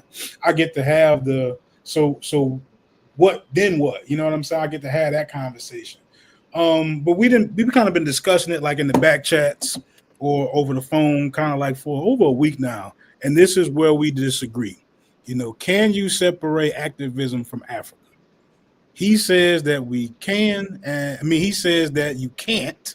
And I say not only can you, but you need to in order to do activism effectively, right? And that's going to be, it's not necessarily like a debate, but we're going to have a conversation, and we're going to kind of, kick that idea back and forth, flush out the problems with it, or, of course, his side is going to be very historical, right? He's going to be pulling from all these things that happened in the past, and I'm going to have a more prudent stance. I'm going to be talking about, so okay, moving forward, how much Africa do we bring with us into the future, right? Are we AI Africans too? Like, you know what I'm saying? But we're going to talk about that. I think it's going to be a hell of a conversation, and that's what people like need to hear. They constantly asking, so what do we do moving forward, and have those kind of conversations, and this is right there. This right on the cusp of, do we continue like to move forward, or do we prioritize some of the past notions that we kind of can't get rid of? You know what I'm saying? So that's it in a nutshell. But it's going to be a good show. That's definitely going to be at least 2 hours of me and Unc going back and forth. It's going to be a good conversation. Put up my fly real quick. I like that idea. I think I might. I think I'm gonna check that out. Where is it? Shouts to Unc and Pseudo Killers. That's in the Go to the YouTube, the one for Friday, if you can. I'm doing a Crashout show with Chief X. I might go live tomorrow because they canceled. We supposed to rain, so they canceled the meet for tomorrow. But that's track meet for y'all to want to pause the conversation. Yeah, I know that just sounded crazy. They canceled the meet. I'm gonna do a show on Friday with Chief X. It's gonna be a crash out session. All my shows, in order for me to get excited to do them, gonna be crash out sessions. I'm waiting on Kyle to get back to me so we could do this show that we was thinking about. Me and Chef working on this C-SPAN show. That's gonna be a good idea. Share the screen, Elijah. So we're gonna do the crash out with Chief X. Let me see. I'm gonna let y'all see if we can get it on the channel. All right, put it on the major one. All right, so crash out edition with Chief X. I've been wanting to do a show with the brother for a while. I think, you know, say whatever you say about him. I think he's polarizing. You know, similar to a lot of people. You know what I mean? I think he not saying he gets a bad rap. I ain't in that game, but you know, he has a channel, he has information, he has products. I think there's a lot more to the man than just what people consider trolling. And we're gonna get into these topics. You know, he's been called a MAGA. He's been called a MAGA Republican. I've seen him with the hat. I've seen some of his positions on things. So I want to know: are you MAGA? Or is this? And how do you feel about MAGAs versus Black Republicans? If you are MAGA, explain that. Let's talk about it. I want to get into the non-facts because he's one of those people on the other side of Black Egypt.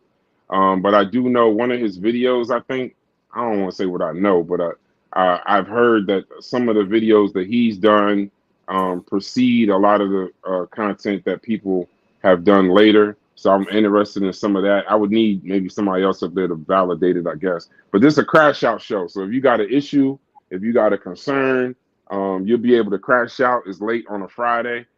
Catch it on the replay if you can't. We're going to talk about some of the Democratic failures. We're going to talk about, see if we can honestly get an assessment of where the Trump administration is right now. But then I want to go into the conscious community part. The conscious community, is it a fraudulent conscious community? Is it a real conscious community? You know, I want to talk about some of these leaders, right? You know, I hope, I don't want nobody to take none of this shit personal. You know, I want to know for myself. This is me asking. This ain't nobody else. We're going to talk about, you know, some of his historic battles. He's had good battles with Unc. He's had good battles with Jabari and what's the guy with the Shaka Amos and all those people. And, you know, he's had conversations with Sarnetta. You know, I want to have a conversation and get to know that and see where he stands on some of the groups. Where do you stand with the Magi Archers? What's your thoughts on PK? What's your thoughts on the Dagger Squad? You know, I want to know because, you know, to me, and I'll do these crash out shows with anybody. So before you take it personal, hit me up. Let's do a show and speak your speech. In media, you know, it's not slander. I want to know what's going on. I'm not doing it for that reason. I mean, I got the utmost respect for God Killer. But in the same token, there's a but to it. Not that I don't have respect. Matter of fact, I'll just say it this way. I got the utmost respect for God Killer. I got the utmost respect for some of these other brothers in that community, but just not the entire community. I think the conscious community is fraudulent. I think it's kind of misguided and actually kind of dangerous. And then we're going to get into real activism versus activism. It's funny that your show is kind of about the activism because I think me and you both feel the same way. I think a lot of times when I watch these shows, I watch all of these things that are happening to Black people and all these channels claiming to be Afrocentric and for Black people and helping Black people. But they don't talk about things like Carmelo Anthony. They don't talk about current events. They stuck in a million years ago, and you claim to be kind of raising the consciousness of the African American community or just the community at large. So I'm calling cap and I'm calling fraudulent. So that'll be a good show for Friday at 7, and I'm gonna do a bunch of Crashout shows. I want to do one with I want to do one with who you think would be a good Crashout candidate from the conscious community? Fetty. Yeah, but he won't. I don't think Fetty will crash out though. I guess if it was his platform, I'm gonna talk to Fetty about that. But see, the thing is with Fetty, it's like I don't think he'll say he's in the conscious. Yeah, because I don't. Yeah, you know what? You're right. Because he don't gotta necessarily be in the conscious community. That would be my mistake on that. Because that would be me limiting the show to it. But I'm gonna do a lot of crash outs, a lot of them. I think I'm gonna turn it into a podcast and put it out there. So, where you stand? What you doing for the rest of the day? You gaming for the rest of the day? What you on right now? I'm doing several things. I'm one of them people. Like, man, it's from when I sit down and do something for like hours and hours at a time. It's not easy for me. I don't know what's that called. I don't think it's ADHD or ADHD or whatever. I wasn't gonna be the one to say it. Yeah, I don't know what it's called, but that's very difficult for me. So I gotta spread stuff out and do a little bit here, do a little bit there, or I get totally disinterested. So no, I get it. Yeah, but no, I got several things to do today. I got some computer work for work. I got computer work to do for Tri Media while I got a whole day ahead of me. So just breaking it up. Okay. All right, cool. Close it out. Because I don't have the buttons. Somebody put something in the back chat. And look out for that show for Psychopatheist. Hold on. Chef, I think Chef says he's in the back chat. Backstage. Hold on. Chef says he's backstage. I won't you ain't reading them. You hosting the show and you ain't even reading the back chat. Yo, I've been back. Can y'all hear me? Yeah. Hey, blame Logic, bro. He playing 2K or something, bro. But I just looked. I was like, we got something in the back chat. I text you, Brans. I text you about 15 minutes, but y'all was all y'all. I wasn't tripping because y'all was going over the schedule, so that ain't. Oh yeah, no. That's cool. And then like Chef, I want to do a real crash out with you, not crash out against you. But similar to these topics, you got history here, and you one of the few people that made a channel, kept your channel 100% unbiased. It's your opinions. And I want to do, we go at it all the time. That's fun, but we got ultra respect for each other. So I want to do a crash out show with you where you are talking about, your experiences. I love to see some of your thoughts on the conscious community. Without me giving any pushback, I want you to speak your shit on Trump and the political landscape, where you stand somewhat with the Black Egypt. We need to book that show. Why are we working on the C-SPAN show? You with that? Yeah. I mean, Black, as far as the conscious community, yeah, we could do that. But my foray into it was basically don't do it. I don't want to do the show right now. I don't want to do the show. No, I'm just saying it was through the same way as y'all. It was through dealing with Unc. You dig what I'm saying? Like that was his crowd. You dig what I'm saying? Right. By us having conversations with him and deciding to do a group with him, we was thrust into that. You dig what I'm saying? But we was talking about science and you dig what I'm saying? Atheism and stuff like that, right? Getting thrown into the Egypt conversation, that was something else. Like, nigga, luckily I'm kind of a history buff, so I was able to, you dig what I'm saying, actually kind of hold my own a little bit with them niggas. and seen that a lot of them was bullshitting. You feel me? So you could call them on their bullshit. I get it. Yeah. Just having, a good framework under you.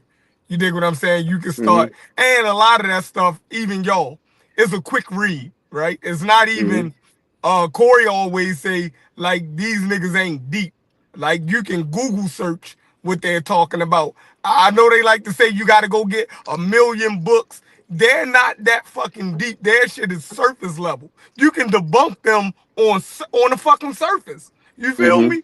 Like nigga, if the Google searcher will tell you whether them niggas are on the right path or not. You feel me? Right. So we was able to catch up a lot. So far as the politics, I'm definitely with that. I know I've been in the car and working half Nigga, the time. you working. Don't ever make an excuse for working. Come on, my guy. No, but when you left, I did mention that because I was listening the whole time I was working. And it was the same old, like I said. Y'all was on here talking more about why you didn't vote for Kamala or why you didn't like Kamala versus why you voted for Trump. And like you said, if you seen every day in the chat, how me and you would get into it, because I was asking the question, why did you niggas vote for Trump?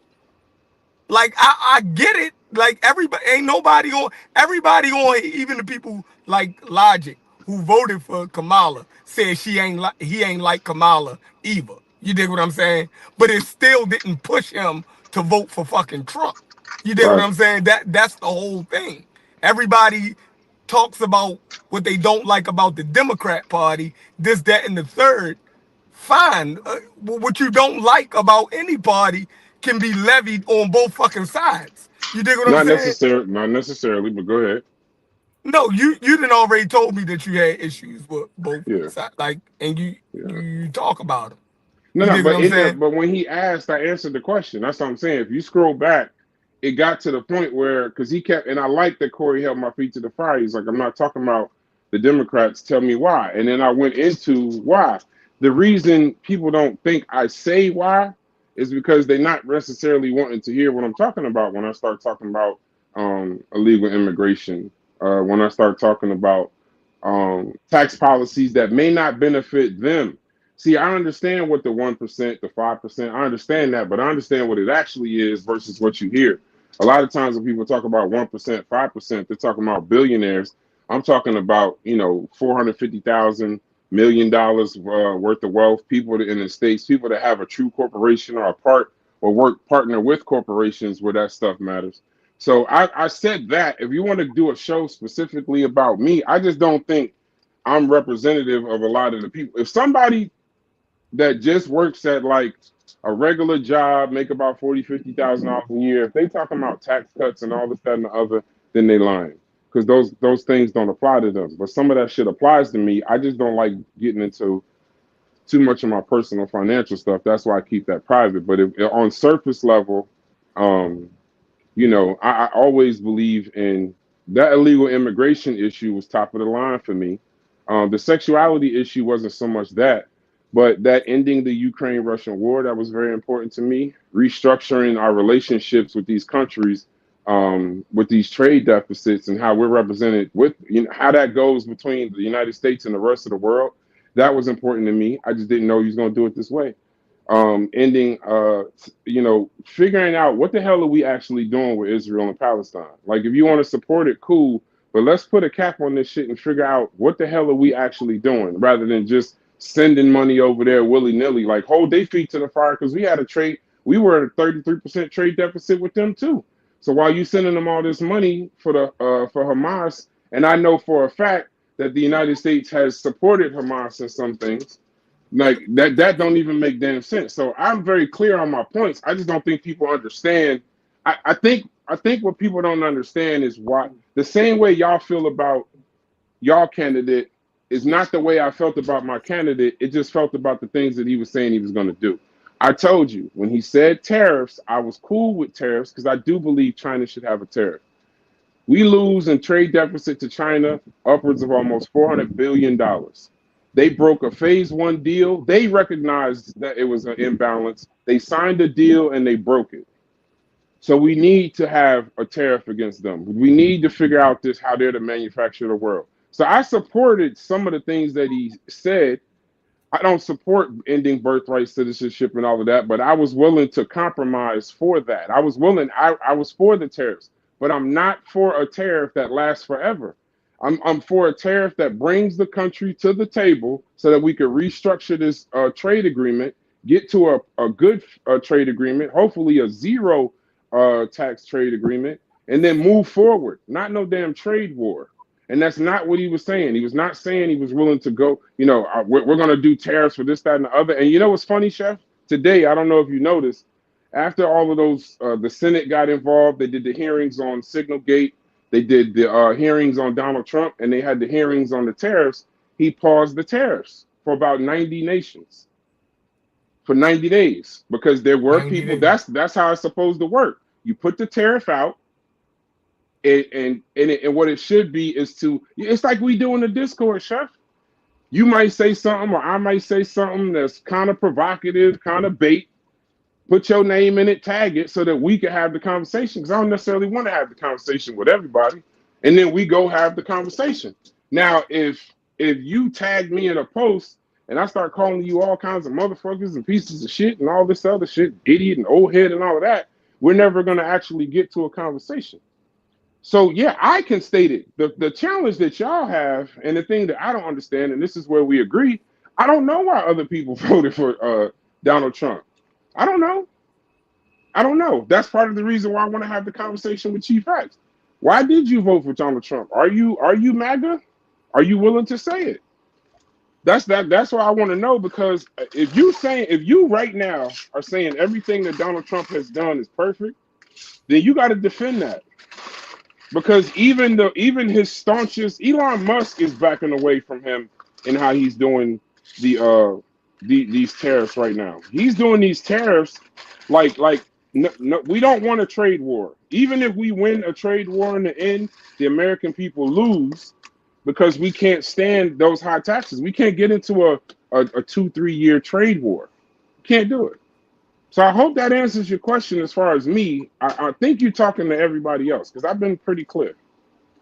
Yeah, so is the first things first, and I know we about to end the show. Okay. Immigration, right? Now, if we look at how many people Biden and them got the fuck up out of here, true. I don't think they was playing about that shit. No, but they were. You're great. I'm sure. Right. So even if we look at it and say, was Biden getting motherfuckers up out of here? Now, how Trump is doing it is inhumane. I agree. Right? So it's all about, I keep saying, some shit is about morals. It's about Trump and the Trump supporters, they support more mean-spirited shit. Nobody is saying that the country don't have an immigration problem, right? Everybody can look at it and say, yeah, that's an issue.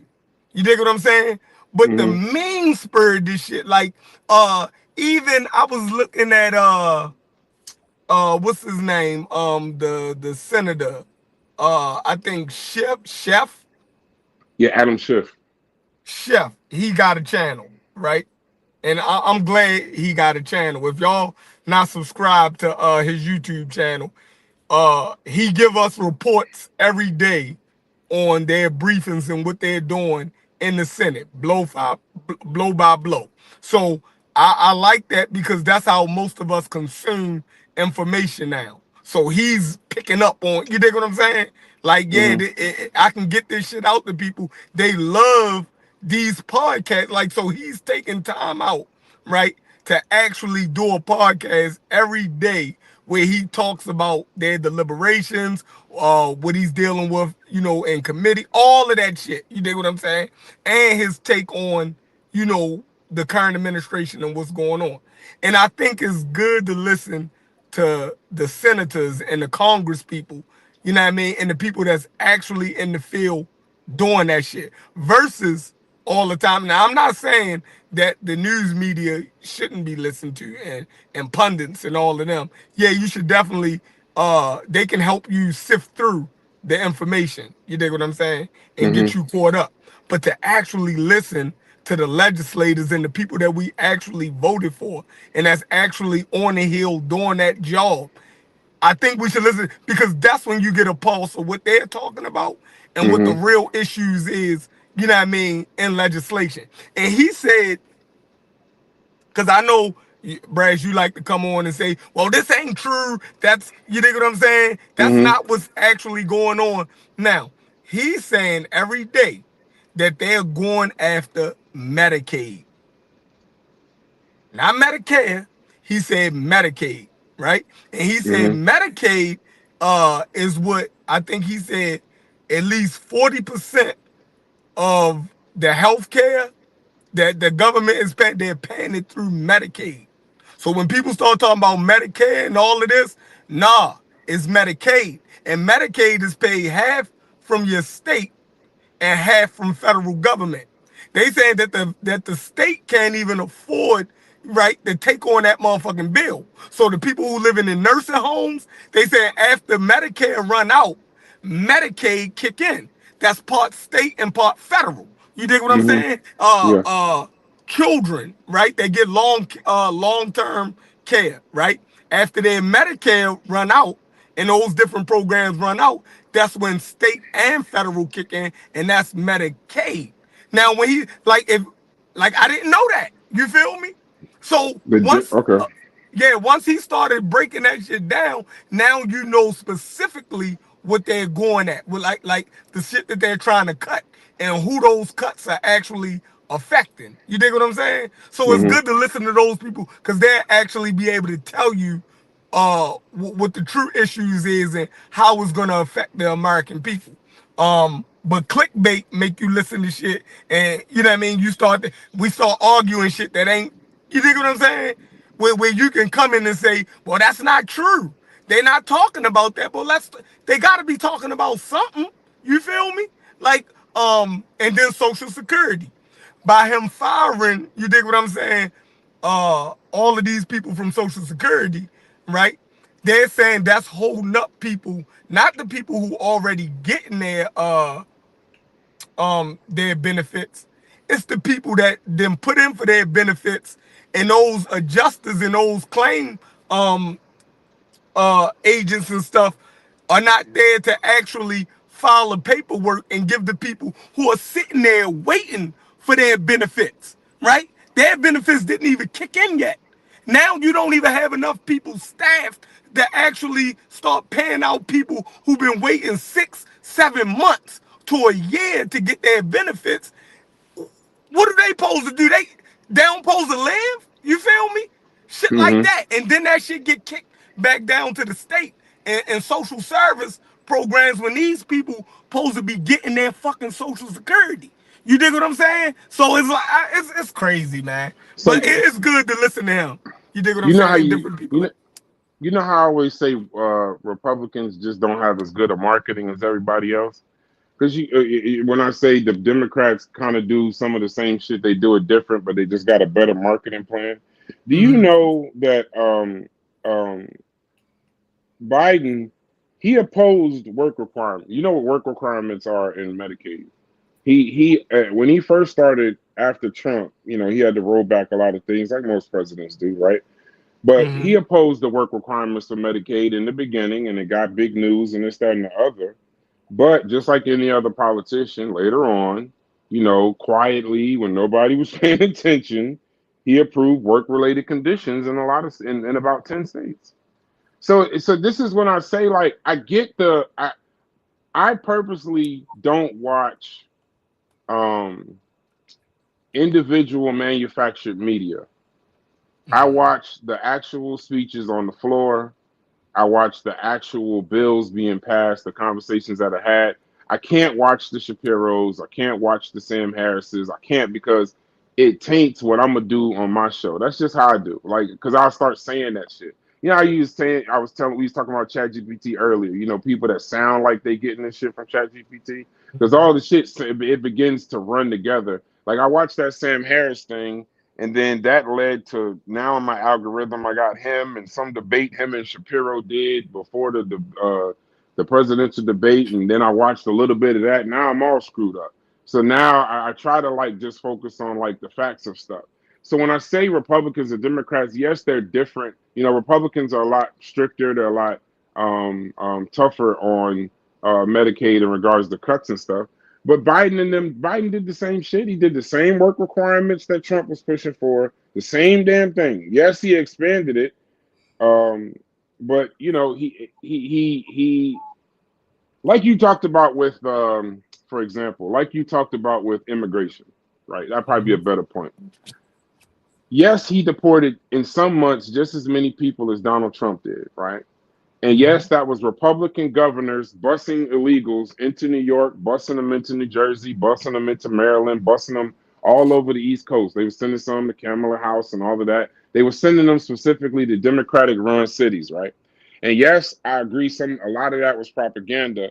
But here's the thing: when that shit was happening, he took a real long time to nip that shit in the bud, bro. He took a real long time, bro, because for about a year and a half, I'm telling you, it was like The Walking Dead, bro. And so even if he's perceived as even on Trump, ask the average person that doesn't know no better. They don't know that it was Republican governors sending immigrants on buses to Democratic cities. They don't know that.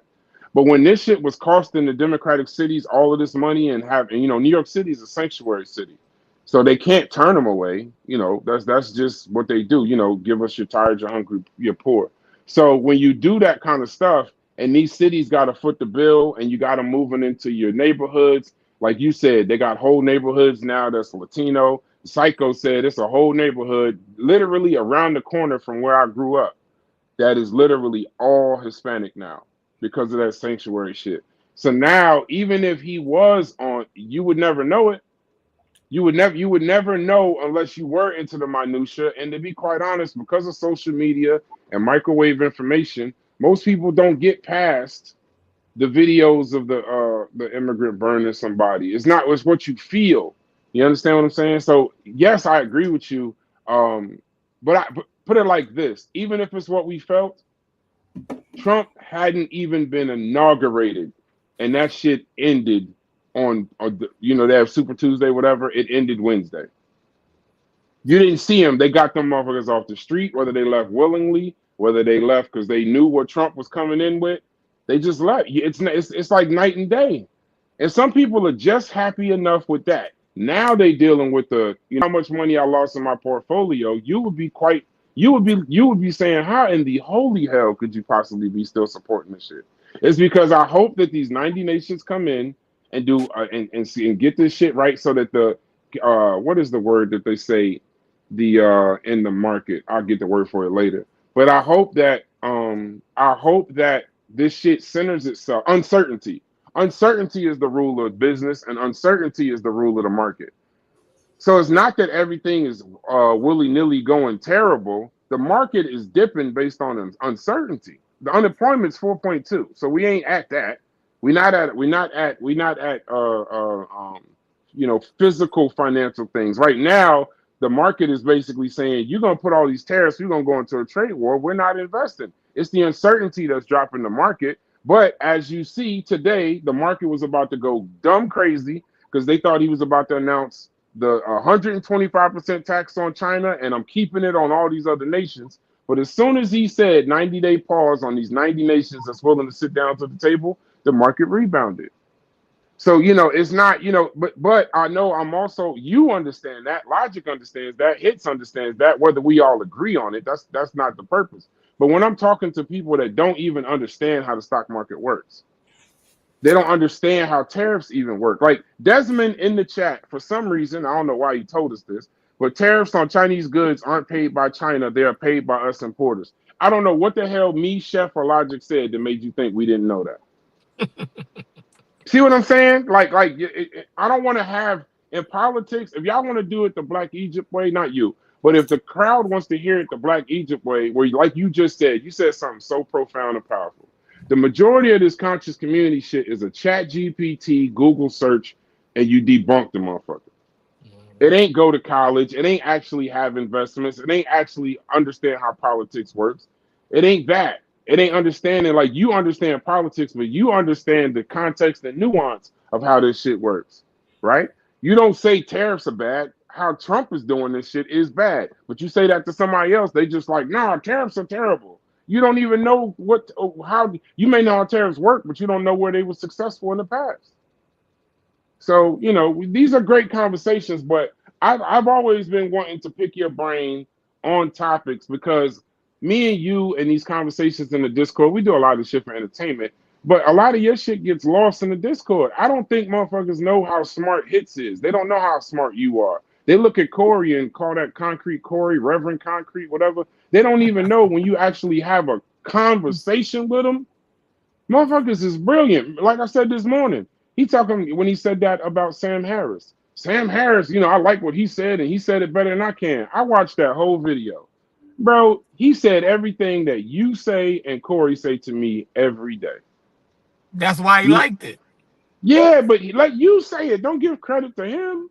Yeah, but when the motherfucker is a little bit more articulate than you, you feel me? And they coming, and they coming from Sam Harris. You know that's Fetty Man. You feel me? Yeah, and then Corey don't like Sam Harris. Right. That's the funny part. Corey don't. That's the funny part. But see, that goes to show you that we all human. You might disagree with a person on this, but 5 minutes later they could say something that you totally agree with them on. You dig what I'm saying? So it's like that. That's for instance, when Donald Trump zapped out on the immigrants, right, and started deporting all the motherfuckers, I said, yo, black people ain't saying nothing. You feel me? I'm like, even the ones that voted for Kamala, why black people ain't saying nothing? Y'all looked at me like I was crazy. I said, because the truth of the matter is, you know what I mean? Black people, they kind of feel like, yeah, motherfucker, this shit out of hand. But as black people, certain shit we feel as though we don't have a right to say. You feel me? Like we get pitted. Like I always told you, you know, I was taught that black people, for the most part, are conservative. You dig what I'm saying? So I started to look at shit like that. You feel me? Like, hold up. You know what I mean? Yeah, some shit we don't say, even about the gay and lesbian shit. I knew that's where you was going. We get lumped into that. You dig what I'm saying? Because of other things that we gotta support from the Democratic Party. You dig what I'm saying? So we get lumped into it. So we just shut the fuck up about it for the most part. You dig what I'm saying? Because our bread is getting buttered on the other end of that. You feel me? So we gotta shut the fuck up about that. It's the same thing with immigration. We gotta shut up about that. You feel me? But at the end of the day, we are Americans, so we're looking at that shit like, yeah, this ain't, you know what I mean? This ain't what we signed up for. You feel me? So, you know what I mean? And I think y'all made the point earlier that the Democrat Party is so wide open. You dig what I'm saying? Whereas the Republicans are more closed off. You dig what I'm saying? They can participate in demagoguery a little bit more. You dig what I'm saying? Because their base is more shored up. Whereas it fluctuates with the Democrats. You dig what I'm saying? It fluctuates more. Everybody who's looking for help goes to the Democrat Party. You dig what I'm saying? Any group that needs help finds solace with the Democrats. You dig what I'm saying? If it's any issue, any humane issue that comes on the table, you don't go to conservatives for that. Conservatives want to keep the status quo and keep shit limited. You dig what I'm saying? Whereas the Democrats, in order for them to get in the office, they got to talk to a wider range of people and issues. You dig what I'm saying? The Republicans get in the office when Americans are just fed up. You dig what I'm saying? When there's it's like, all right, now we gotta put a stop to some shit. That's when Republicans come in. You dig what I'm saying? That's where you see them galvanize Americans when shit a little bit out of control. You feel All me? good points. Whereas the Democrats can't speak to the shit being out of control. Why? Because they don't want to alienate nobody. You dig what I'm saying? That they're saying, the shit that they would have to say is out of control is the shit that they're helping at the time. You can't say LGBTQ is out of control because we're full lock and stock and barrel a consensus on the subject. I get it. See now, Chef. See now, this kind of shit. Yeah. You ain't got no argument out of me, bro. It's a lot less contentious when there's a little bit. Yeah, no, because he's cooking now. No, he is right, but that goes right back to what I said. Like the conversation usually be a lot closer to the middle, right? That's where we actually have a good conversation. But like all the times, most of the time I'm speaking from just out, kind of looking at the conversation. You spend so much time trying to place Brass in the extreme that he doesn't really represent, that you don't get to these type of conversations. That's just like observation. No, voting for Trump is extreme. No, he thinks that he thinks you in a lot. He feels about Trump the way I feel about Kamala. This is the diametrically opposed point is, and there's some truth to what you're saying. But in his case, the way I just could never, based on the circumstances, and this is why I don't push back so much when he talks about it, the way I could never, under the circumstances, have voted for Kamala Harris as to how she was presented to us, basically forced upon us through no fault of the American people, just through what I perceive in the Democratic Party as we gonna make this shit so late, July 2024, that we ain't, you don't gotta choose. We knew this man had dementia such a long time ago. I feel that way about Kamala in the same way. I believe Chef when he says, and I know he was dead wrong about Hillary, but I believe Chef 1000% when he says that he could never have supported Trump just based off morals and what he's done. He has not. I don't even push back on that. I don't. But it's just that people can't understand when I say I felt the same way about Kamala Harris. That Kamala Harris, I can't stand how she was presented. But the way that we're treated, right? Now I go back to the we, right? What y'all don't agree with, right? Right. But the way that we are treated, right, for our reputation. See, your reputation precedes you. If you fuck up your jacket, we gotta live with that shit as black men, yo. That's true. I fuck up my jacket, that shit follow me all the way through life. So now y'all saying, and we hate that white America do that shit to us. You feel me? Like, you saying a nigga can't change and get his shit together? You feel me? Like, are you serious? Now, to make these mistakes, and we're talking about mistakes that we make as young men. You feel me? But you're telling me that a grown-ass senior citizen motherfucking catching skin beefs.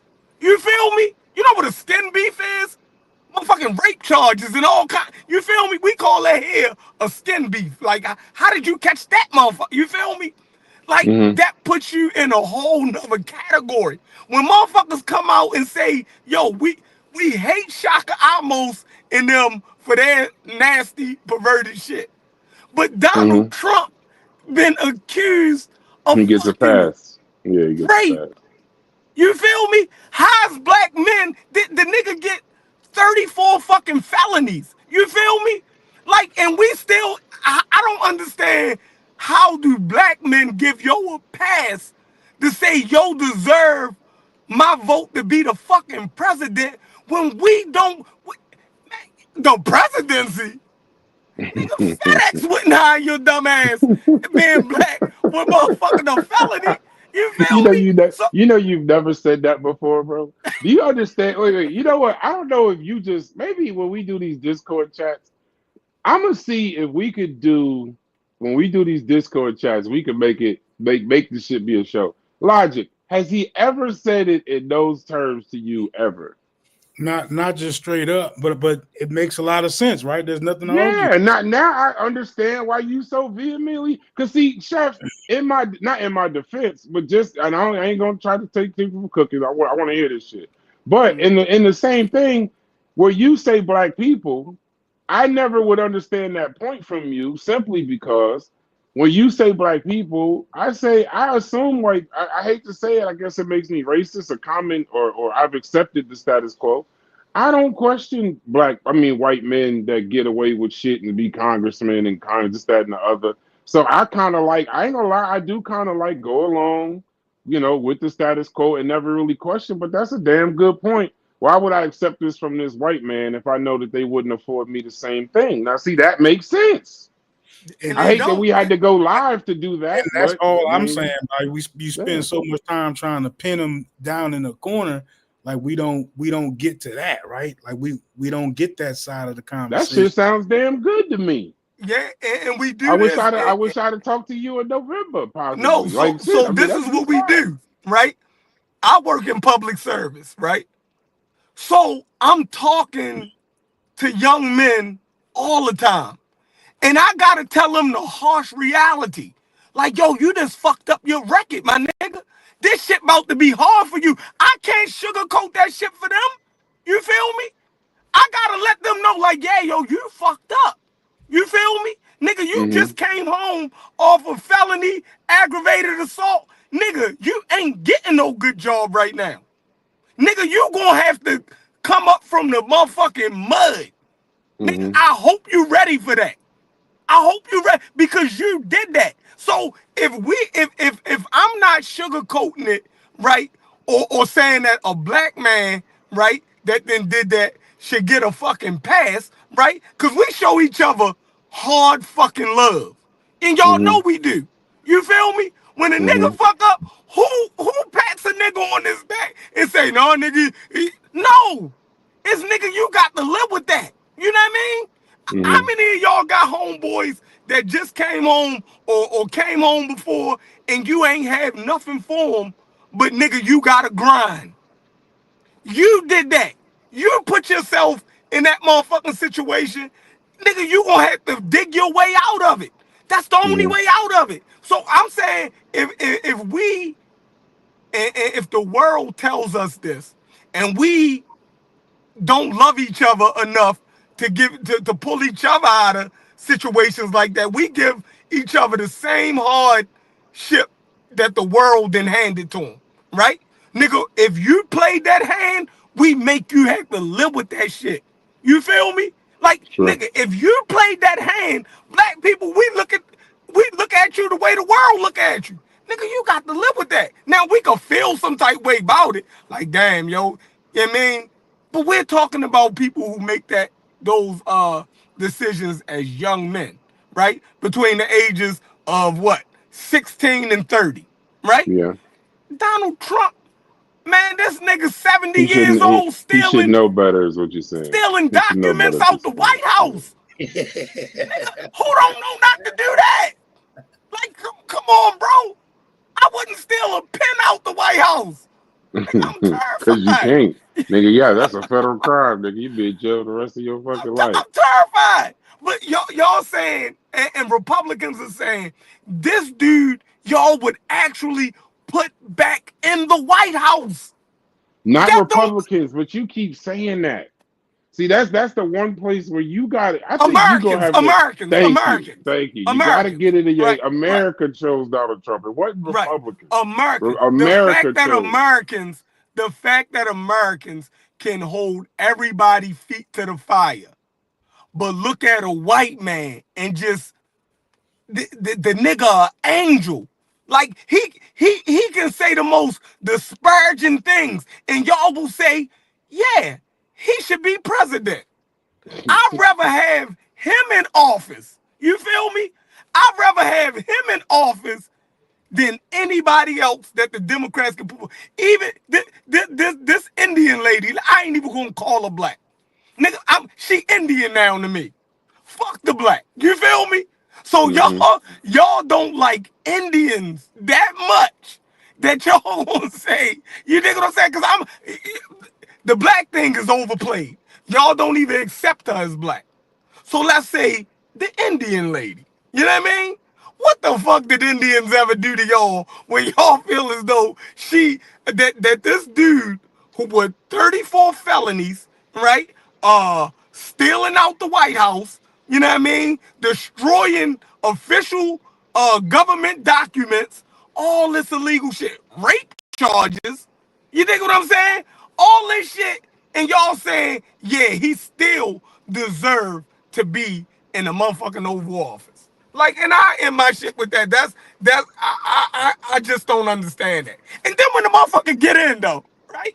Then when the motherfucker get in and start motherfucking what Kennedy and Hexef and you know what I mean? McMahon. WWF lady. You know what I mean? And y'all don't say, God damn, yeah, this his record and what he's done didn't mute him for being president for y'all, right?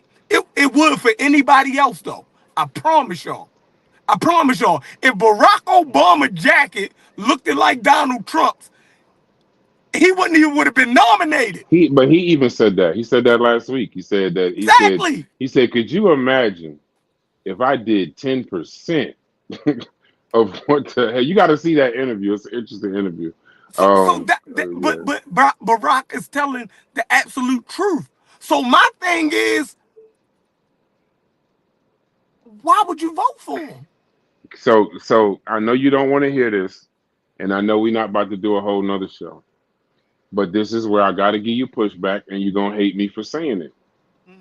Logic, don't laugh. The Democratic Party and how they read the last 4 years was so fucked up that the American people, if you by your metric, the American people would rather have this guy than another 4 years of Biden policies. I'm gonna say this. Go ahead. Hold on. I'll say this. Yo, they done already did studies, man. They'll send 2 people in the store and make them shoplift, right? One black, one white. You feel me? And they'll say, pick the shoplifter out of the lineup, right? Both of them went in the store at the same time. Both of them left the store at the same time. At an 80% clip, most people chose the motherfucking black person as the motherfucking criminal. So even though, you dig what I'm saying? You have the criminal right in front of you. You got the criminal, the nigga convicted. All of the shit that he done. And you still will give him the benefit of the doubt. I'm talking not you.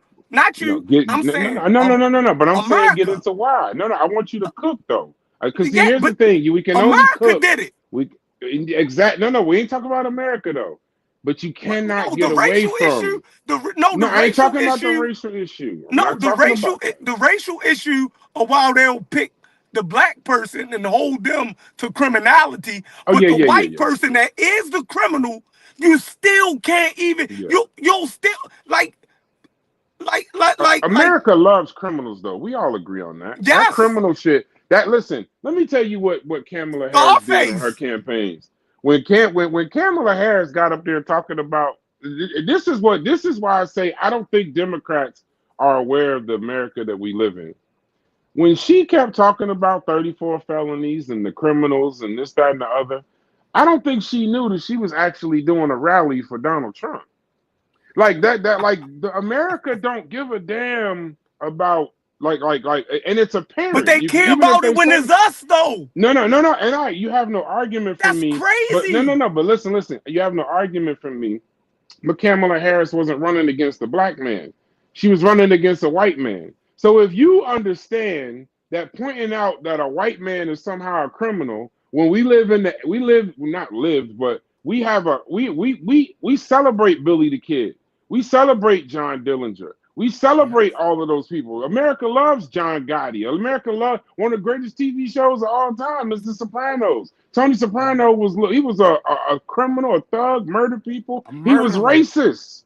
He was racist, bro. On one of them shows, when Meadow brought home the dude, he was like, "So what are you?" Like, yeah, he was like, "So what are you, like Muyan or you remember?" And people didn't know that. Did that make the news, bro? No. Did anybody? Because we've just accepted that the mafia is racist. They're not. So when Kamala Harris gets up there trying to somehow appeal to the aspect of your moral human being, how can y'all accept this criminal? This is what I'm trying to say to you about. We know that white people are criminals, and we know that people don't care. How do you not know that? How do you not know that they don't care? That's the hypocrisy. No, not you. I'm talking about Kamala Harris. How does Kamala Harris not? This is the attorney general. This is somebody who's been in politics. You know they don't give a shit. They don't care. The man said grab him by the vagina and got elected. Over so they don't a woman. Care. Over a woman. Yeah. So they don't care. And you know what? But my point to you is, and it's gonna remain. And I know you hate that shit. I kind of hate it because I hate when people change the what's the name. But when you get into why, then you would have to at some point look in the mirror and say, what the hell was the Democratic administration doing that this motherfucker even had a chance? Like, I'll give you an idea. When Barack Obama won the presidency of the United States, a lot of people Republicans kind of did a funny thing. They did a funny thing that was a little different. They weren't necessarily saying that he was just so amazing. The narrative was this: George Bush was so bad. Think about that. That's a running joke in my family when he was running. My father was saying that if we ever was going to have a black president, we can have one now, because the weapons of mass destruction, how he fucked up 9/11, the Twin Towers. Any Democrat that was going to get put up was going to win. And I'm telling you right now, based on the sentiment of the country, the Democrats got to wear some of this responsibility for the last 4 years of Biden, that dementia bullshit, and forcing Kamala Harris on the people. You got to remember, at that time, bro, Gavin Newsom wasn't the wildfires Gavin Newscum, right? He wasn't that guy. Gavin Newsom was like, people was looking at him to run for president of the United States. To not even give him the opportunity to run. That's a huge misstep, bro. So I'm not saying, we diametrically opposed on some things, but we respect each other on pretty much everything. I respect your stances, but in the same token, it boggles my mind that you just won't lay any of this at the feet of the Democratic Party. Like none of it. Like you just saying America chose the wrong human being, when in actuality, what America is telling you, they really only had one choice. Whereas on your side, you're saying your one choice was this guy, and right back at you, they're saying, well, your choice was 4 more years of Biden? Hell no. That's what America said. We're not doing 4 more years of Biden. We ain't doing it. So you saying if Biden was in his right mind, he wouldn't have beat Donald Trump? No, he would have won. Exactly. He won. Yeah, he so if his policies and everything was so horrible, and he was his presidency was so fucked up, then how could you say no? Trump would have won. Trump would have won. Now, okay, I just realized what you were saying. Trump would have won, not Biden. No, he wouldn't. Now, listen, there's no way. Biden would have been all over him. There's no Biden way. would have been all over him with them 34 facts. I hated that debate so bad because he couldn't do nothing with Trump because his fucking mind was gone. Yo. You are the first person I've ever heard. You're not a Democrat, but you're the first person I've ever admit. The line of the year. Y'all talk about A minor with Kendrick.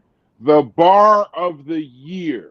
I don't know what he said. And I don't know what he said, and I don't know if he knows what the fuck he just said. When he said that, I think Obama was like, he got everybody on the phone. Yeah. Nope. That was crazy. Can't do it. No, I don't think. I will blame the Democrats. No. You got me. And we can end this. I do blame the Democrats for putting a motherfucker with that much mental deterioration up to be president again. Like, that was crazy. Like, I mean, I don't know. Like all of them need it. All of them. It need to be an investigation on them. I said the same thing. That's Chef. crazy, bro. You don't remember? I said, bro, that's damn this near shit is so treasonous. bad. Yeah, somebody you trying to pass it off like he in his their motherfucking job, bro. Yeah, that's treasonous. Somebody needs to lose their job in this. There needs to be an investigation. It should be jail. It should be jail. Yes. No, listen, because you know what they did, Chef? Because remember, I kept saying, and it was a MAGA talking point, so people wasn't really listening to me, and I wasn't saying that can be defined in a single word. Did y'all hear that? Yeah. This nigga just playing shit in the middle of niggas talking. Go ahead. Go ahead. What is it? Say it again. Play it again. No, I forgot I was on the screen. Go ahead. I'm trying to find the right one. Okay. But I was saying, Chef, remember after that debate, right? When they America put is a Kamala nation that can be defined you in do a that single shit, word. Are you doing this shit on purpose? I was going to put him in. Find what you gotta find so I can finish what I'm saying, bro. This thing playing with Legos now. But no, so America, I was asking after that debate when they put up Kamala Harris. You don't remember me saying, Chef, who's the president of the United States right now? Yeah. Because this nigga, it can't be him. Right. It cannot be him. But it was a MAGA talking point. So I just never did the show. Because I don't want to get close to that rhetoric. Because when you start saying it and you start doing shows on it, you just sound like it, bro. But after that debate, I was like, so he's running the country right now? And nobody's saying nothing? I would have actually respected Kamala Harris if she'd have said, we know that we couldn't have put him up. We know that. But when you get up there and you just say, what are you different? I hate to keep bringing it up, Chef. But when you get up there and you say the words, how are you different than Joseph Biden? And the best you got from me 3 weeks away from the election is I can't really think of nothing right now. Come on, bro. She should have said, I ain't got dementia and walked on. Yeah, wait, yo, do you know, bro? How would that have played alive, bro? The Democratic Party would have hated her, but you know what she'd have been? The next president of the United States. The Democratic Party would have hated Kamala Harris. If you ain't like him, say and something. She would have been the next president of the United States. They for saying, you know what? I'm in my right mind. All right. I can spell the. my diet does not consist of Jell-O. And a yogurt, motherfucker. I ain't taking probiotics like they aspirin. Like what? You're like that kind of shit, bro. and then on top of that, you know what's even worse? Timothy Waltz is a good moral human being, I guess. But they could have picked a better running mate too. They could have. Why not? If you can't have Gavin Newsom as the main guy, do you know how Gavin Newsom would have played as VP? You know how good of a speaker he is? He would have wore J.D. Vance out. I've seen that man speak. Or go get Stacey Abrams and put her next to Kamala Harris. Now, you'd have got more black people voting for you, but I think at that point, she waited 3 weeks to put her policy up. When she finally, after everybody waiting, they read the policy, the shit was the same as Biden's, bro. And then right before the election, you don't differentiate yourself from Biden. So now we looking at you like you just a puppet. Yeah, the Democratic Party did her dirty, bro. And nobody wants to talk about that. The Democratic Party, I don't blame this on Kamala Harris. A lot of people think it's personal. I truly think they told her, you want the spot? Shut up. Shut up. Because I've heard her talk, bro. She's one of the most outspoken politicians in politics.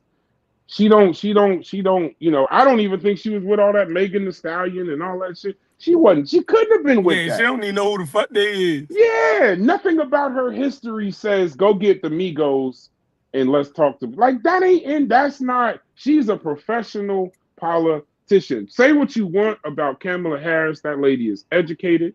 She was the Attorney General. She was a senator. She was a vice president of the United States. I can't stand her laugh. I think she doesn't have the greatest PR, but most people aren't good orators. And and they don't answer questions well without public relations. But that's a whole nother show. But this is, like I said, Chef, this is why I'd like to talk to you on a platform without a bunch of people on the panel. You just talking about your ideas, because I never knew that the theory of why would we let this white man get away with all of this shit and look past all of this shit when we throw it in black men's faces for every single thing that they do. I can't. If I tell you fuck you on that point, then call me MAGA, bro. Then now I'm a MAGA. Now I'm a Trump. Then because that's a fact. It's just I just don't look at, bro. What's that boy's name that walked into the middle of the Black Lives Matter shit and shot somebody with an AR-15 and got off? I wasn't surprised. Were you? Oh yeah, Rittenhouse. Were you shocked? Rittenhouse. Yeah, Rittenhouse. Were you shocked that Rittenhouse got off? No. No, I wasn't surprised. This kid, Carmelo Anthony, that stabbed the teammate, the white kid in Texas, fighting for his life. I fully expect him to go to jail in Texas. Fully. With a video, I fully expect him to go to jail. If he gets off, I would be just as surprised as if Rittenhouse got convicted. I don't hold white people and black people to the same standard because I live in America. I know. This is the Fetty conversation. He definitely, but see, this is where black people morals come into play. Also, You feel me? We are the victim of stand your ground, right? So it's almost now is when a black person do it, we want to use something, and we know we really disagree with that shit. You feel me? Like a young man lost his fucking life, yo. Now, so you see how black people can be honest about that shit. You feel me? Like, yo, you stabbed another kid in his fucking heart. You feel me? But under the law, right? Under the law, right? You done made a dumbass law, right? That is so fucking crazy, right? I don't agree with that shit, yo. If somebody do something to you and you use motherfucking deadly force on them, I don't agree with that shit. That's fucking crazy. Because young kids will test each other. You feel me? Young kids will put each other in a situation where they got to defend it. Grown people do it. But you know that young kids and hazing and teasing, you know what we went through as fucking kids and shit that we put other kids through. You dig what I'm saying? Shouldn't nobody kid lose their fucking life at the end of the day at a fucking track meet, high school motherfucking sports track meet. You feel me? Because kids are gonna pick with each other. They might start fighting on each other. All of that shit is always been in the game for young people. You feel me? So grown people got to deal with that shit going to nightclubs. You feel me?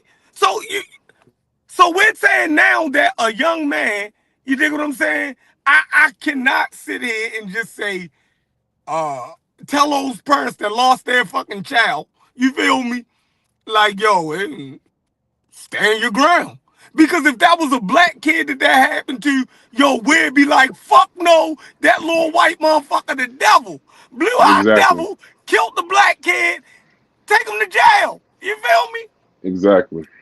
No, I completely agree. When we was talking about it earlier, because I was saying the irony that Carmelo Anthony, and I don't want to say the real Carmelo Anthony, but the Carmelo Anthony we know for basketball and sports and stuff like that, he went into the Hall of Fame over this past week. So when people were saying Carmelo Anthony, shit, I'm thinking they talking about the Carmelo Anthony that made it to, like Melo. So I kind of was like 2 or 3 days behind even on the conversation. But then when I got hip to the conversation, the first thing I said, and I don't think it's right and I don't think it's wrong, but based on past history, I'm hesitant before I jump my ass in these conversations, what actually happened, bro. Because before I go in there and just start saying, yeah, this is wrong. Nope. Because at the end of the day, and that's just probably the curse of being black in a way too, I am sympathetic to, and I'm a father. I'm sympathetic to anybody losing their child, bro. Yeah. Anyone, under any circumstances. You know, my grandparents always told me the worst thing in the world that could ever happen, and I don't think they're 100% right, but they're my grandparents, so I respect it. A parent, what is it? A parent should never outlive their children. Yep. Yeah, that right there is something that even during the civil rights movement, that came from Emmett Till and his mother. That the biggest crime was, I think her mother said it or her father said it, that the fact that she has to bury her child. A child. I can't even see the exhale. Remember we was talking about with Fetty? I hate that Fetty keep coming up in these conversations. We're not talking about you, brother, just to make things in context.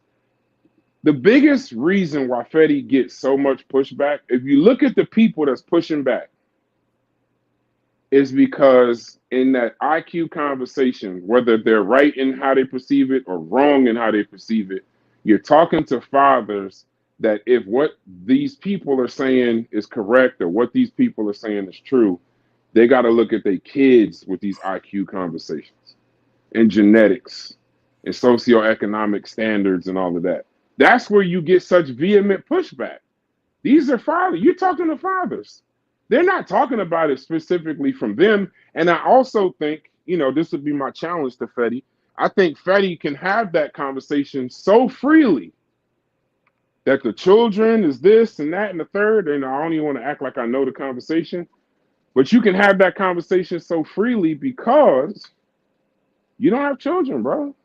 You don't know that kind of shit that a person has to face about their own children. But I don't want to get into the long diatribe. We've been live for a bunch of hours. I appreciate you, Logic. I appreciate you, Chef. Always, you know, you letting us do these shows in the partnership.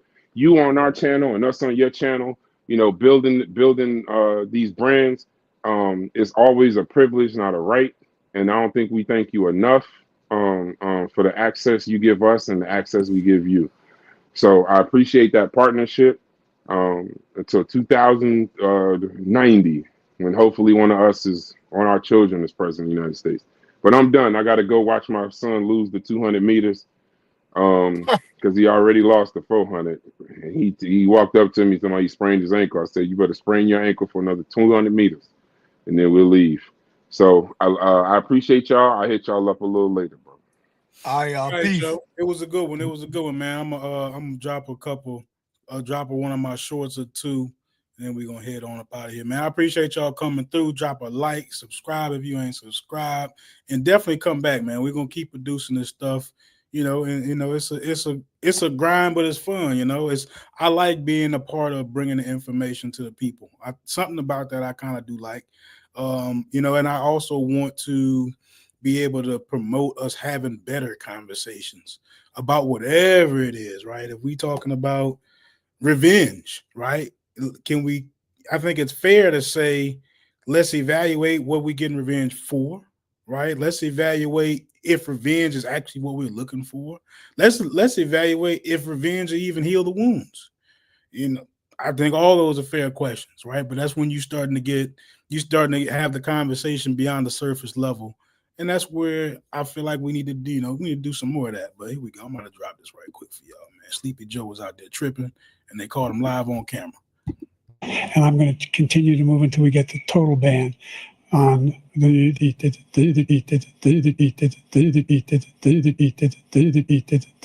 Border Patrol and more asylum officers. President Trump? I really don't know what he said at the end of that sentence. I don't think he knows what he said either. Look.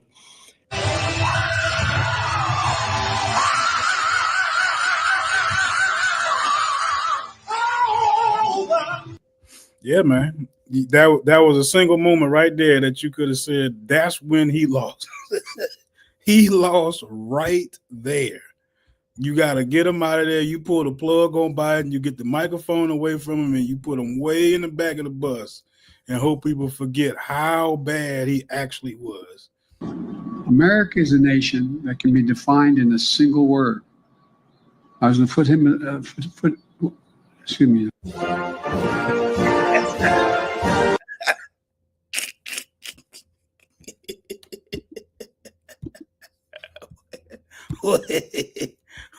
what he said. America is a nation that can be defined in a single word. I was going to put him. Excuse me. Dang, Joe. I know he did some good stuff. You know, he wasn't all bad, but God, dog, his mind was, he was slipping at the end of that. He definitely was slipping. Hold up, because And I'm going to continue to move until we get the total ban.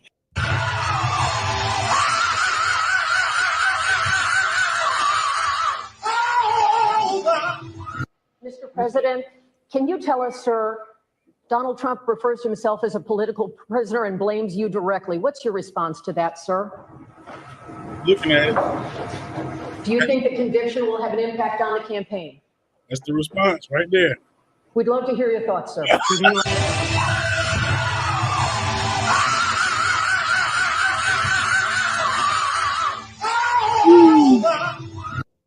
I'm going to continue to move until we get.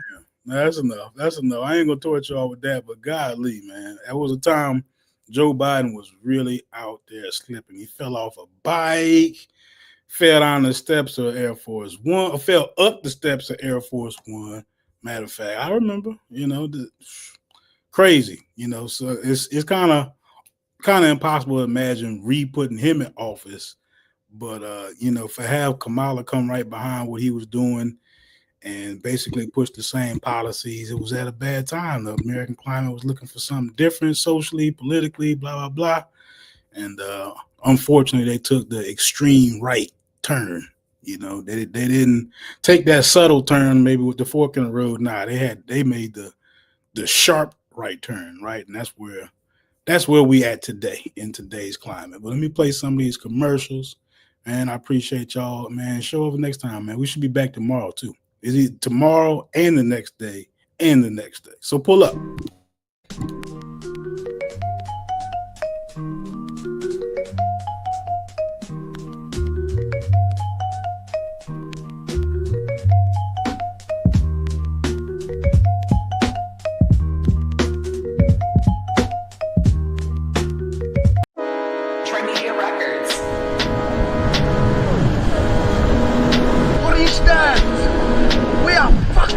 What is that? Fuck, I'm feeling good. What's it? Check. It's a fucking killer. This that motion, potion. When I flow this shit, nigga just so legit. You damn boy if you sliding. How many hoes you get? Me? Baby, on my dick, smelling like the coldest scene. Looking good, that wood filled with the animal clover mix. When I pop that shit, it's the oldest trick. Literal coldest sin. Baby, text me since you got a bone up pick. I'ma pull up on the bitch. Holy shit. Notice the golden bonus that's on this wrist. On the tree with no chill. Bitch with a police beat.